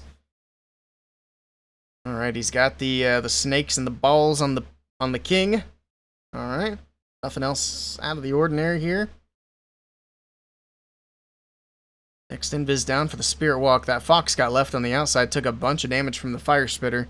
So I'm not sure he's going to be able to keep it alive. Nah, it's dead now. Alright, so we're down to back-to-back invis for the Royal Champion. He's only got one more left to try to get some value here.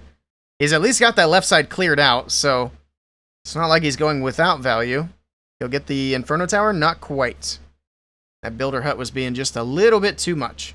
But we got the Root Riders from the top left. Queen from 12 o'clock as well, and here we go. Everything is on its way in. Queen's going to walk the outside on the right side. We'll see the Barbarian King join up with her as well, and there he is. Alright. We got the barrel of troops. Everything making its way straight into the town hall. We'll see that dropping here shortly. I said barrel of troops. I meant barrel of monkeys. Troop launcher. Snakes hopping the wall. They're going to help take care of the ricochet cannon, or at least try to. That king might go to ability here shortly. Alright, there we go. Man, those cannons are so incredibly tanky. It's crazy. Everything pushing down through the middle of the base. The tornado trap spinning things around for just a little bit. We got ice golems holding things up as well. Overgrowth on the left side to cover up some of these defenses and push everything straight through these scatter shots and monolith area. He's got a lot to get through here. I think the Root Riders have pretty much gone down at this point as well. Got some Yetis on the right side. Royal Champion with the rocket spear, throwing it through the map. Got to get that monolith away. And let's see, one more shot. Down it goes. Beautiful. Getting through the enemy queen. Down she goes. We got a Skelly spell on the bottom side of the base. We still have Queen's ability as well. The King's going to go down to Phoenix here very shortly. There we go. King to Phoenix. Working his way through these bottom buildings. I don't know. This one's faded out quite a bit. He does have a few wall breakers if he can break that Yeti out of there on the right side. He's got a couple of Yetis over there. But this one's not going to get it. Nice try to Yada. Wall break on the left side is going to get the giant through, but the queen is dead. I wish he would have done a wall break on that right side to get those Yetis out of there. He could have gotten a little bit more percentage. He still might, but now the ice golem's already popped. Actually, I think it might just be one Yeti. It's kind of hard to tell with everything stacked up like that. Good try to Yada, but it's going to be an even bigger defense for Vatic. So Vatic, after the first round of attacks, are going to be with the lead. He's not even going to get 90 here. This is going to be a low percent. Good try to Yada. What happened to small fat hands? That is a great question. I have no idea. He was playing for a team. I don't remember what team he was on, though.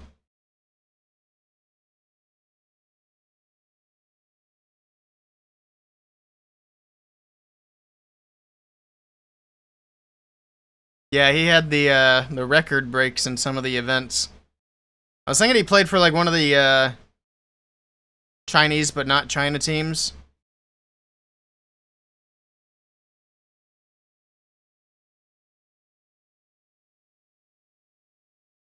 All right, 15 seconds for the next attack. Back over to Vatic, see if they can clean it up and get themselves in the lead here. A triple here, and they'll have the lead no matter what Na'Vi does after their next attack. So that first hit was some pretty good percentage for them.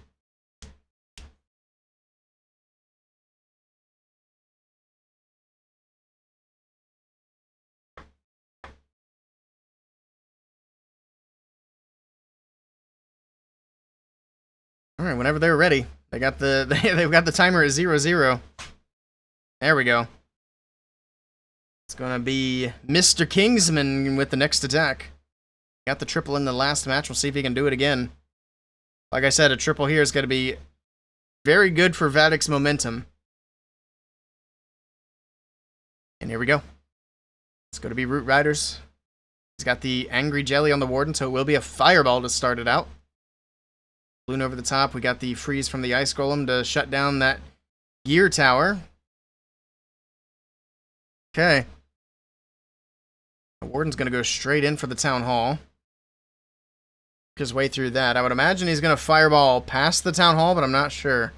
I mean, he's already working on taking the Town Hall down, so it wouldn't make a whole lot of sense to Fireball it. Alright, slowly but surely, Town Hall is going down. Alright. Down goes the Archer Tower.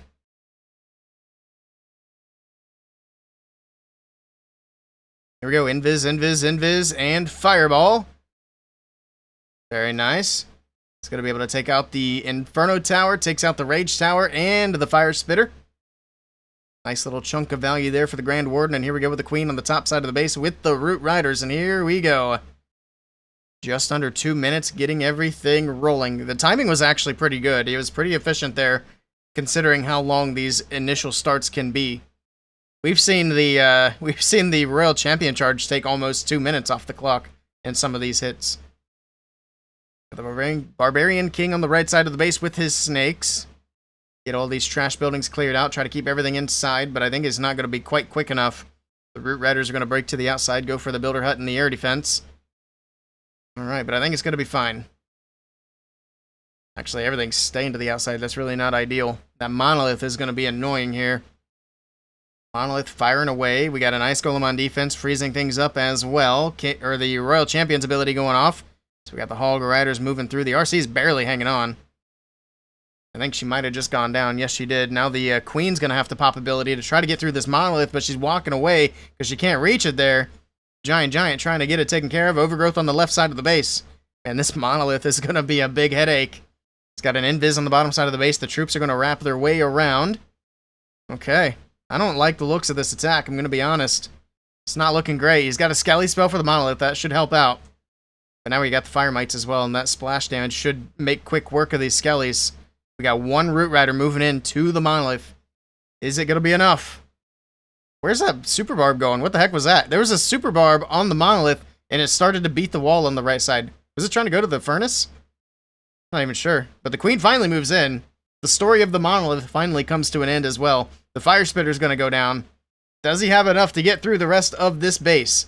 He's got snakes with the King on the left side. King still has ability too. Actually, the Queen didn't get the Monolith or the Fire Spitter. Also, we only got 8 seconds left. Man, I was complimenting the time management earlier, but he's going to run out of time on this one. Nice try to Kingsman, but he's going to fall just a bit short at 91%. Alright, back over to Navi, and they have an opportunity now to potentially take the lead. Oof. You're maxing out your Sneezy. Need that pet for CWL. It's crazy strong. Yeah, I like Sneezy a lot. I need to figure out how I want to use it on my Hog Rider attacks. Because I'm using Hog Riders for CWL. I'm going to try to get a perfect week with them. I bet I can. But I want to get Sneezy implemented somehow. Because, like you said, it's a good pet. It's solid. I might put it on the... I was thinking about putting it on the King. Not sure, though. We'll see.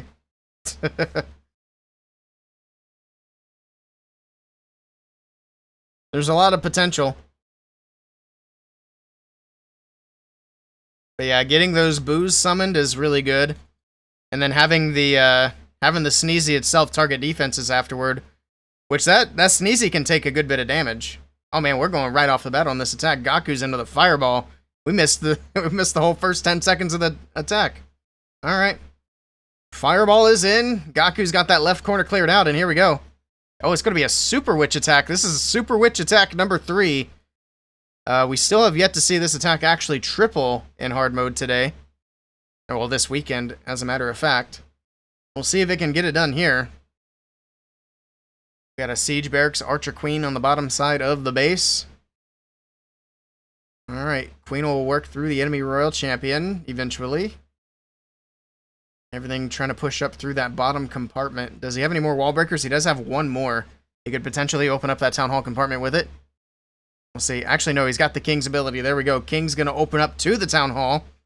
And then he can use that wall breaker later on for the backside of the attack. He still has the Royal Champion in the bag. He still has a Druid in the bag, too. He's got all the witches on the left side. You got the defensive Ice Golems over there as well. Town Hall getting its shots in. The other thing is, if you're running healers especially, that Sneezy with the boos is triggering all the traps. You got basically no traps for the healers to deal with at all. That helps out quite a bit. If Queen Charge were to come back, Sneezy might be the pet to use for that exact reason. But we got everything pushing up through the jump spell in the core of the base. Royal Champion with the Rocket Spear from the right side. Boots help take out the X-Bow. It's not looking too bad. He's got a good bit of time still to work with. He still has some spells to use and an Ice Golem in the bag. A few other small troops. I don't want to be too optimistic, but it's looking good for Gaku here. Gets through the Fire Spitter on the left side. We got that Rage spell there that's going to boost up the healers here shortly. There we go. A little bit of extra healing, but it's not enough. That Queen gets eliminated. Oh, man. Now it's all up to the Royal Champion. I didn't expect those heroes to go down that easily in the core. Double Giant Bomb. RC goes to ability. She's barely hanging on at the moment. The Ricochet Cannon. Is it going to go down? And just barely, but it doesn't matter. It's still going to fall short. Man, I thought this one was looking good, but it's not going to get it done. And the Super Witches fall short again. Rip. This is why we don't see variety attacks, because the other stuff just doesn't work. Dang. Good try. Man, I don't know how that Queen took so much damage there. Just as the healers got into the rage, that Queen just got smoked. Because I figured the Queen was going to stay alive there, and that would have been a 3. It's unfortunate. But it's keeping the match interesting, that's for sure. We have no triple so far. 4 fails. Yeah, I think she had the big cannon and the X-Bow on her at the same time. So even the raged up healers didn't matter. Although I'm not sure that the healers actually made it to the rage. I think it might have been fading out.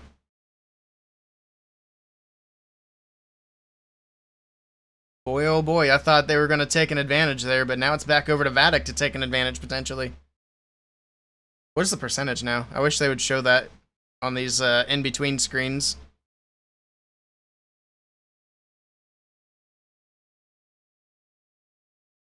And Logitech sponsorship there for Navi.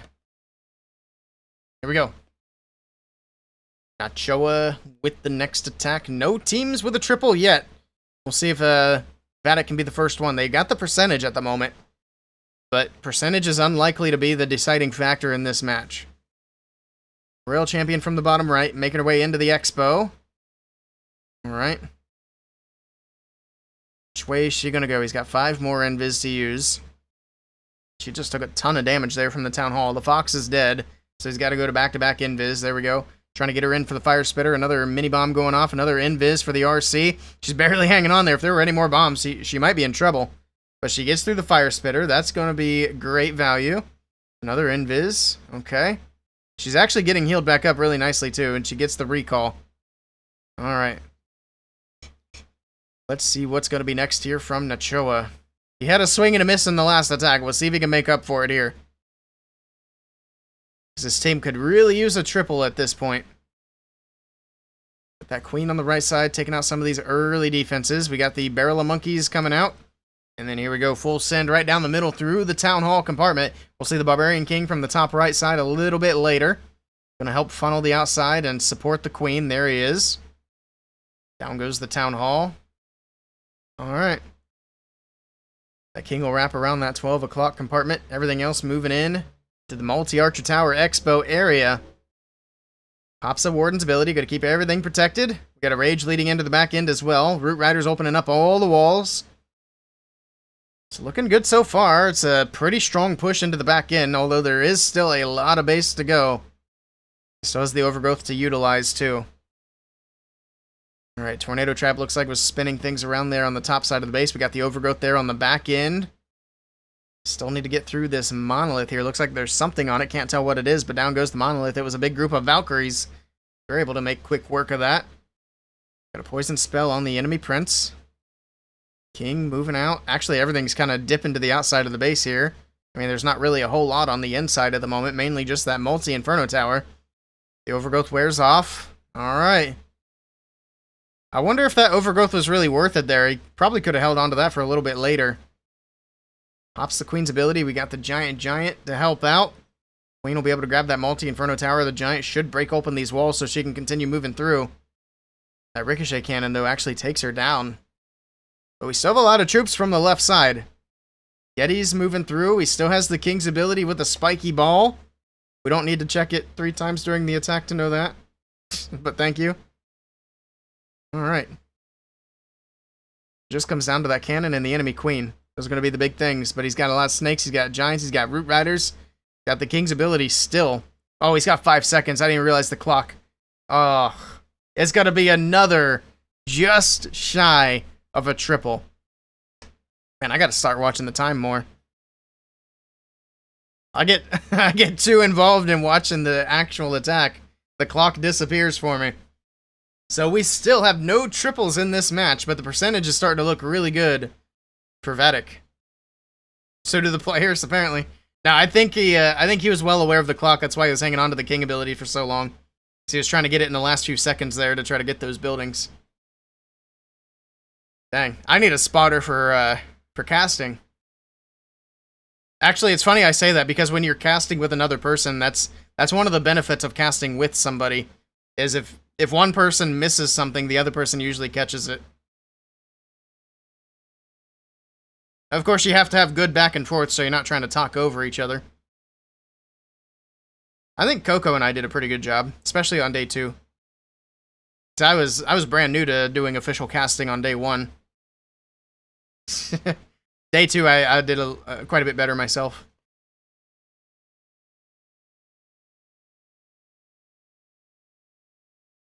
Rhonda's up to the task. Alright, Rhonda, let's cast GCC.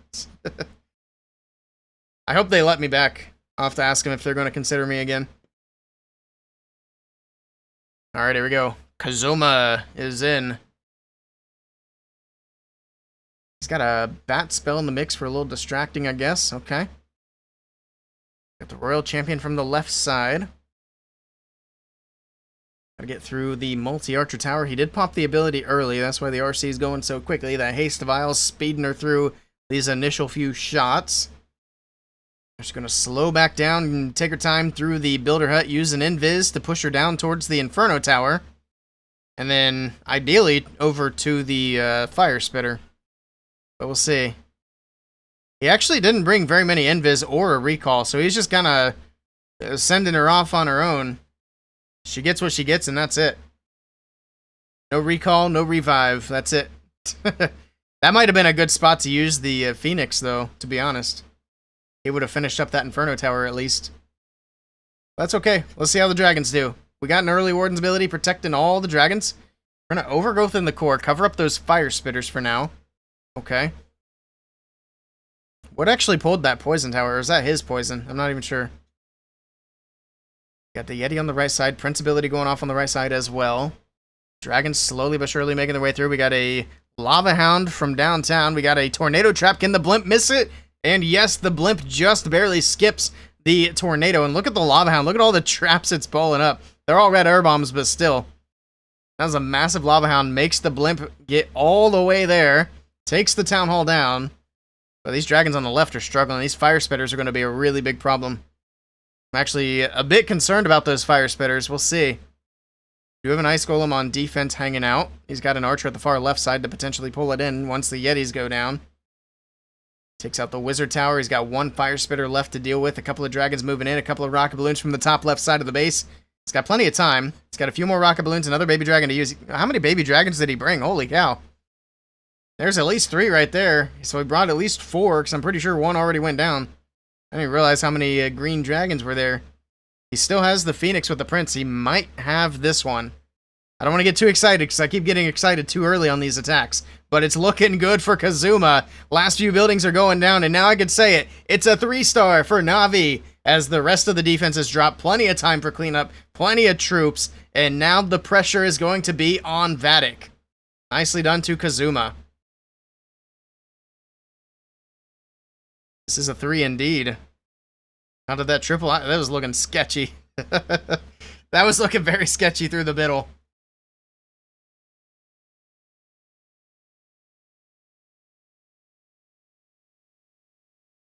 There we go. Kazuma's been having a good weekend. He's been doing well. And he doesn't even have his white hair. Which hero is unlocked? Well, they're all unlocked at some point. At Town Hall 9. That's a trick question, because it used to be the Queen. Now it's the Prince. Don't try to trick us with your trivia, Supercell. Us old-timers know it used to be the Queen. Alright. Now it's up to Tryhard to try to get his team back in the lead. You thought Royal Champion? Town Hall 9? That'd be wild. That'd be kind of neat, though. You don't get that until, like, Town Hall 12.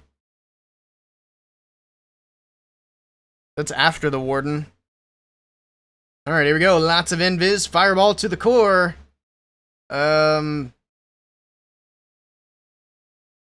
What did he get with the fireball? He got an Inferno Tower and a Rage Tower. Oh, and a Scatter Shot. Okay. I was gonna say, it looks like he got an Expo too. Alright, alright.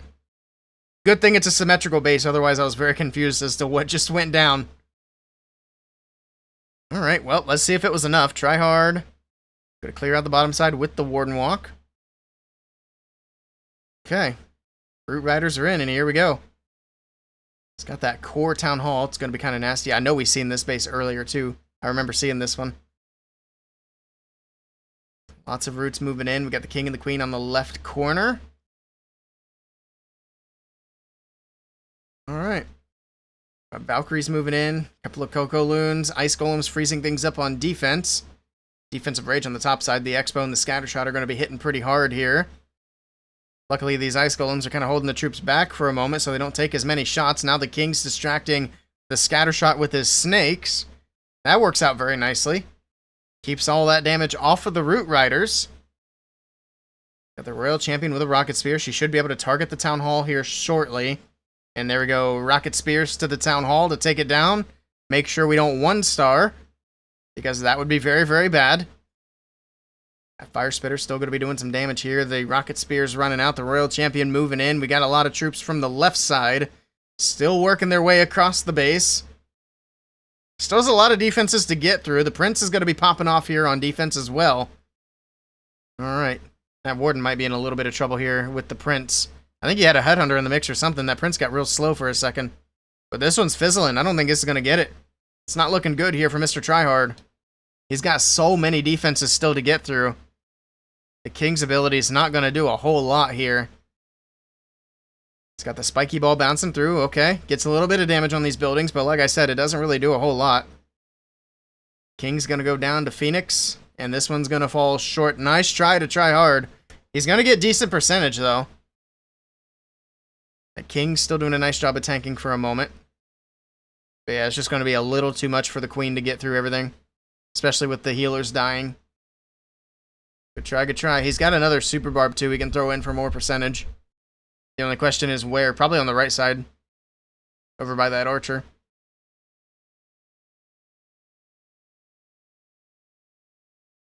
It's going to be into the 90s again. So like I said, the percentage for Vatic is great. They just need a 3-star. But it's going to go back over to Na'Vi now. And they've got an opportunity. If they can triple again, that'll put them in a good position.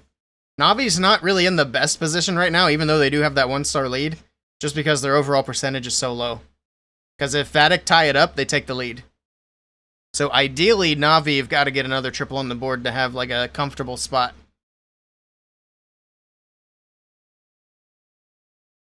See what happens.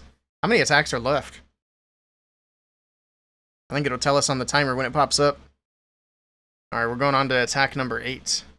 So one more attack from Na'Vi, and then we're down to the last round of attacks. So I guess Na'Vi's not really in too bad of a spot. Because they should have at least a 1-star lead going into the last round. And we got Klaus coming in. Let's see what he can do. Actually, I'm curious who the highest hit rate attacker is for Na'Vi. I'm betting it's Kazuma. But here we go. Klaus is in. Get the Royal Champion on the right side of the base. Go for the relatively short Spirit Walk. Alright. Down goes the Multi-Archer Tower. Get through the Wizard Tower. A couple of Invis trying to direct to the Royal Champion. Keep the damage off of her. Pushing her towards that scatter shot. Okay, next Invis is down. He's got one more after that. He can try to go for that Multi-Inferno, but he's going to go with the Recall instead. Save the Invis for later. Queen on the right corner. Okay. Send the King in with the Queen as well. Log Launcher coming in. And I'm guessing from the bottom right side is where we're going to see the Root Riders coming in as well. But for now, he's going to be patient, let the heroes get in just a little bit here. We do have the enemy Prince. King's ability is going off very early. Man, that King's going down so fast with that Prince. Got to have a Headhunter in the mix for that thing. So the King's gone down to Phoenix. Gigabomb's going off. We got the Log Launcher opening up. And we got the Root Riders from the bottom side of the base, and here we go. This is a risky attack, too. He's going a long way to that Town Hall. I feel like there's a lot that can go wrong between here and there. So we'll see how this pathing shapes up. The Queen's still doing a nice job on the right side. Pops her ability. We got the mirror over there. What other equipment did she have? Oh, the healer puppet and the mirror, I think. Alright. I'm not used to seeing the healers now. We've seen so many of the giant. But the Root Riders are pathing. Okay, so the pathing for them, now that the Monolith has gone down, has shaped up a lot more nicely for the Root Riders to go towards this Town Hall. And then, of course, they got the Royal Champion in the mix to help out with damage. And she still has her ability, too. So the Town Hall will be secured here. They don't have to worry too much about that. Even if he doesn't triple here, they've got to get the percentage pushed up. But even if he does, I mean, at this point, I don't know that they could even catch up on percentage against Vatic. The RC with the Rocket Spear flying through. That Queen's still doing well on the right side. Not taking, well, she's taking a good bit of damage now. The Archer Tower goes down. Can she get through the X-Bow? Not quite. Dang. And this one's falling short. RC goes down, and this one is going to be another defense for Vatic and another low percentage from Na'Vi. So like I said, they cannot win a tie. They have to win this match on stars. Nice try to Klaus.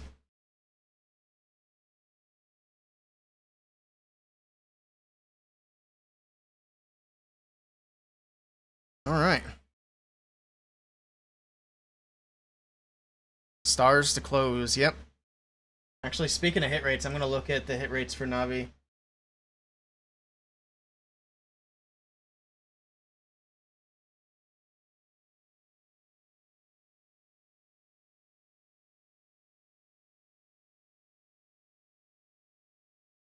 Yaku has the highest hit rate? That's surprising. Gaku's got the highest hit rate in Na'Vi. Stars has Stars has the lowest hit rate in Na'Vi. Uh-oh.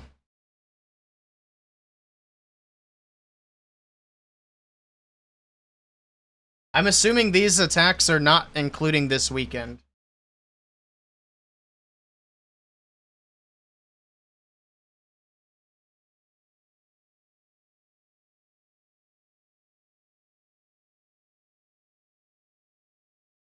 Who's up next? We got Hades for Vatic.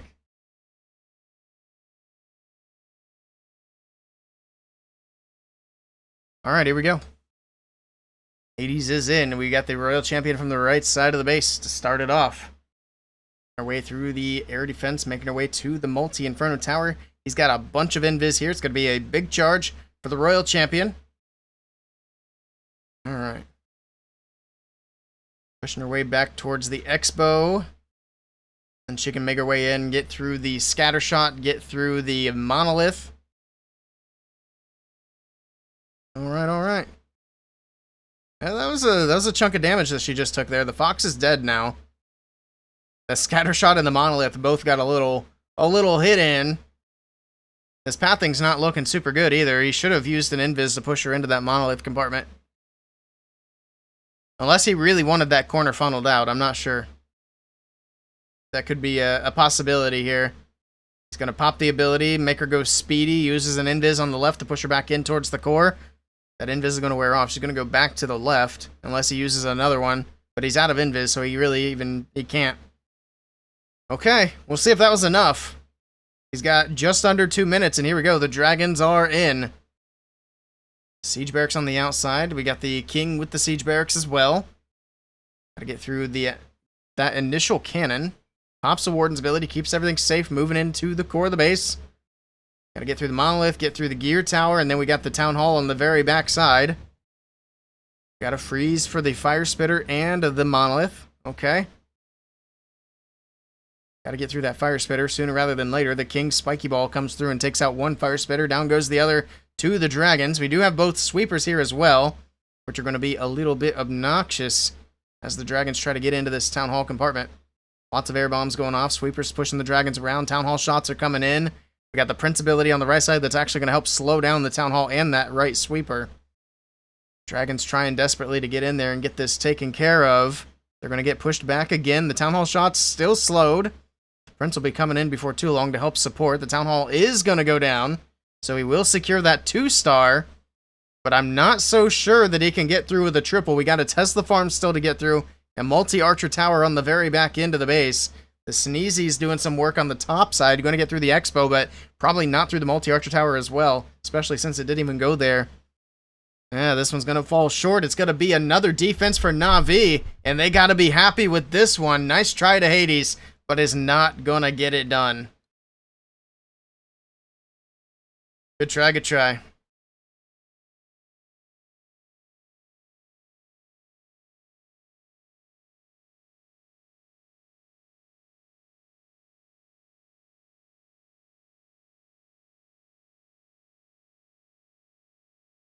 Alright, back over to Na'Vi. Was that the last attack for Vatic? Are they finishing with 10? I think it was, right? That means Na'Vi just needs a 2-star. I think we're saying goodbye to Vatic now. For some reason, I was thinking there was another attack for Vatic, but when you're not, like, when I'm not actually in the clan and looking at the war map in between every attack, I get so lost. Even though they're putting, like, scores and numbers of attacks up. It especially throws me off because from time to time, they just won't update the scoreboard and they'll be like, oh, okay, that's where we are. And then we'll be, like, almost to the end of the attack and the scoreboard will update and it'll be like, oh. You thought Vatic would definitely get the golden ticket after yesterday's performance? I thought so too. Like, I was coming into today, I was like 60 to 70% sure Vatic was getting a golden ticket. And now they're going home.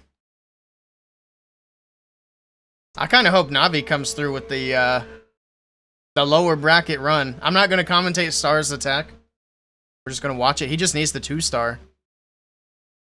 And then they're moving on. And then I'll pay out the points. So we have 1 or 2 matches left, and Dizzy, if Dizzy win, they take home the golden ticket. Alright, it's looking good for Star so far. Simple start, little Royal Champion walk. Okay. That mortar's going to be annoying on the bottom side. So is that Poison Tower to slow her down. I think he's just trying to clear out the corner. There's the recall. Okay. Yeah, and just go for the safe Town Hall push is what I would do. Looks like that's what he's doing. Because you just need the 2-star. Nothing crazy, nothing fancy. Because if they 1-star, they will lose the match on percentage. Almost guaranteed. And you all laughed when I bet on Dizzy. Alright. Everything moving through. Got the king and queen on the right side of the base. Root Riders will break through to the Town Hall compartment here very shortly. There's a nice freeze. Covers up the Town Hall, the scatter, and the monolith. Alright. Let me go see what this cat needs real quick.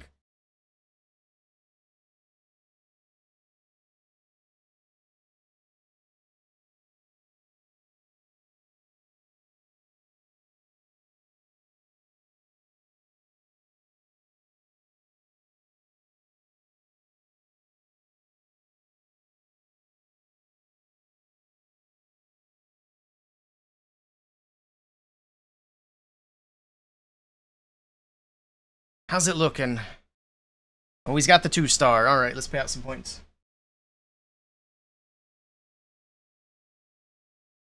GG's to Navi. Alright. Let's get set up for the next one.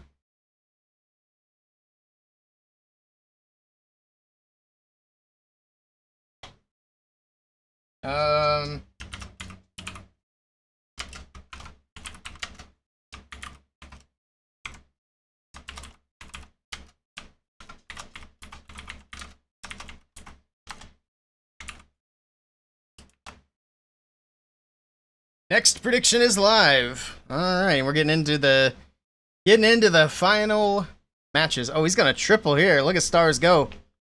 Very nicely done. What a way to wrap it up for this match. Give him a little bit of momentum going into the next Dizzy match. So that'll put Navi at 12 stars for this one. I like it.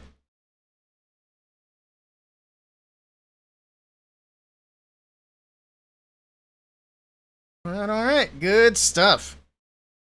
Now Navi, to get the golden ticket, have to win 2 times in a row. Dizzy just has to win 1. I bet these guys are exhausted. It's probably like 6 a.m. in Japan. I think it's like 5 a.m. I think. Let me check.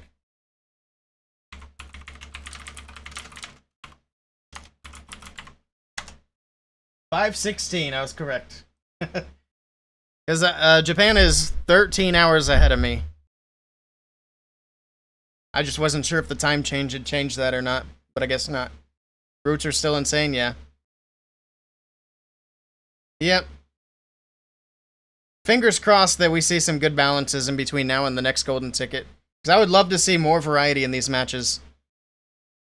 We need balloon levels. We need maybe an Electro Titan level. That would be good. There's probably a lot of stuff that we could see. Super Bowler's got a level, but they still suck, so we need a Super Bowler buff. There's probably a lot of things that I'm missing. Super Witches seem like they need a little bit of a buff. Maybe give us a new witch level. I don't think we've gotten that yet. Lava Hound needs a new level. Can they take away levels? Take a dragon level back. Take a Root Rider level back. Super Valks. Valkyries don't need a level. That'll just buff Root Rider attacks. We could take the Super Valks and throw them in the dumpster. Start from scratch. But yeah, we don't want to touch Valkyries. We can't buff anything that's going... Oh, the Druid. Because Supercell did the Druid very dirty when they gave it that nerf. Well, those nerfs. They nerfed that poor thing to the ground. We still see it used like once in a great while, but not as much as we should. Which is a shame because the Druid was a really cool troop idea. It was a cool troop when it was being used. And Supercell's like, nope, you're dead. They didn't like it apparently. What else off the top of my head needs a new level? Maybe a baby dragon would be cool. Team healers. I mean, they already gave healers a level, but maybe give them another one. Why not? Super healer, maybe. Yeah, I don't know. But yeah, those are some of the main ones that need new levels. Or buffs. I just want to see different attacks is all. That's it. Barbs? Maybe. I mean, the archers already got a level, so I guess they're probably expected to get a level. I mean, we're probably not going to see the old super archer, super barb attack again. Because we don't really see those super archer blimp attacks at Town Hall 17, which is nice. But I'd kind of rather see that than Root Riders at this point. Literally anything.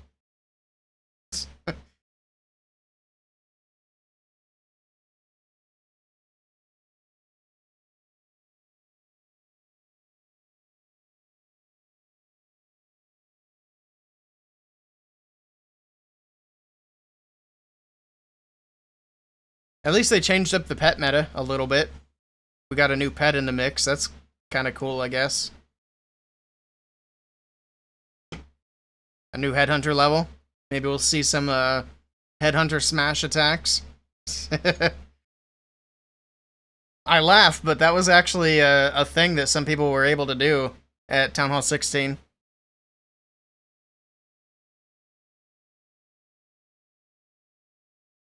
Apprentice Warden could probably use a level. We'll see what they give us. I'm pretty sure the next update, which will be probably the summer update, it's probably going to be like the rest of Town Hall 17. So the rest of the defense levels that we didn't get, the rest of the walls, and the rest of the troop levels. I don't think there's a whole lot of defenses that don't have levels for Town Hall 17. We got most of them already.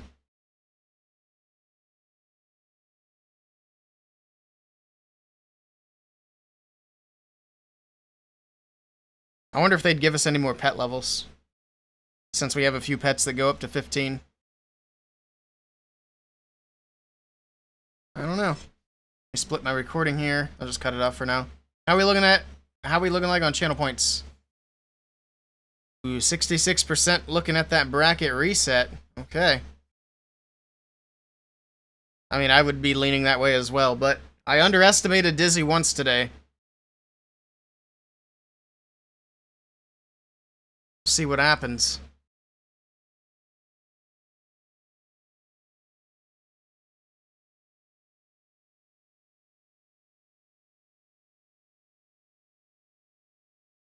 You know, I didn't really see what was Dizzy last year, Stamina. I didn't see those guys, like, hardly at all when I was in Finland. It was like they were just kind of hiding out in their own place. Because, like, I would see the players from all the other teams just kind of mingling around all over the place.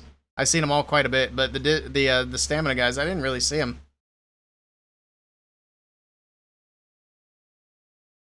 I think the only time I actually really seen him was on stage.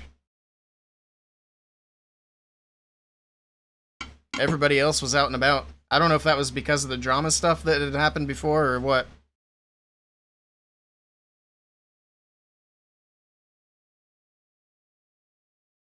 They got so much hate, can't blame them.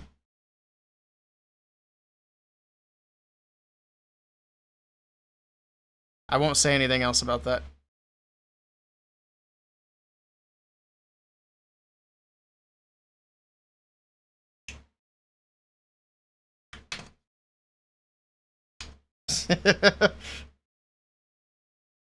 Wow, what an attack from Kazuma.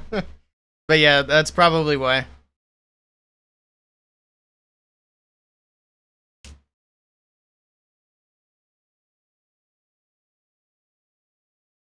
What are the dates for the next ladder? Probably starts in like a week, because they took the whole month to get through this qualifier. I think, didn't it start after CWL in April? So it's probably not next weekend, but the weekend after would be about when the next ladder starts. Crimson Fog to Worlds. Maybe as spectators. 6th of April? Okay. So it'll be like towards the end of CWL. Hello, Raj. Didn't Synchronic win? Synchronic has been eliminated. Bring up the bracket here. So Synchronic, they were able to beat Dizzy Group, but they lost to Navi. So Navi eliminated them, and then Navi just eliminated Vatic. So Navi is moving on to the grand finals. It's just Navi and Dizzy left. That's it. Unless you were talking about last year. Synchronic did win last year. 6th to 13th. Gotcha. Yeah, we'll try to put together another team. Hopefully we can get actually 6 players this time and play more than one day. That'd be cool. We'll see what happens. I need to go ahead and make a post and try to start getting people interested so we know who's available and who's not.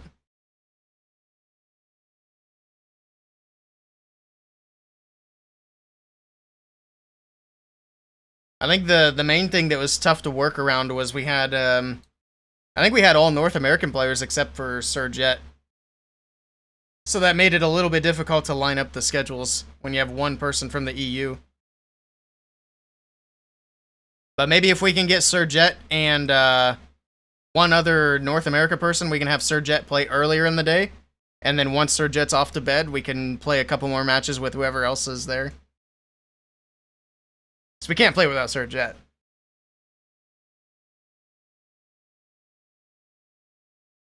No event troops? Yes. I'll be very glad to watch Supercell announce another event.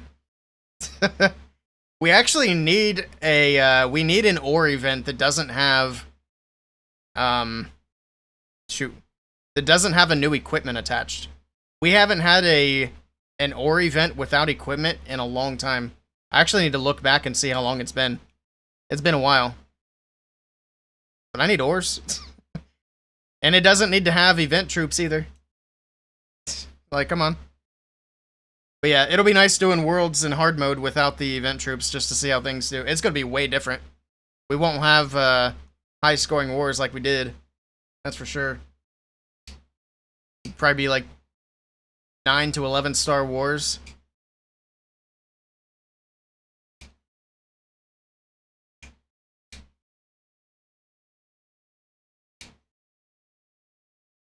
Alright. 6 more minutes. The soda that I spilled earlier has dried. I now have a sticky puddle that runs... Well, it's not really a puddle, it's just a sticky spot under the PC. So after the stream, I've got to move the PC somehow and clean that up. Oh, I can hear Mask.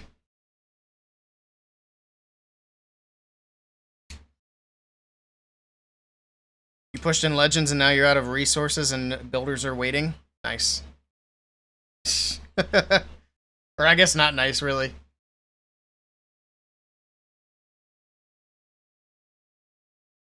Yeah, the only reason I like Legends is just because I don't usually do a lot of attacks in a day anyway. I do need to get back into Legends. Because I got kicked out. But I wanted to get kicked out so I could do clan games real quick. But I need to make content in Legends once this stupid event's over.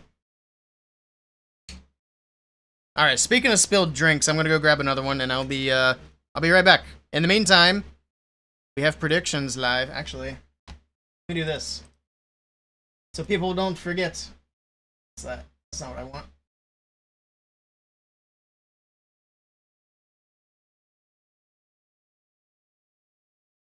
Oops, sorry, Bash. Coco's here. What's Coco doing? Alright, I'll be back.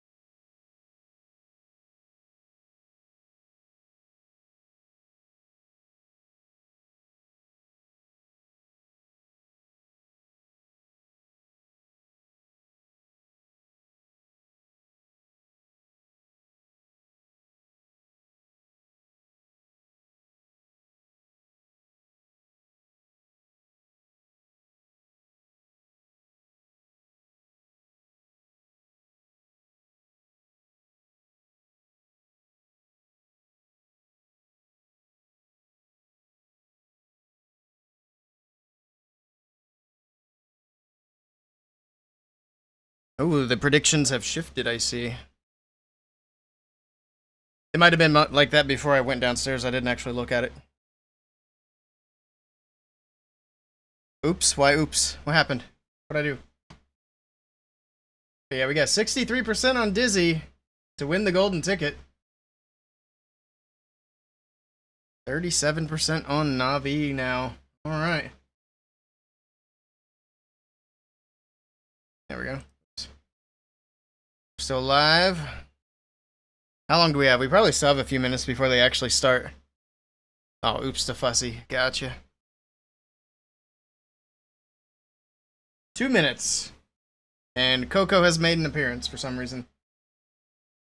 I don't know if they're doing like a guest interview. Are they going to have Coco cast?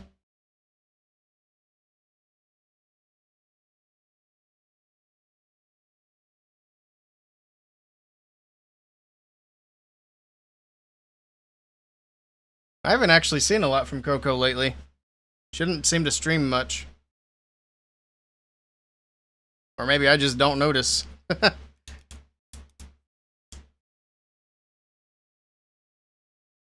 Alright, alright. I might as well just go ahead and start the recording for the next match.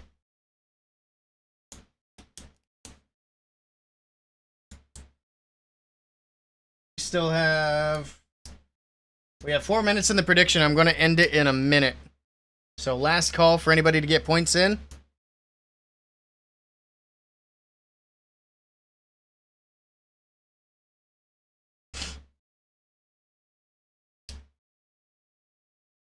Alright, alright. Maybe I'll get to make an appearance in one of these official streams for an interview one day. I gotta be a super creator first. We gotta get there. That'd be kind of fun though.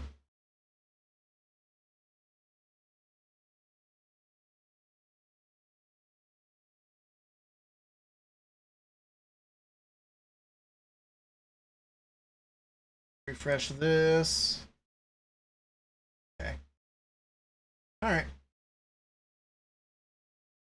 Oh yeah, let me end predictions. There we go, that's what we're rolling with. 63% on Dizzy.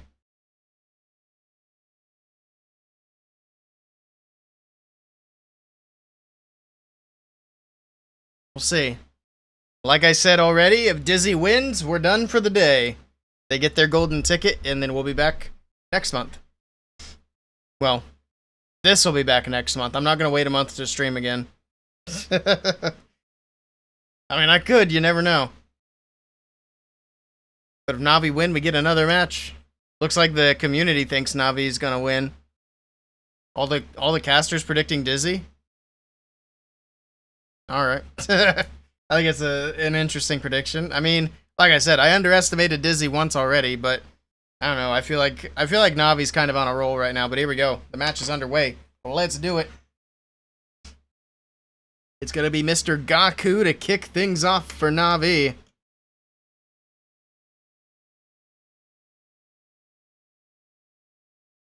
Here we go. Gaku is in. Starting off with the Royal Champion on the left side. We got a Yeti over there as well. First invis down for the Royal Champion. Alright. Very similar stuff to what we've been seeing all weekend. But it's been very hit or miss because hard mode is very difficult. Multi-mortar going to go down. She'll move back up for the Tesla. He's going to make it invisible. Pushes her over towards the multi-archer tower. And she should grab that Tesla with the boots as well. There we go. Down go the boots. Is he going to recall after that? No, he's going to go with another invis. Pushes her over to the scatter shot. Trying to go for even more value here before he's got to pull her out of there. And there we go. Recall. Yoink. Pulls the RC. He did lose the Fox, but not the end of the world. King on the bottom side of the base. We got the log launcher from the left. Okay. Looks like we've got a furnace on defense. He poisons over the clan castle. Going to get that taken care of quickly. Skelly spell in the mix as well to distract. King's ability going off very quickly. Alright, log launcher still rolling. A couple of headhunters for the enemy king trying to take him down. And it looks like they'll at least get a chunk out of him, if nothing else. King's going to be getting pretty low there. And there we go with the Root Riders on the bottom side of the base. Full sending them. Pops the Queen's ability. Looks like we got Yetis coming out of the log launcher on the left side. That'll help do some tanking for the Queen as well as she makes her way in. Warden's ability on the bottom for the Root Riders. You have that Overgrowth in the bag. Royal Champion's ability still in the bag to use. Everything pushing its way in. Valkyrie's on the outside, going to do a little bit of cleanup over there. There's the Overgrowth on the top side to cover up the Inferno Tower and the Fire Spitter. Alright. Royal Champion popped her ability. Got the Rocket Spear flying through, taking down the Town Hall. So we do have the 2-star in the bag, but can he push through for a triple? I'm not so sure quite yet. All the troops are going to be able to get to the backside of the Fire Spitter here before the Overgrowth wears off, so that is going to be helpful. Down goes the Prince. Got that Tornado Trap on the very backside. Poison Tower also going off. Not sure if he's got quite enough to get through everything here. Alright, RC still rolling, but she's going to go down, and that's going to be a defense here for Dizzy to start off the match. Percentage here might actually be pretty low as well, unfortunately for Na'Vi. Very nice try to Gaku, but it's a good start here for Dizzy. Nice try, nice try. Going to get it into the mid-70s, but anything under 80% in this meta is not good. Try. 2-star indeed.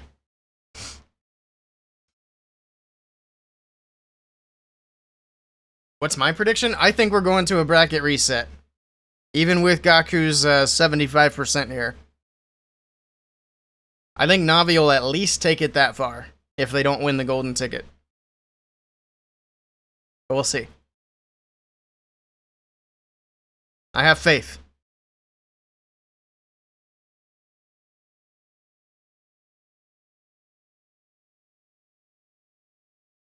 Alright, next up, who's going to be the first attacker for Dizzy? Rhonda says nah. We'll see.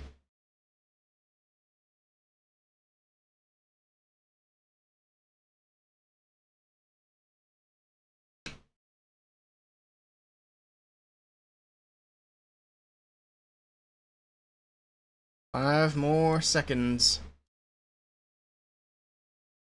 There we go. It's going to be Hawk. He always leads off for Dizzy. We'll see what he does here. Starting off with the RC charge at the top side of the base. Invis is down, making his way through the Ricochet Cannon. Okay. He's got 3 more Invis to work with. You'll be able to get the Fire Spitter out of the way as well. And I think she goes down towards that sweeper after that. Okay. Is he trying to get the Town Hall down? Probably not with 2 Invis left now. He's just going to go with a recall. There we go. Root Riders are in. Got the Queen, got the healers, the Warden on the top side. Barbarian King on the left side.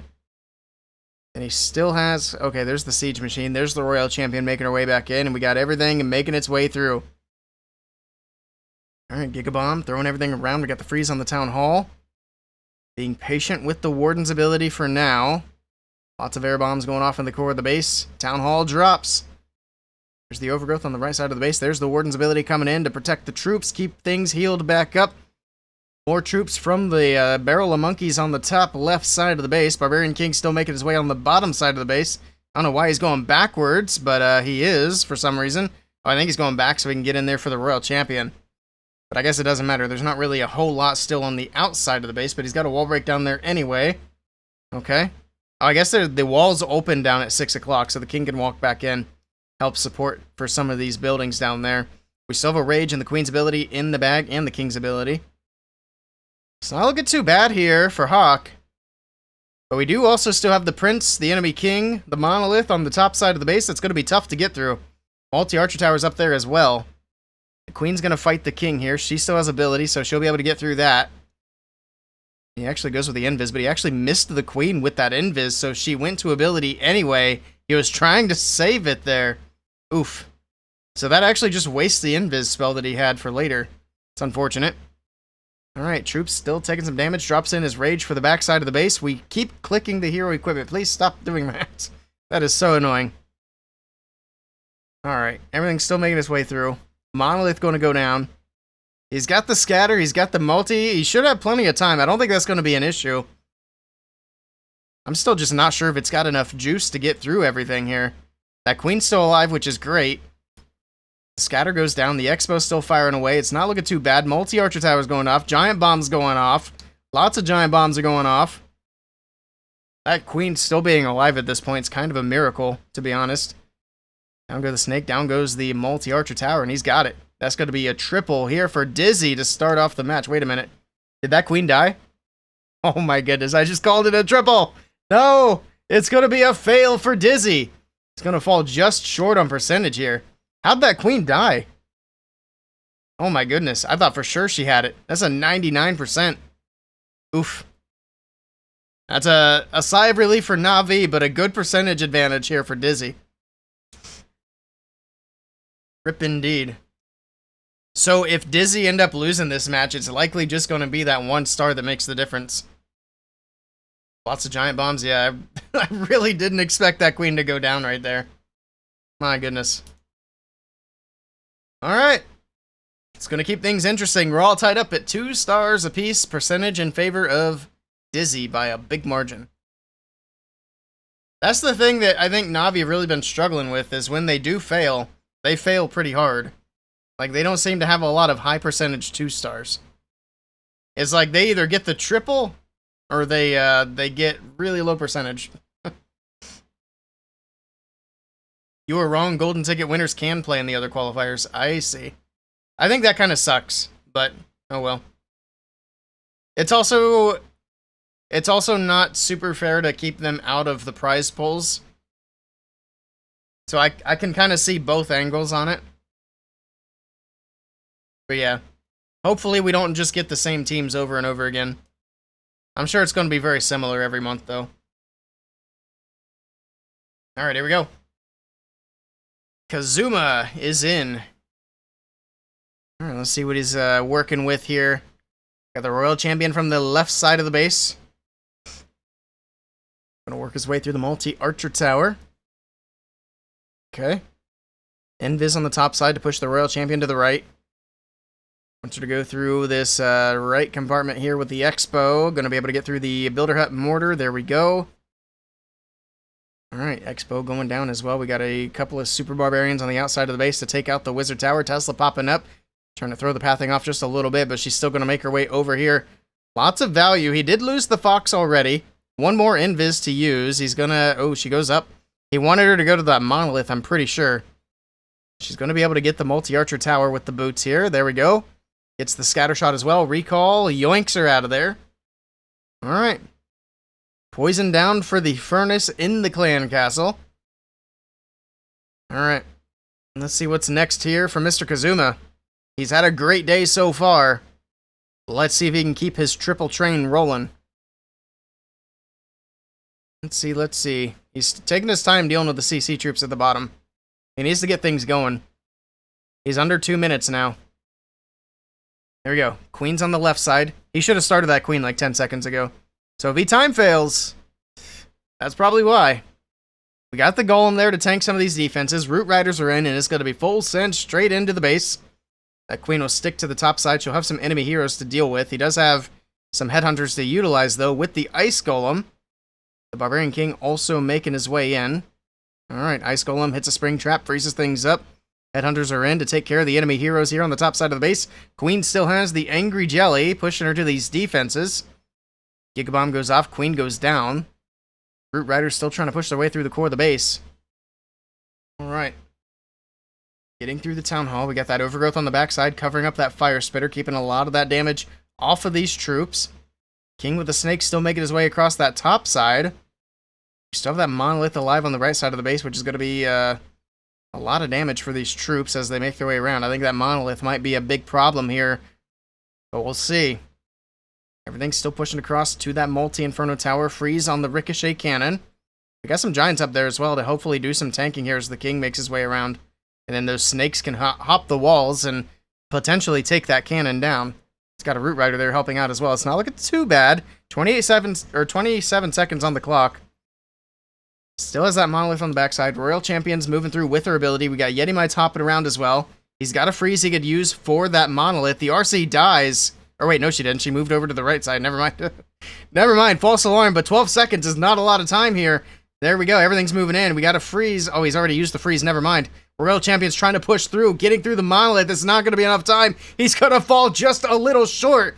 And like I said at the start of the attack, he should have started that queen about 10 seconds earlier, and it would have been the triple. Man, nice try to Kazuma. But he just needed those few more seconds. I called it. Yeah, finally they get a high percentage attack, but I mean, after that first attack, they're going to be hard-pressed to catch up on percentage, unless Dizzy has a low percentage attack as well. That's what it's going to take for them to catch up. Which you never want to leave things in the hands of defense. You're in a tough spot if you're counting on your opponents to make mistakes.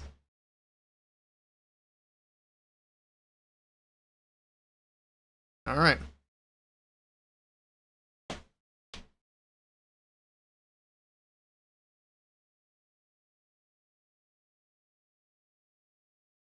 Got a few more seconds for this next attack. Here we go.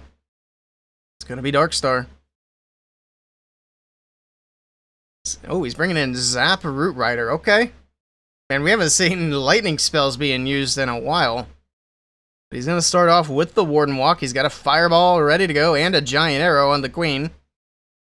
Yeah, what is Mr. Darkstar planning here? Could be something real fancy. We'll see. He's got 6 Zaps, 2 Earthquakes. He only has 1 Invis for this Fireball, too. That's really interesting. So that means he's going to let this Warden work for at least a little while here. He might actually just Invis that Tesla air defense and go with the Fireball on the Monolith. Maybe? I'm not sure. Oh, he's going to start the Root Riders. He did the double Earthquakes, he did the Giant Arrow, and the Zaps. Okay. Took out both of those Spell Tower compartments. Okay. I wasn't expecting a combo with a Giant Arrow and the Zaps. Wait, he doesn't have the Fireball, does he? I just assumed he had the Fireball. He didn't have that. Okay. Little Giant Arrow trick. I like it. It sets up for some really nice pathing into the Town Hall. You get so used to seeing the same thing over and over and over again, seeing something new is kind of throwing me through a loop, even though it's still technically just a Root Rider attack. The setup on it was definitely very unique. Okay. Everything's getting through the Town Hall compartment. King making his way to the right side. We've got the Root Riders moving up to the top side of the base. We got that Fire Spitter on the left, which shouldn't be able to reach anything of value here. Queen getting through the Fire Spitter, everything pushing along. Is it just me, or does it seem like the army has kind of fizzled out a bit? Or is it just because everything's staying to the outside of the base? Maybe that's it. We still have the Queen on the left. She's just kind of beating a wall there for a minute. Okay. Royal Champion still pushing her way through. We got the King's ability and a freeze left in the bag. And a handful of small troops as well. Tornado Trap spinning the Royal Champion around. She's actually going to go down. That's unfortunate. Queen's still doing Queen things, beating walls in the core of the base. Okay. Not ideal. But at least it gives her some time to get a little bit of tanking to catch up, I guess. Got a couple of Yetis still alive. The Giant's about to go down. Queen going to get through nothing because she's going to get taken out by the Monolith. But that makes the Sneezy angry, so it's going to get some damage onto the multi, and then hopefully the Monolith. No, Sneezy goes down as well. This one's falling short. This one's not going to get the triple the Dizzy we're looking for. Very nice try to Darkstar, unless these Yetis can actually finish this up. Well, the Yeti might. We still have that Prince, though, which is going to be tough. I don't know. Nah, he's not going to get it. Nice try to Darkstar. This one was close. A 98%, another attack that's just right there. But again, that's going to keep Dizzy way ahead on percentage in this matchup. Good try, good try. It was very close. That's why it's hard to call it there for a minute. Because I was kind of expecting a bunch of Yeti mites off of the Yeti, but it might have already lost some. Because it could have potentially taken down the Monolith if it still had a bunch of Yeti mites.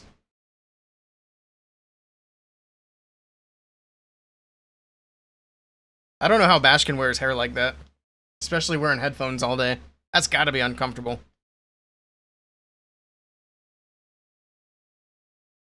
I think Bash should do, when he's doing these broadcasts, he should do like a more professional look instead of the crazy mohawk hair look. He should be a dapper gentleman for the official broadcasts. But I guess it's not really out of the ordinary for gaming commentators to be kind of wacky. I should glue a mohawk to my head. I could probably grow somewhat of a mohawk. Didn't take a while. Alright, here we go. Yada in with the next attack for Na'Vi. They desperately need a triple here to try to get some sort of momentum going. Because right now they are trailing by a mile on percentage. Alright, more invis for the Royal Champion as she makes her way in towards the scatter shot. Couple of mini bombs here, more damage onto the Fox, but keeping it alive for now. He does have one more invis after that. He's going to go ahead and drop it in, and then recall her after that Expo goes down. And there we go, yoink the Royal Champion. What's he waiting for? What's he waiting for? Oh, he almost lost the Fox. Alright, there we go. He's able to keep the Fox alive for now. And then there we go, full send with the Root Riders from the bottom side of the base. We got the King and the Queen on the right side. Alright, alright. Couple of Valkyries here on the outside as well, doing a little bit of extra cleanup. Got some snakes moving through, Barbarian King's pushing through. The King's taking a ton of damage like usual. Sometimes the King stays up forever, sometimes he just gets absolutely deleted at the start of the attack. And in this case, that King is not staying up forever, that's for sure.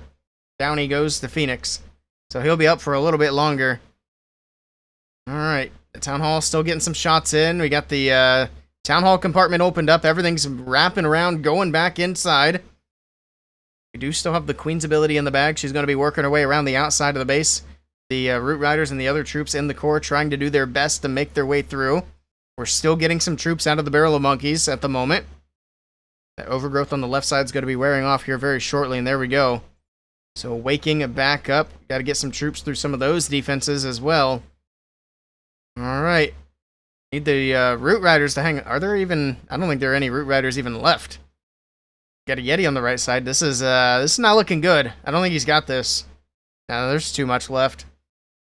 Good try to Yada, but it's going to be yet another defense here for Dizzy, and they're going to have another opportunity to take the lead in their next attack. If Dizzy gets one triple, that puts a bunch of pressure on Na'Vi, because then they technically need two triples just to catch back up. Or to get out ahead, rather. Because a triple from Dizzy, and then a triple from Na'Vi, Navi's still losing this match. So we'll see what happens. But right now, it's not looking great for Na'Vi.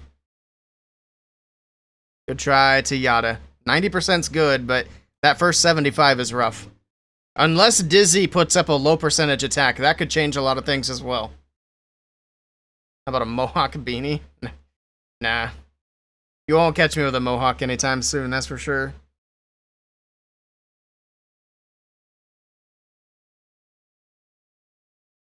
Alright, we'll see.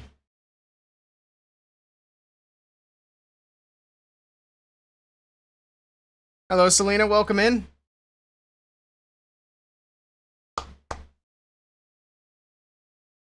"15 seconds for another attack."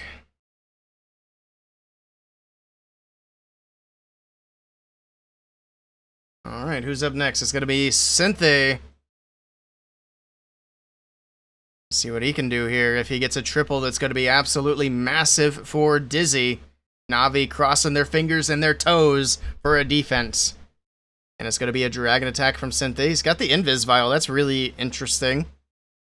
Why would you run the Invis Vial over the clone, over the mirrors? Very curious. But in any case, we got the Royal Champion from the right side, making our way through the air defense, and then pushing in for the multi-archer tower. He's got 10 more Invis, so he's going with a big, long Royal Champion charge. He also is just popping that Queen immediately on the top side of the base. Does she have the Angry Jelly? No, the Prince has the Angry Jelly. She's just got the Phoenix there.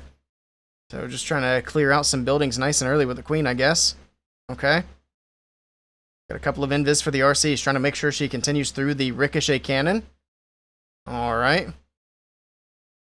Looks like the Fox... No, the Fox is still alive. I thought it was dead there for a second, but it's good. Queen's gone down on the top side of the base. Alright. It's going to clear out the core with the Royal Champion. He has already popped her ability. Next invis, there we go. He's got the boots getting some damage onto that multi-Inferno Tower. He still has the Fox, but he's not counting on it for the invis anymore. Next invis down. Down goes the multi-Inferno Tower. Got a poison for the CC troops. That's going to take out that furnace without having any issues. And then down goes the Royal Champion. Let's see if he got enough value from the RC. He's got the Warden. He does have an Ice Hound in his army. We've seen that a couple of times already today. People bring in Ice Hounds to help support the Dragon, which is very cool. That's a troop we don't usually see very often. We got an Archer on the right side to pull these Ice Golems away from the Dragons. Fire Spitter's going to get some damage. The Sweepers are being very annoying here. Town Hall's getting lots of shots in. There we go. Finally getting the Town Hall, getting one of the Sweepers out of the way. They can continue making their way into the base. The other Fire Spitter getting a bit of damage on these top troops. We got a... Looks like he used the Ice Hound to get the Stone Slammer into the base. Pops the Prince ability on the top side of the base. Alright, Gigabomb's going to get triggered by the Stone Slammer. It's going to open up shortly. It's looking pretty good here for Synthé. Dragon's getting through the Expo. Down it goes. With that multi-Inferno Tower, and it's looking like it's going to be the first triple of the match. And Dizzy is going to take a big lead here against Na'Vi going into the final round of attacks. Alright. Nicely done to Synthé. That's massive.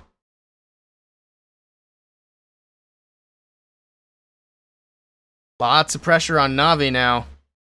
Synthé OP indeed.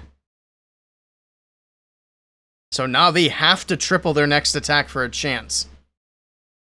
If they don't triple this next attack, it's game over.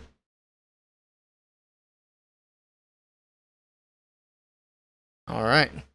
It's getting interesting here at the end.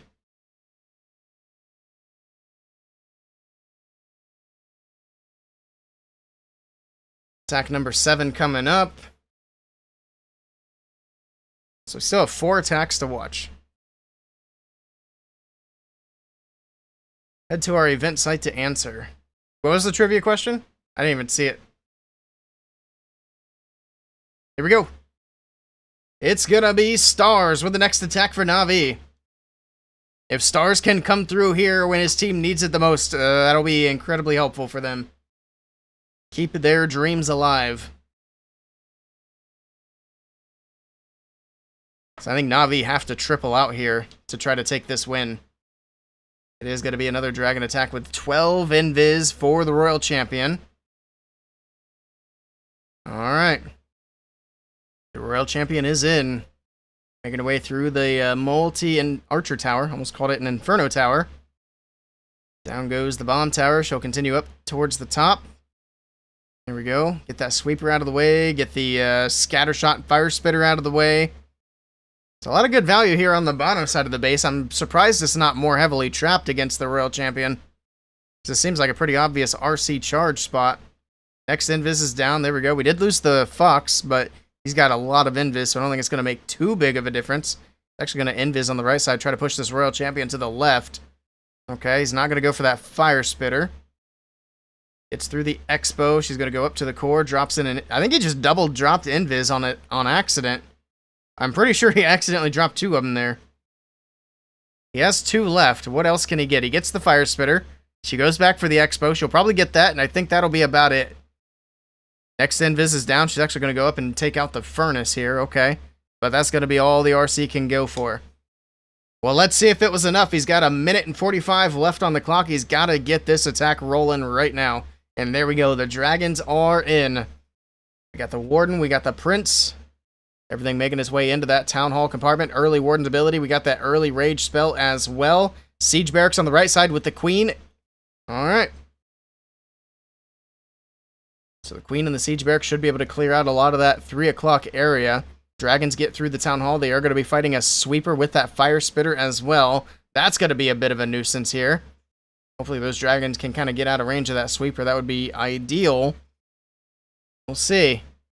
But right now, they're kind of fighting through... Man, these Dragons are in such a bad spot on that left side of the base. They got the Sweeper, the Fire Spitter, the Inferno Tower, the enemy RC, Scattershot. Man, That's just way too much for those dragons to handle. And they get absolutely stuffed, and this is looking bad for stars. This is looking really bad for stars. Dragons are all dead except for a couple on the very outer edge. Oof. This is looking like it might be game over for Na'vi. Uh-oh.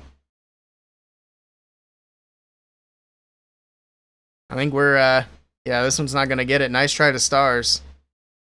But Na'vi need a massive, massive defense to stay alive now. What building makes spells? Well, that's a... Who comes up with these trivia questions? Nice try to stars.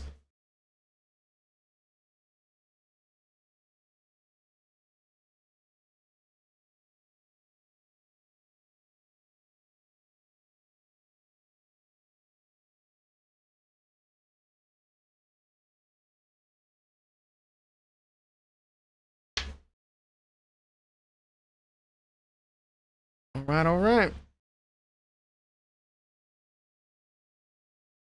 Who all's left to attack? I think it's Mask and Fluxy for Dizzy. So it'll probably be Mask next, because I think Fluxy usually anchors. And then who have we not seen for Na'vi? I can't remember. We've seen so many attacks today, it's hard to keep track. There we go, it's going to be Mask taking on Kazuma's base. Alright, Na'vi need an absolutely insane defense here to have a chance in the last round of attacks. Otherwise, they're going to be down by 2 stars. Well, they need either a 1-star or a low percentage 2-star. Those are the 2 things they need. Alright, well, let's see what happens. Mask moving in with the Royal Champion. With the recall. Just a short little charge, okay. What's next? I'd imagine he's going to push straight into the Town Hall to make sure the 2-star gets locked down. Because the last thing they need right now is to slip up with a 1-star.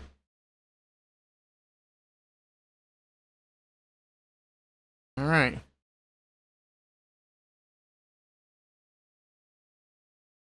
Hog Launcher moving in. Root Riders on the top side of the base. Here we go. Got that spiky ball bouncing around to the top side of the base.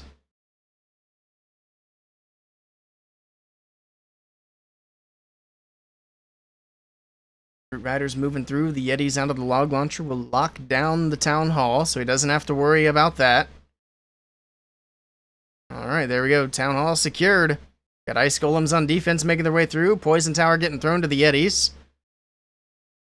Topside Warden's ability, keeping everything protected for now. Everything's just very slowly rolling, especially now that the Ice Golems on defense are going to start freezing things up and slowing things down even further. We have the Royal Champion moving across the top side of the base. He's got RC ability, Queen ability, and some Invis and a freeze to use. There's an Invis early on. Keep the damage off of the Royal Champion. She is going to have to get through the enemy king, though, which is going to be a little bit of a nuisance, but he's got a Headhunter in the mix. That's going to help out tremendously here.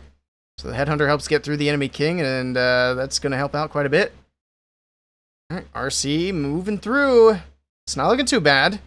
A freeze for the Ricochet Cannon.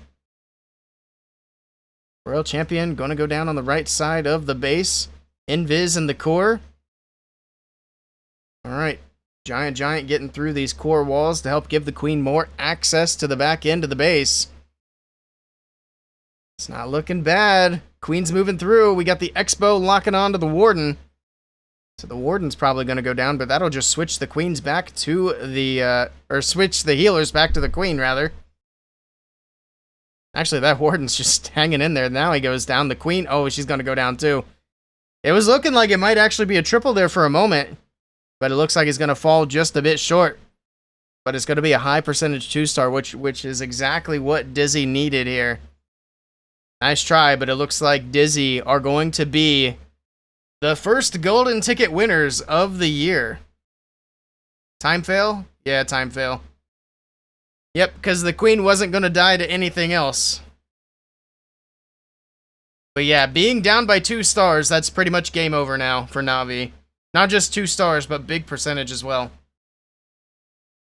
So I think all Fluxy has to do is 1 star to win. Which is exactly the position Fluxy likes to be in. No pressure. It's a good spot to be.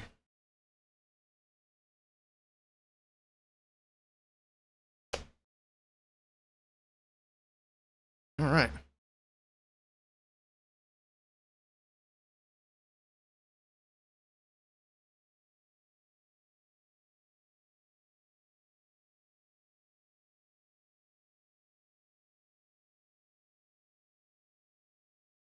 Here we go.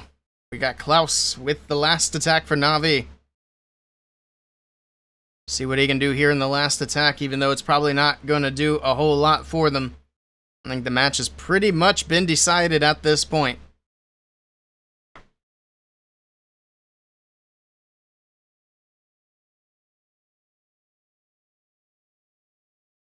See what he brings.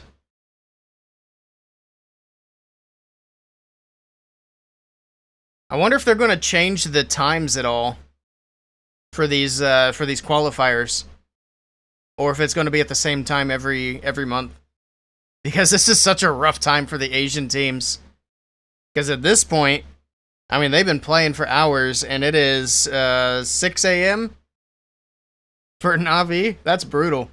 And if they were to have actually won this match, they'd be going until like 7 a.m. So I feel like it'd be fair for them to change up the times from each qualifier. But I have a feeling they're going to keep it the same every time. So I guess Na'Vi are just going to have to get used to being being on basically in the morning, but all through the night as well. I'm sure that has a little bit to do with their performance in this match. They were playing way better earlier. But I mean, they gotta be able to adapt. Hello, Femboy, welcome in. Shift work? Yeah, they're working the night shift right now. But I mean, if that's how it's gonna be, they gotta be able to adapt to it.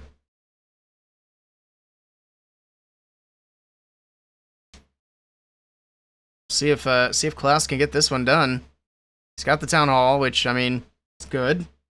He's got the Warden's ability to use here soon. Might want to pop it sooner rather than later to keep the healers alive, and there it is. So those healers were getting low there for a bit. It must be 6 a.m. in Japan. Yeah, it is. It's 6:07 a.m. And they've been playing for 5 hours. So didn't we start the day with Na'Vi? So they've been playing since midnight, basically. It's rough timing for those guys, but they're gonna have to get used to it in some capacity. Because I don't think it's gonna change. But we'll see them back. They'll be back next month.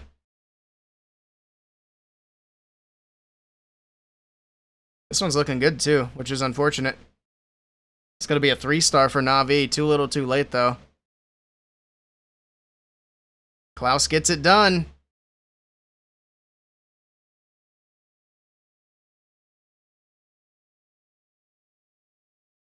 There we go.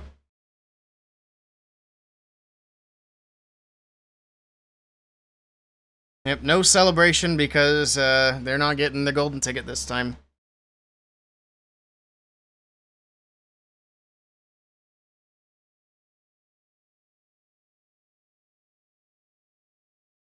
I don't even think Fluxy can mess it up badly enough to lose the match for Dizzy at this point.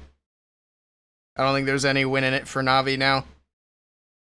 So in that spirit, I'll pay out the points. There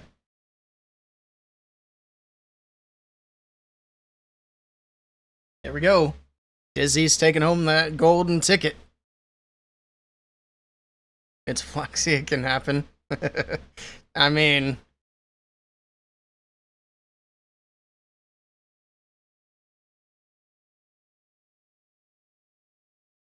you gotta hand it to Fluxy. He is a brilliant person. He surrounds himself with incredibly good players, and that puts him in really good places.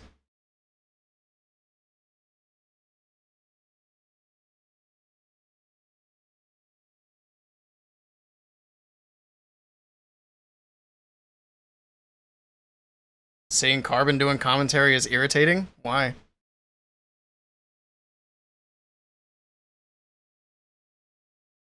Slowly winning your money back. 107k to go. Nice.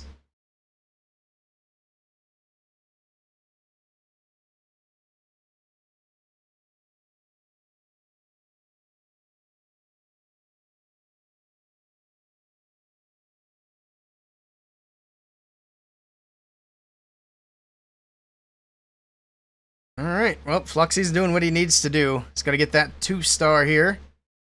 Actually, he does need a 2-star. I was doing the math wrong in my head. Because if he were to have 1-starred, they'd only get 10 stars. But, I mean, he went for the Town Hall first, which is obviously the play to go. And then the Dragons will easily get 50%. So he played it smart, played it perfectly. Fluxy does what he needs to do. And there's that golden ticket for Dizzy. They got the 2 stars that they needed. I think even a low percent would probably be fine on the 2-star. I don't know what percent they need, but probably like 60 something, and he's already there. Yeah, we'll have to do more predictions here for Gab so he can finish winning all of his earnings back. Imagine the percentage actually wasn't right on this one, and Navi ended up winning the match, and I paid it out wrong. Nah, I'm confident that Dizzy's got the win here, but that would be funny if I did that. Hey, we got Sell with the VIP redeem. Alright. Very cool. I'm gonna have to raise the price now on the VIPs. Actually, I don't even know how many VIPs we have. I don't think we have very many still, so it's probably not worth it to raise it up yet. Alright.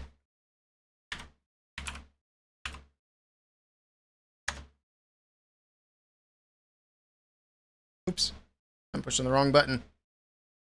Did Fluxy triple? No. That's alright. He didn't need to.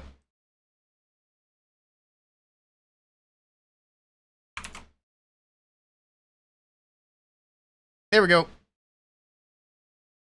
Welcome to the VIP club. That was a solid attack from Fluxy. Not bad. They gotta be happy now, though. They won a bunch of money. They got a golden ticket. They're going to be going to Finland. And then maybe this year, if I go to Finland as well, I'll actually get to see some of these guys walking around. Maybe. Or maybe they'll hide. I don't know.